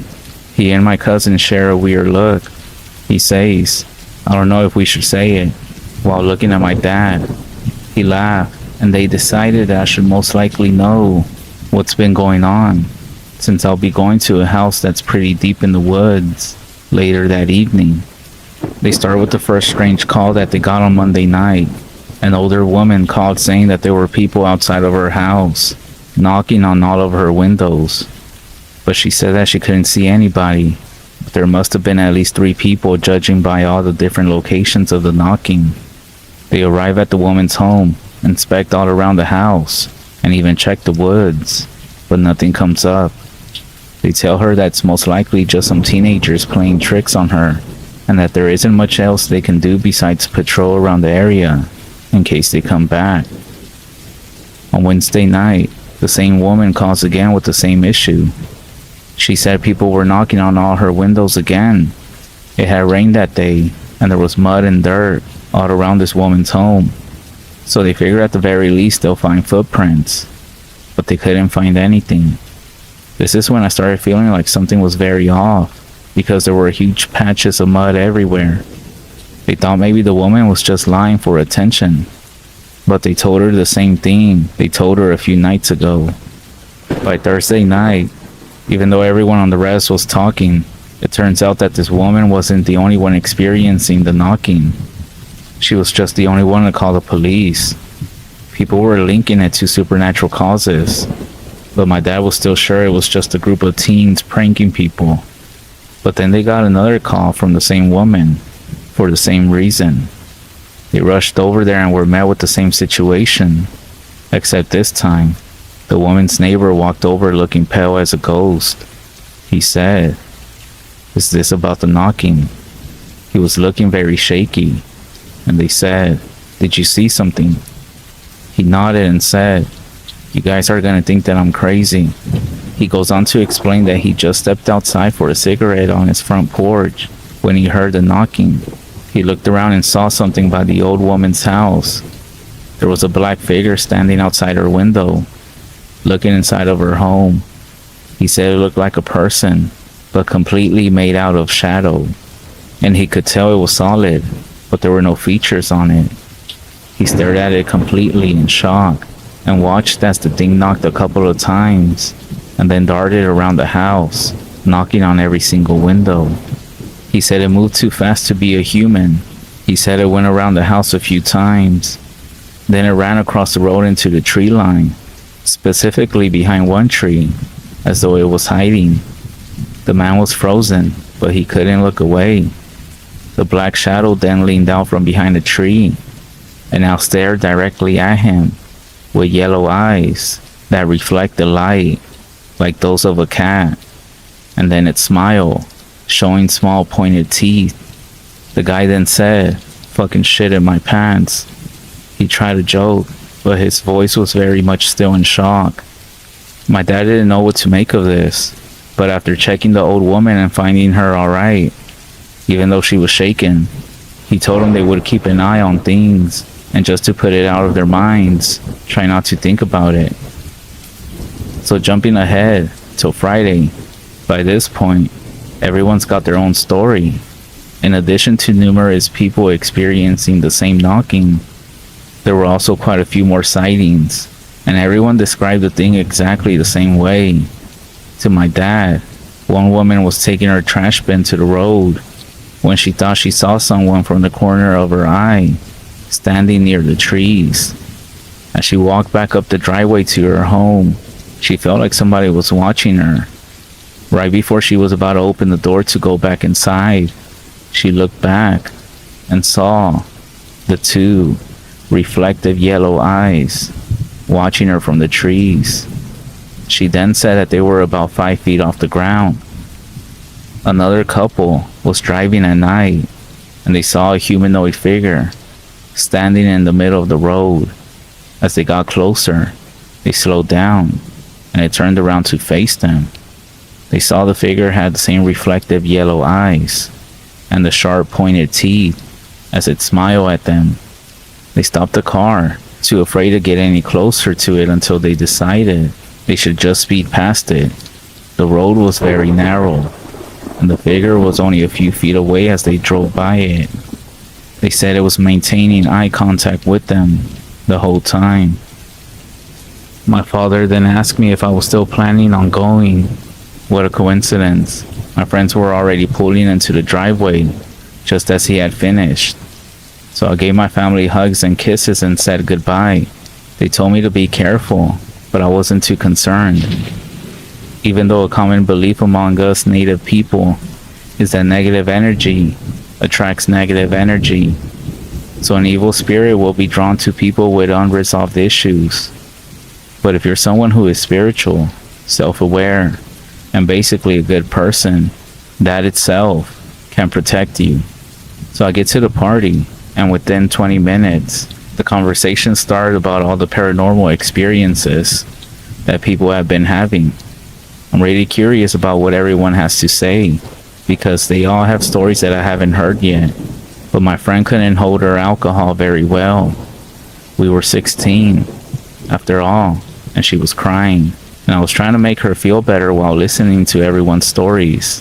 One of the people at the party was related to the smoking man that my father first talked about, the one who first described the shadow thing that darted into the trees. This person told us that the experience shook the smoking man up so much that he had to get his entire home smudged. Smudging is something our people do when we're looking for extra protection against the paranormal. This man also went to visit a few elders around the community, asking for advice, or if they knew what the hell was going on.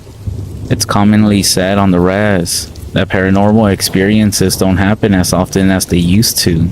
If you talk to the elders, they have endless stories, and even more advice about how to protect yourself compared to younger generations. Anyways, The man had gone to visit some of the elders, and one of them had explained that the shadow thing that everyone was seeing was evidence that somebody had done a forbidden shaking tent ceremony. If you don't know what that is, you can look it up more in detail. But it's basically, and I'm going to generalize here, sort of like a Ouija board session. But it takes place inside of a tent. People stand around the tent while the medicine man goes inside and starts to ask questions. The tent begins to shake, and you can hear the voices of spirits coming through. I have never personally been to a shaking tent ceremony because we haven't had a good enough reason to make one. Our ancestors used them when they were starving and in the dead of winter and needed to know where the nearest food source was. My mom's been to one, and her stories are crazy. She described multiple voices, men and women, all speaking the native tongue. She said they were very upset that the people were doing a shaking tent ceremony, since they weren't yet on the verge of death. The people tried to explain that they were only doing the ceremony to prove that it was real. This was at a time when people felt like we were losing our culture as a result of the residential schools, but the explanations didn't help. The spirits were angry about this, saying that the bridge between the two worlds should never be opened unless absolutely necessary, because you don't know who you're communicating with. It could be good spirits, but it could also be evil. It might be ancestors, but you just never know. Anyways, back to the smoking man. The elders told him that the shadow thing with yellow eyes that everyone was hearing and seeing was the spirit. It crossed over into our side because of a shaking tent ceremony. Someone on the res had been doing them without the consultation of the elders. At this point, two of the most drunk dudes at the party started saying disrespectful things about this shadow person, trying to act all tough. Most of us were looking at each other like, why would you disrespect an evil spirit? That's exactly how you attract them to you. That's when I went back to console my drunk crying friend. As I was with her, I noticed that the rocking chair outside on the porch was rocking back and forth by itself. I quickly looked away, refusing to make direct eye contact, but I could still see it from the corner of my eye. We are raised in our culture to ignore certain events. Spirits feed on the energy that people put towards them. So if you freak out, get angry, yell at it, scream at it, start crying, or anything like that, it'll actually stick around. That's what it wants. It thrives on energy of any kind. 5 minutes or so go by, and I'm still seeing the rocking chair move out of the corner of my eye. Suddenly, I hear a commotion. One of the other girls claims to have seen the spirit. We named it Kukai. It's a word in Algonquin, translating to monster. She says she was listening to the boys talk about the spirit when she saw one of the boys staring very strange out into the balcony behind her. She turned around to see what he was looking at, and through the window was the shadow spirit sitting on the rocking chair, literally 3 feet away from her, smiling. The boy who had been staring out there sprinted towards the balcony doors, slammed them open, and charged at the spirit. I went outside to check on this boy. He turned back to look at me and said, "Get everyone inside right now." The tone of his voice made me just listen. He got back inside and told everyone to clean up the place so that we could leave. We spent a while just cleaning. That's when we began to hear the knocking coming from all around the house. After a while, we were finally ready to leave. People ran out, piled into their cars, and began to take off. Me and the boy were walking towards his truck. He was actually my ride home, when suddenly, he began to rush me and push me into the truck. Then he jumped in and we just peeled out. I asked him why he did that, but he refused to talk about it. A few days later, I ended up hanging out with him again, and he told me his experience of that night. When the other boys were disrespecting the spirit, he said he saw it appear out of thin air, onto the rocking chair, out on the balcony. He made eye contact with it, and suddenly couldn't look away. He and the spirit were staring each other down, and that's when one of the girls saw his expression. She turned around, saw the spirit, and screamed. He said his first instinct was to defend his friends, and that's why he ran outside. He said the feeling that he was getting from the kukai was almost like it was daring him to do something. But the second he got up, the thing stood up and ran into the woods, disappearing from the patio. When the boy went outside, he stood on the lawn and saw it standing at the tree line, looking right at him with a smile on its face. Later, as we walked back to the truck, he saw it again closer, and that's why he pushed me into his truck to leave. After he dropped us off at our houses, he and his friends realized that they never locked the door to the cabin, so they went back. But his friend was too scared to go in, even though it belonged to him, so the boy went in by himself. The second he opened the door, the thing was standing in the living room. The boy locked the door as fast as he could and hopped back in the truck. The two then peeled out of the driveway. These sightings continued for a few days after that. It was the talk of the res, but then suddenly, everything just stopped. There was no more knocking, no more sightings. Everyone was curious about what happened to the spirit. What was it? And could it come back? Would it come back? Eventually, word came from up north, where sightings of the same spirit were seen in a different community. And then some of the white people in the town, just north of us, started to report very similar strange events. And then other reservations near us were as well. The way the stories were coming in, it's like the spirit was traveling north. As of 2018, there's been no more sightings. No one on my res or anybody else has seen anything remotely similar to what was going on. So, what do you all think? Let me know.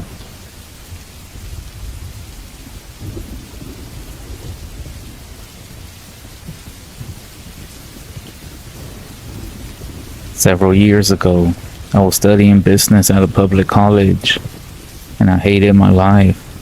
And this was in the early 2010s, by the way. I was depressed. I had no friends.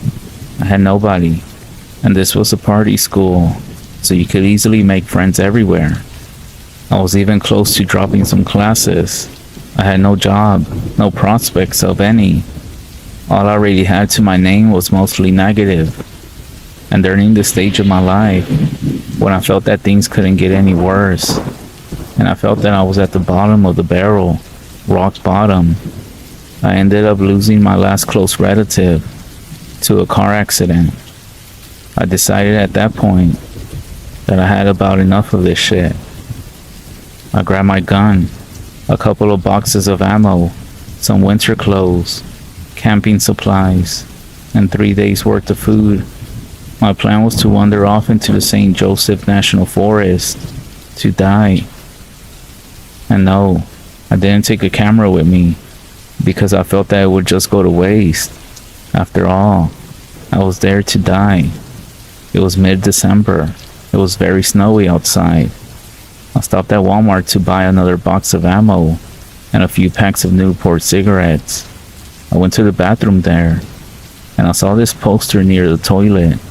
There was this cute girl that had recently gone missing, and I stared at her picture for a while, almost burning it into my memory.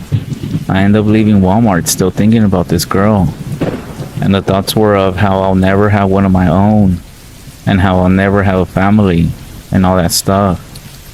So I drove out to Idaho, and I ended up arriving at my destination. I stepped out of the car into the cold. I still remember the feeling that it gave me. The crunch of the snow underneath my cheap boots. I unpacked my stuff. I ditched the car, and I left it unlocked. I started walking. I light up a cigarette, and I eventually lose sight of my car. So I hiked for a couple of hours, and after a while, I started to realize that I was just going in circles. So I veered off the trail, and I just started hiking through the woods I was really drinking in the beauty of it all.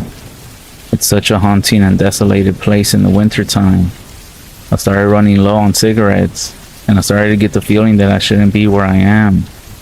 Just a little bit of fear, but I ignored it, as I was out there to die anyhow. I then began to feel like I'm being followed.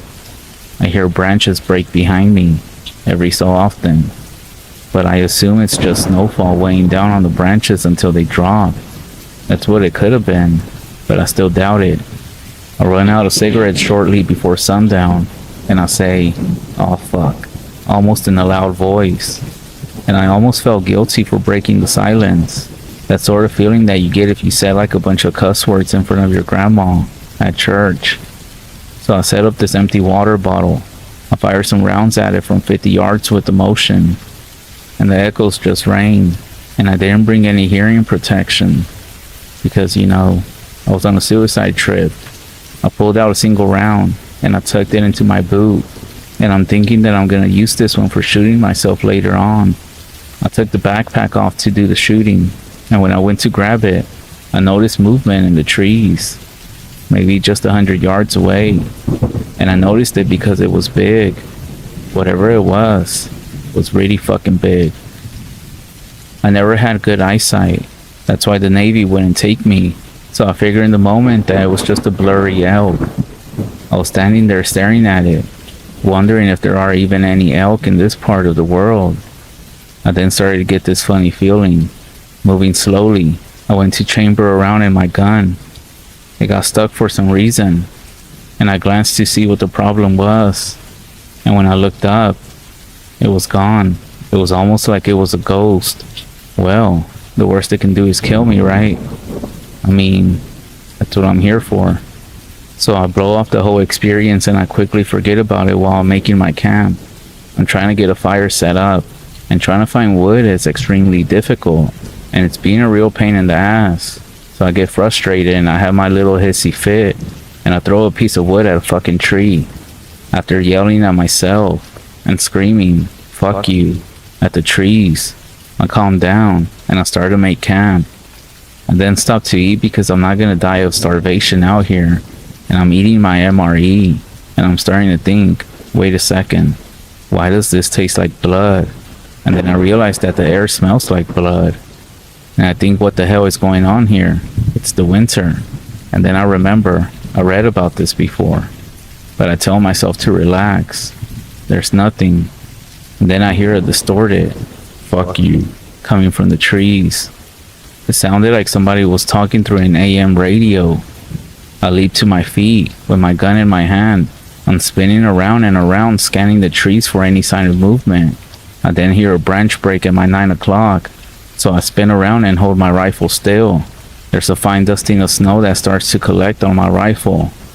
After about an hour, I finally relax and I go into my sleeping bag. And I don't have a tent. Not because I'm out here to kill myself, but because I actually forgot one. And at that point I think, wow, I really am an idiot. So I fold the sleeping bag over myself without zipping it, and I sleep with my rifle in my hands ready to go. I fall asleep with almost my entire body stuffed into the sleeping bag. But something woke me up. It was that smell again. It's the same as before, but much stronger. I then noticed that my fire was out. I checked my watch and I realized I had slept maybe 2 hours or so. I then realized that there's a tree that shouldn't be there, right at the foot of my sleeping bag. It's not a tree. It starts to move a little. I swear, I could almost hear it take a breath. It's much taller than a person for sure, and thicker too. I was able to make out the arms, long, with these weird claw-looking things on the end of them. The arms were hanging loose by its sides. My heart starts to pound out of my chest until that's all I can hear. For a split second, I consider putting the barrel into my mouth and trying to end it all before whatever this is gets me. But the adrenaline takes over. I slept with my gun in my hands ready to go in case something like this did happen. I used the gun to flip the sleeping bag off of me. I aim at the figure and I fire around. And I'm blinded and become deaf because of the noise. I leap to my feet, swinging the rifle in front of me like a club and screaming. I slowly regain my vision and I panic. I scan the tree lines. It's gone. Maybe it's hiding behind a tree. I then start to think, wow, I haven't felt a fear like this in my whole life. And then I get loud. I'll kill you. Fuck off. And then somebody replies, a distant but clear hello, followed by a second later, hey, are you okay? I reply with, who the hell are you? What do you want? The message came back, my name is Jim. Are you alright? I ended up talking with it some more, all the while nervously scanning the perimeter. Then, a couple of other voices chimed in from the same direction, and I told them that I almost got attacked by a bear. They fired off an orange flare, and I realized that they were actually a lot closer to me than I thought they were. They were just down over a hill. I'm pretty sure I passed through the clearing that they set up shortly before I made camp. Hey man, can you come to us? What if I get ambushed? I say. Fine, I'll come to you. I have a gun. But don't shoot me, okay? It seems like it took homie forever to show up. We played a game of Marco Polo until he got to me. He had a stainless steel 357 and a flashlight. He introduced himself as Jim. He was a nice guy. He asked me if I was injured, and he was also short. I don't know why, but I figured he would be tall. He led me back to his camp and spoke to me quietly on the way. We had bear troubles as well. And then he got even more quiet and said, but this ain't no fucking bear. You agree? And I replied, couldn't agree more. After walking a little bit, he then says, the others still think that we just ran into a bear in the woods. And they're all pretty calm, so try not to scare them. We were having a party out here and half of them are shit-faced. I simply nod and say, Roger, how many people do you have with you? And he says, there's 6 others. We arrived at the camp. There were coolers and a couple of tents scattered around a low fire. There were beer cans everywhere, trash everywhere, and a moment of humor to break all the tension. Some insanely drunk dude stumbles up to me, puts his hand on my shoulders, and says, where's the bathroom, man? And I just think to myself that this is a shitty horror movie, and we're all gonna die, and no one's ever gonna find us. The only other gun besides mine and Jim's 357 is a 22, unless you count the flare gun as well. Jim and the kid with the 22, who ended up introducing himself as Travis, were trying to convince the other friends to stop drinking in case the bear comes back. Jim then introduces me to everybody. The drunk guy from earlier has stumbled into a tent, and he is passed out, as well as this other girl that's in a different tent as well. I shake hands and exchange names with everyone else. But something is off. I notice it right away. I'm looking around at everybody, and I started to run some numbers in my head. There's 7 people in total, 2 asleep in the tents. Why are there still 6 people out here? Jim then goes off to work on the fire, and I go to say hello to the last person, some other girl. She just ignores this and stares at me. It's kind of dark, but I swear that her face looks familiar. I then see something move from the corner of my eye. It's stainless steel. It's the barrel of Jim's gun. He's pointing it at the person that I'm trying to talk to. Slowly moving closer, her face hasn't changed. It's totally blank. I get the feeling that I know her, and that's when I realize that I do. Her face matches the one of the missing person poster at Walmart.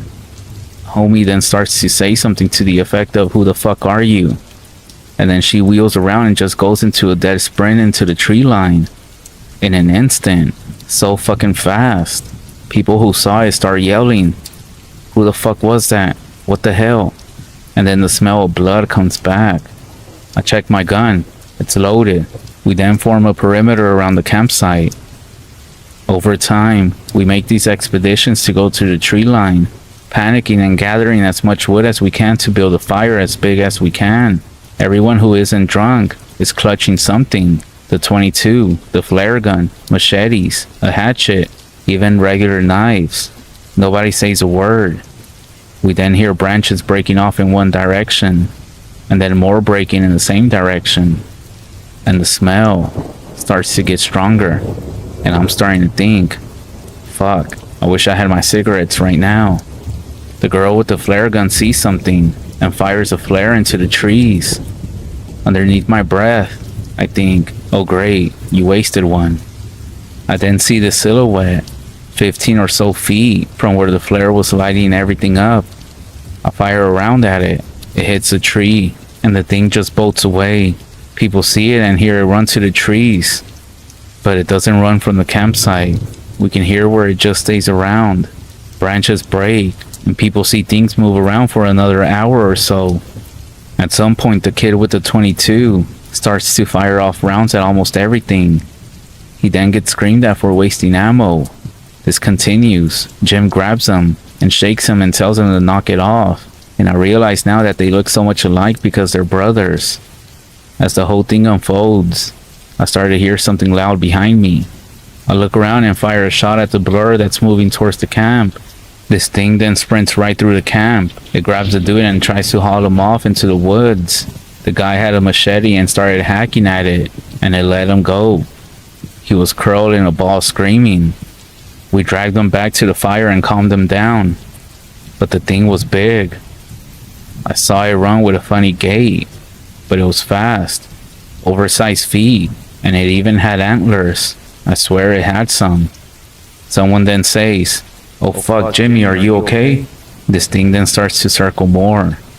All of us, myself included, started panic shooting into the trees. We're all running low on ammo, and it's only 3 a.m. The fire is burning low.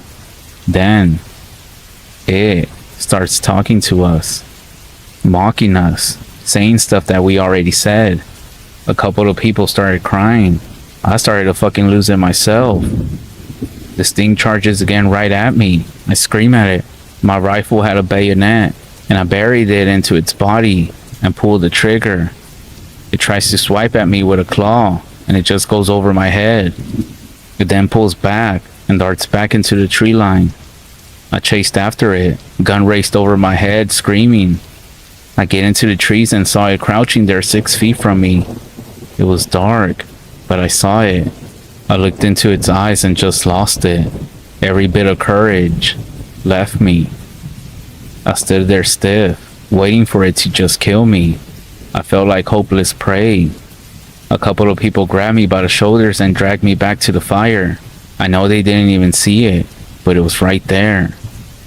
I only have 3 rounds left now. I used the snow to clean the black, steaming blood off my bayonet. The camp was still circled, but we seemed to have injured the thing, and it wasn't saying or peering at us anymore. It was just wheezing, this loud, terrible, awful wheezing sound with what sounded like a cough and a shriek as well. The sun finally came up. It was the most beautiful sunrise I had ever seen, I swear. Everybody packed up their stuff. We hiked about 10 or so tense minutes in a tight formation to a trail very close by.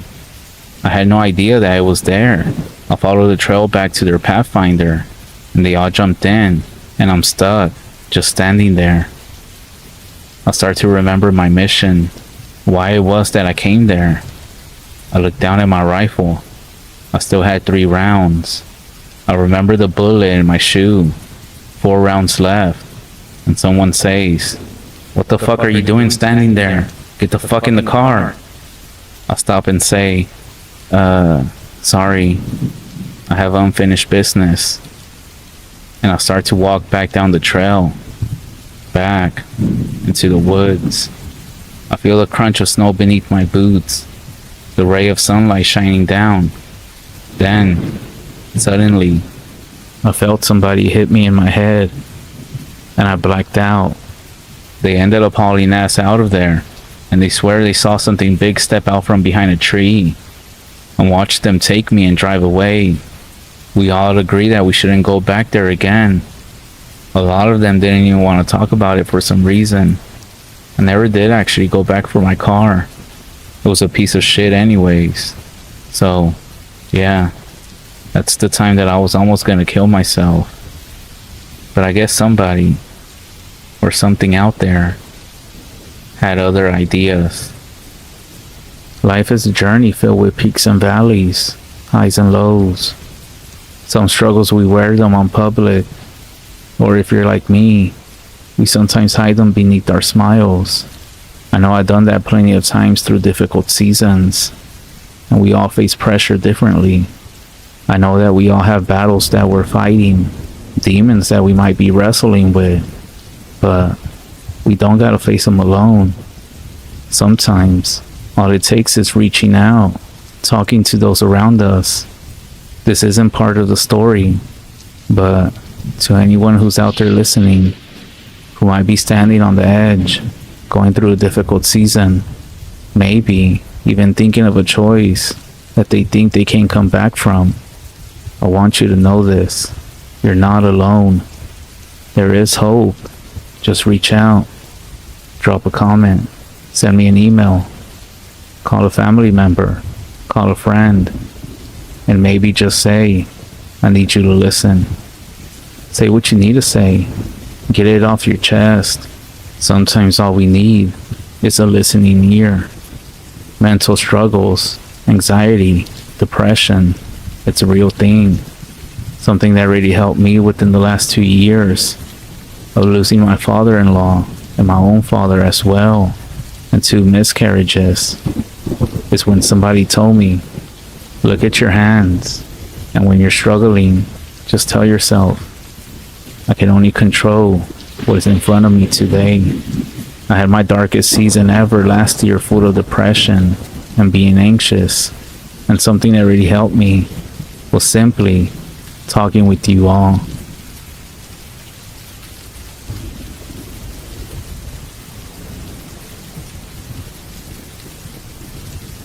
Francisco and I have been married for only 3 years when this happened. We lived in Texas at that time, and we actually still do. We hadn't seen his parents, who live in a small pueblo in Mexico, since we got married. That's why we wanted to take advantage of spring break to visit them. My name is Viviana, and this happened 10 years ago. Our 2 older children who joined us at that time were just young kids. We rested in different cities along the way as we got closer. We still had a little bit more to go to reach the village, but we were all getting tired. And, well, if you have kids, then you know how this goes, being in a car stuck with them for more than a few hours.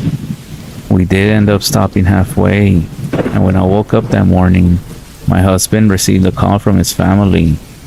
He didn't want to tell me what the conversation was about, but I saw his expression change from joy to concern. I brushed it off, but looking back, I should have known that something was going on, or something was going to happen.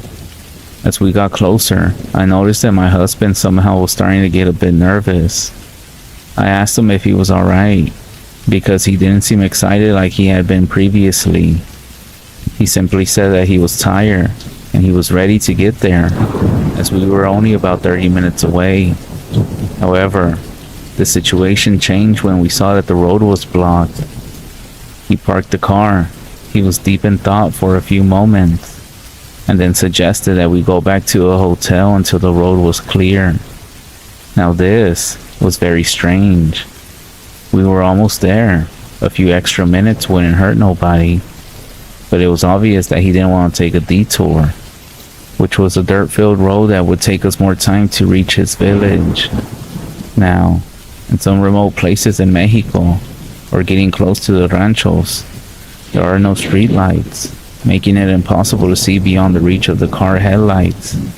If something happened to you, or if your car stopped, you would be stranded in these roads unless someone found you. I then looked at my husband and told him that it would be fine. The kids are asleep, and some few extra minutes won't be so bad. Plus, the sun still hasn't fully set, and we can possibly make it before nighttime. He then started the car and whispered, "You know what? You're right.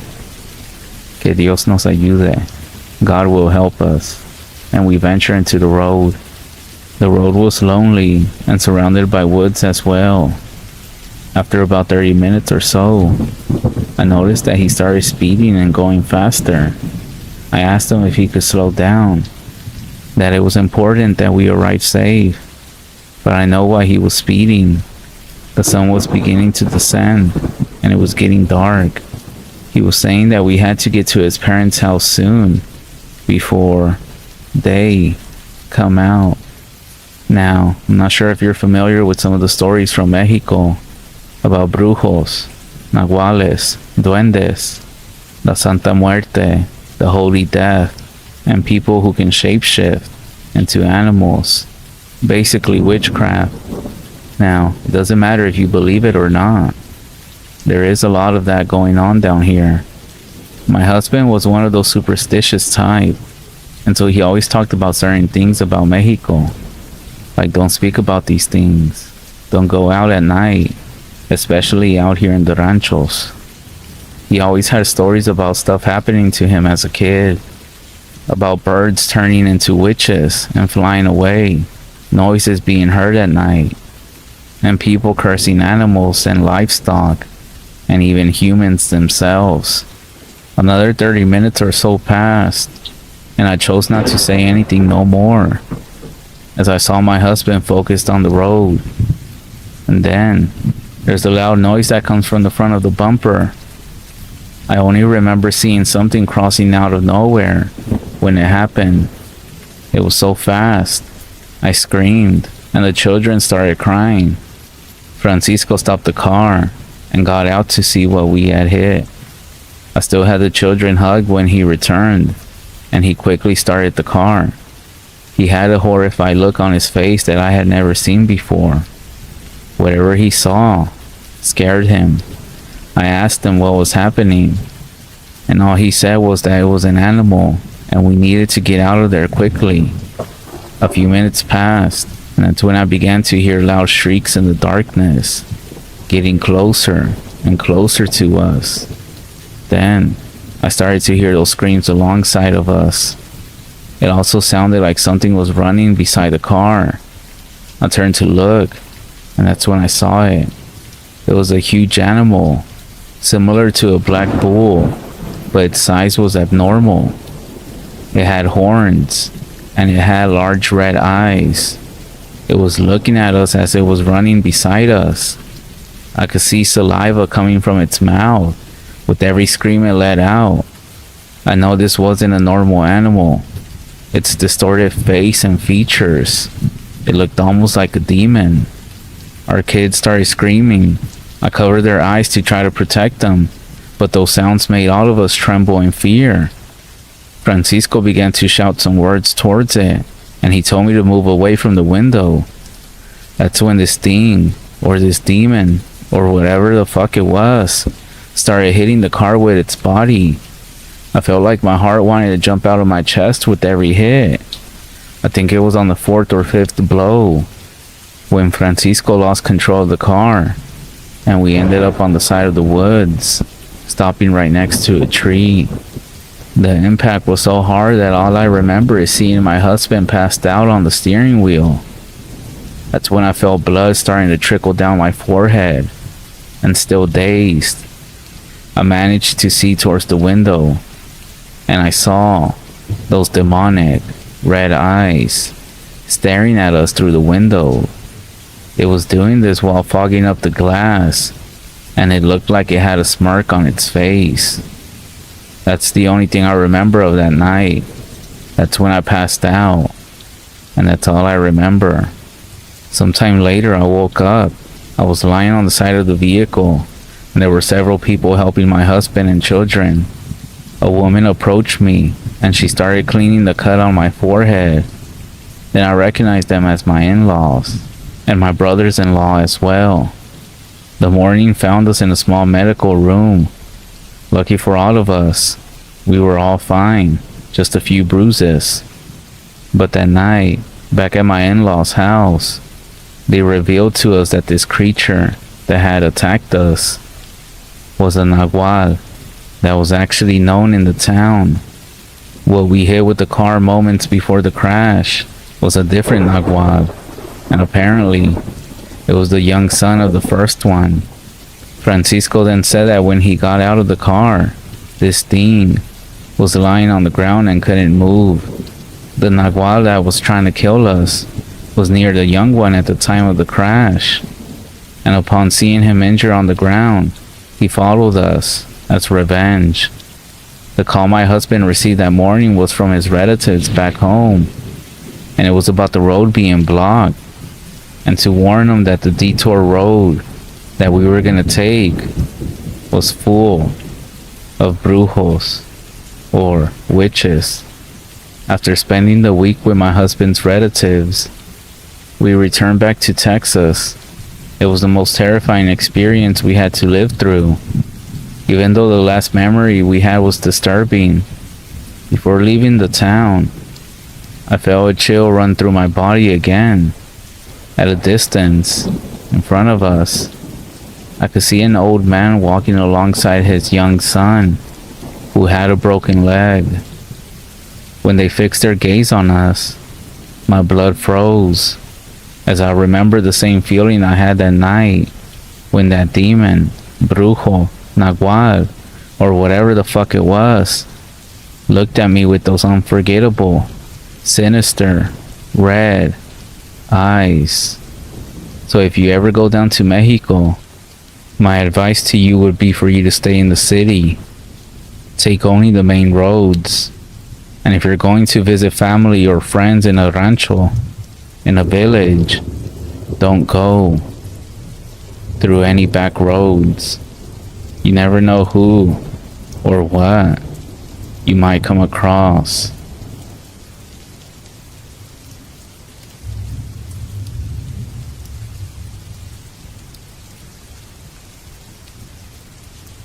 For years, I was the guy you would call if you had a squirrel in your attic. I mean, to a lot of people, I'm still that guy. But over the last 20 years, I have branched out to other less common infestations. Now, I'm the guy you call if there is a haunted doll going through your attic, or a Sasquatch trampling your flower beds. I actually love my job.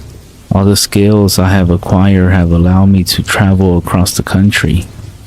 I have met incredible people, and I have experienced cryptids like few have ever done before. It doesn't hurt that the pay is great, but the stories are even better. I have one short story for you now. It's more of a public service announcement than anything else, really. I have dealt with every sort of infestation from Sasquatches. You spray human urine around the area of sighting, and it will avoid the area. A demonic presence. You need to bring in a priest. Sometimes it can be tricked into inhabiting a lesser creature, like a frog. And jackalopes. It's just a bunny with some antlers. Put it in a cage and give the poor thing a carrot. But recently, there has been one cryptid that has been growing more and more invasive into human settlements. It's called the hide behind. Most commonly found in the forests of the North United States and Canada. The hide behind is one cryptid that cannot easily be dealt with. In fact, I'm not sure it's even possible for one of these to be bagged and tagged like we normally would with other creatures. To my knowledge, no hide behind has ever been killed, maimed, dazed, or even simply removed from a residence. Once it has made a claim to an area, whether it be a local forest, a cave, or even, in one specific bloody case, a Bass Pro Shop, it will actually defend that area to the death. It was first documented by the Native Americans, then by the lumberjacks in the PNW of America. The hide behind is one of the lesser known but cryptids on the continent, but without a doubt, one of the most dangerous. No one really knows what they actually look like. As the name suggests, as soon as they are seen, they quickly duck out of view to hide behind anything in the vicinity. Out in the wild, this would be trees and rocks. In your home, this could be a corner, a kitchen cabinet, a TV, or literally anything else they can manipulate their body to hide behind, an object of any size. In the few accounts of the sightings we have on record, they have been described as everything from a large bear, lion hybrid, to a frail and elderly woman with long arms and rashes on her skin. Because of this wide discrepancy in their descriptions, they are believed to be shapeshifters that can change their shape based on what they believe will best get their potential victim to come closer and investigate the sighting. I don't know why the hide-behinds are moving into suburbs. I guess destruction of their natural habitat, but it is becoming a real problem. That's why I'm going to share the story with you now, so you know what to do if one ever shows up in your home. I pulled up to Tim's house around 12 p.m. on a Tuesday. He had called in to tell us there was a demonic entity in his house. He wanted us to remove it ASAP. They always demand ASAP. Tim had nothing going on, but people are just so much more demanding now than they were 20 years ago. I took a quick look around the house, and it was pretty apparent there wasn't any sort of demon in his residence. Not only was there no reaction to the holy water and Ouija board I had brought with me, but Tim also didn't have normal symptoms of a demon haunting him. Bad dreams, sleep paralysis, or the witnessing of any telekinetic events.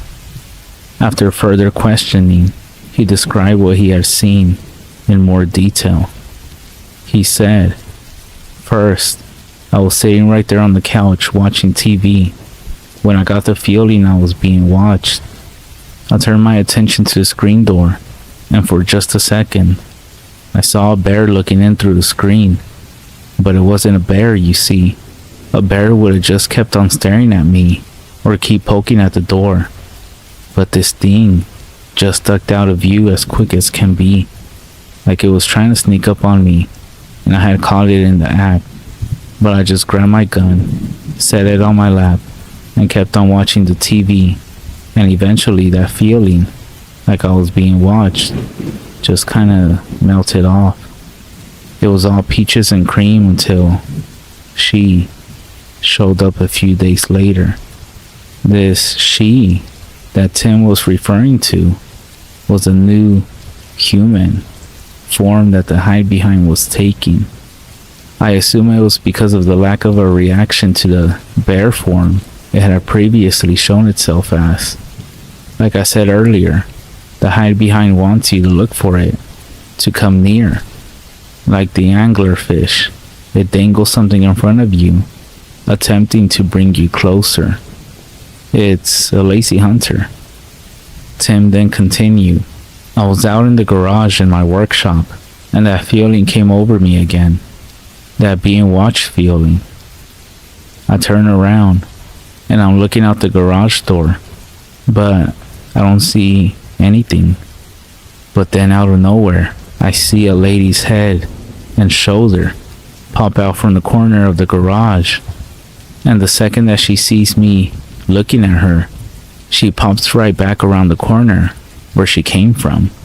Well, this time I went looking around for her, so I had seen crazy people, and she looked crazy, and I didn't want her grabbing me, so I gave a wide berth around that corner, and there was no one there.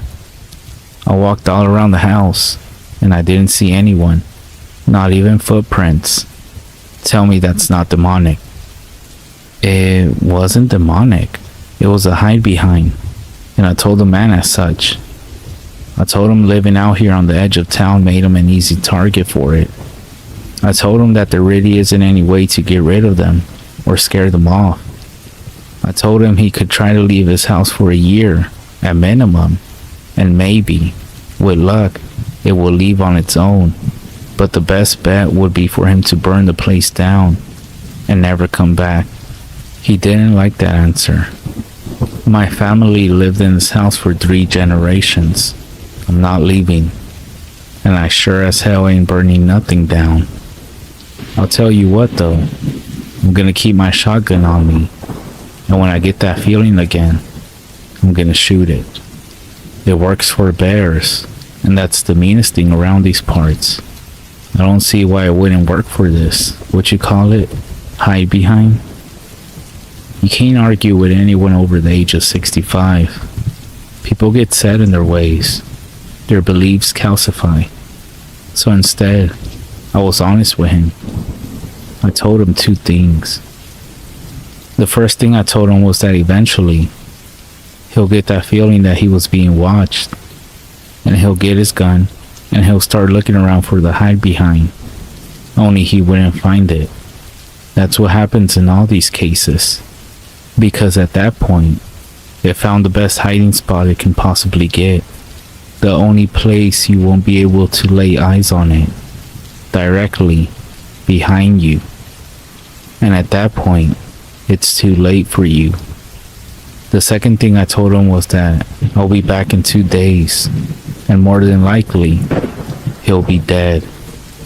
And then, that's when I left.